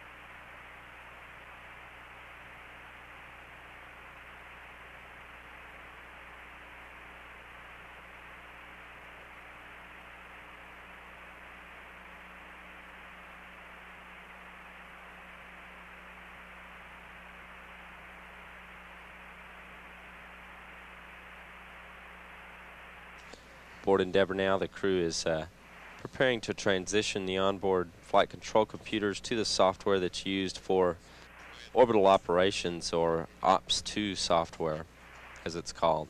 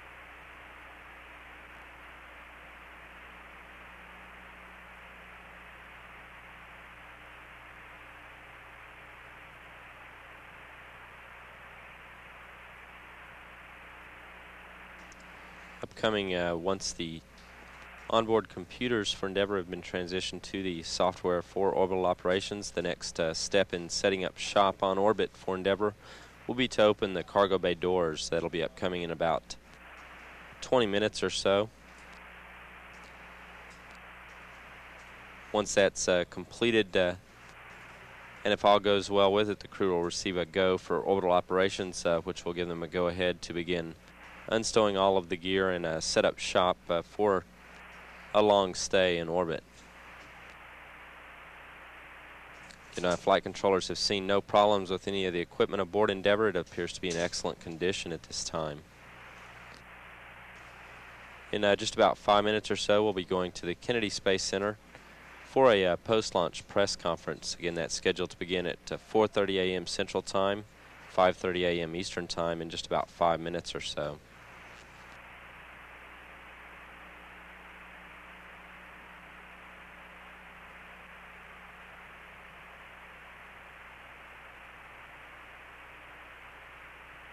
Endeavour Houston, the IO error MMU-1 is expected.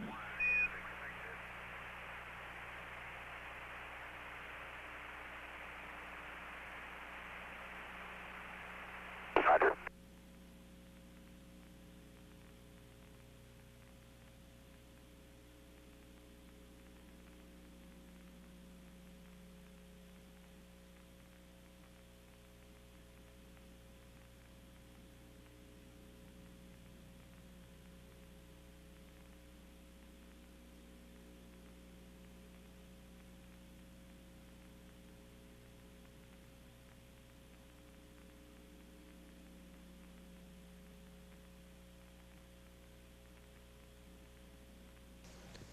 Again, the next major milestone for the crew will be to open the payload bay doors of Endeavour. That'll be upcoming in about 20 minutes or so. The Data Processing Systems Officer, or DPS Officer, now confirms that the computers on board are being transitioned to the OPS-2 software, the software that's used for orbital operations. And with that complete, the next major milestone will be opening of the doors, again in about 20 minutes or so. Flight controllers have seen no problems with Endeavour. It appears to be in excellent condition at this time. In just a few minutes, we'll be going to the Kennedy Space Center for a post-launch press conference. That's scheduled in just a few minutes at 4:30 a.m. Central Time. 1 hour since liftoff for Endeavour, this is Mission Control Houston.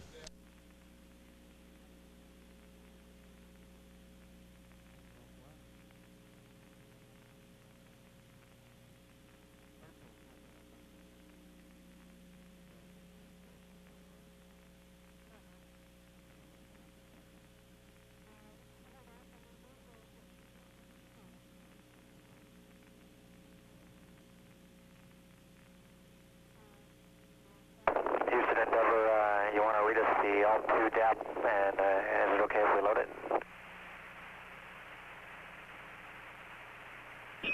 Endeavour Houston, that's correct. I've got it right in front of me. The Alt2 DAP on Spec 20 will be an item 32 of 0.07 and item 34, 1.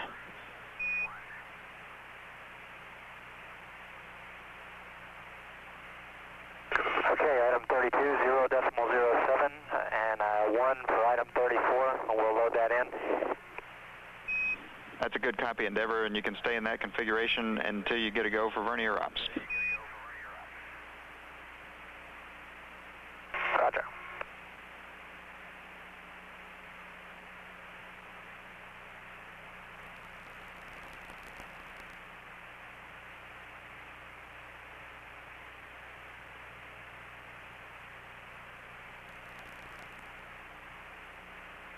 And Houston, we got all 2 loaded, looking for a go for alt.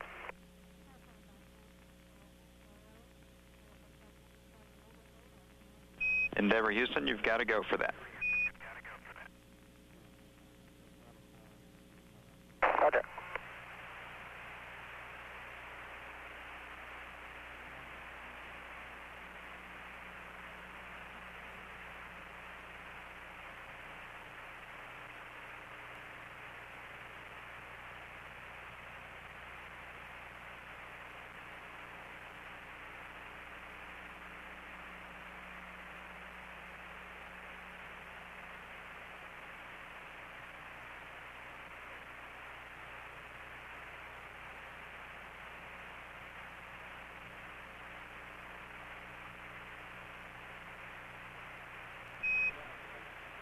Endeavour Houston, when you've got a minute to copy it, I've got to change to your attitude on page 1-9 of the post-insertion checklist.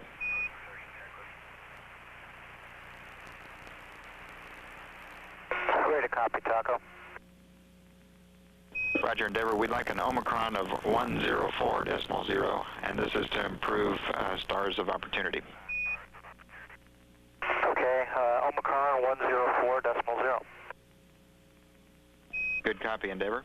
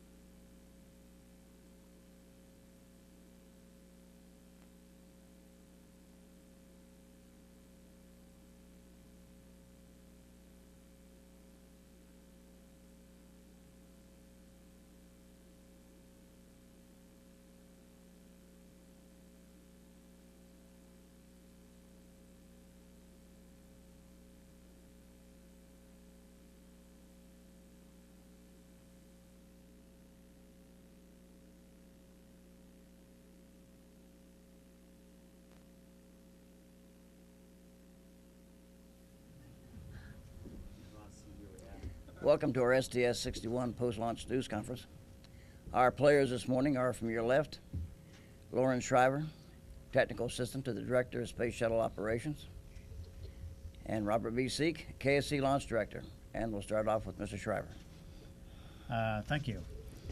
Well, in terms of the way launches go, this was absolutely outstanding.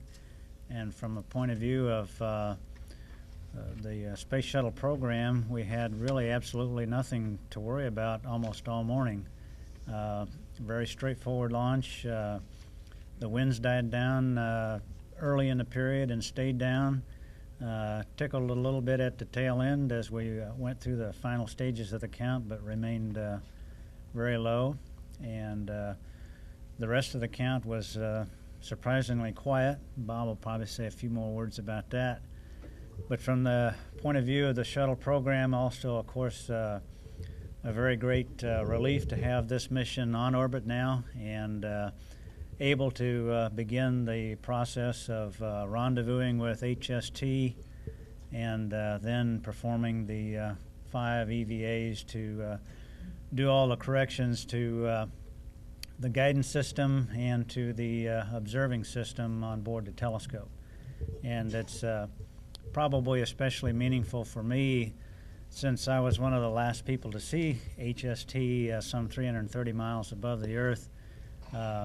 It'll be nice to have humans be able to go and visit it again and do the necessary corrections to get it back up to full speed. Thank you. Bob? Well, good morning, and it is a good morning, particularly for the team. They were rewarded for all their work with the launch count that was very crisp and it was very uneventful.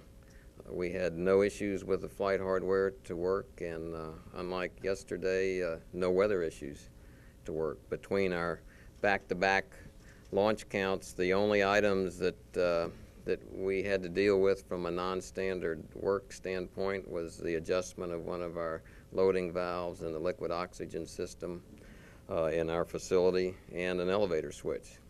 Other than that, all of the hardware performed just flawlessly and of course supported launch today.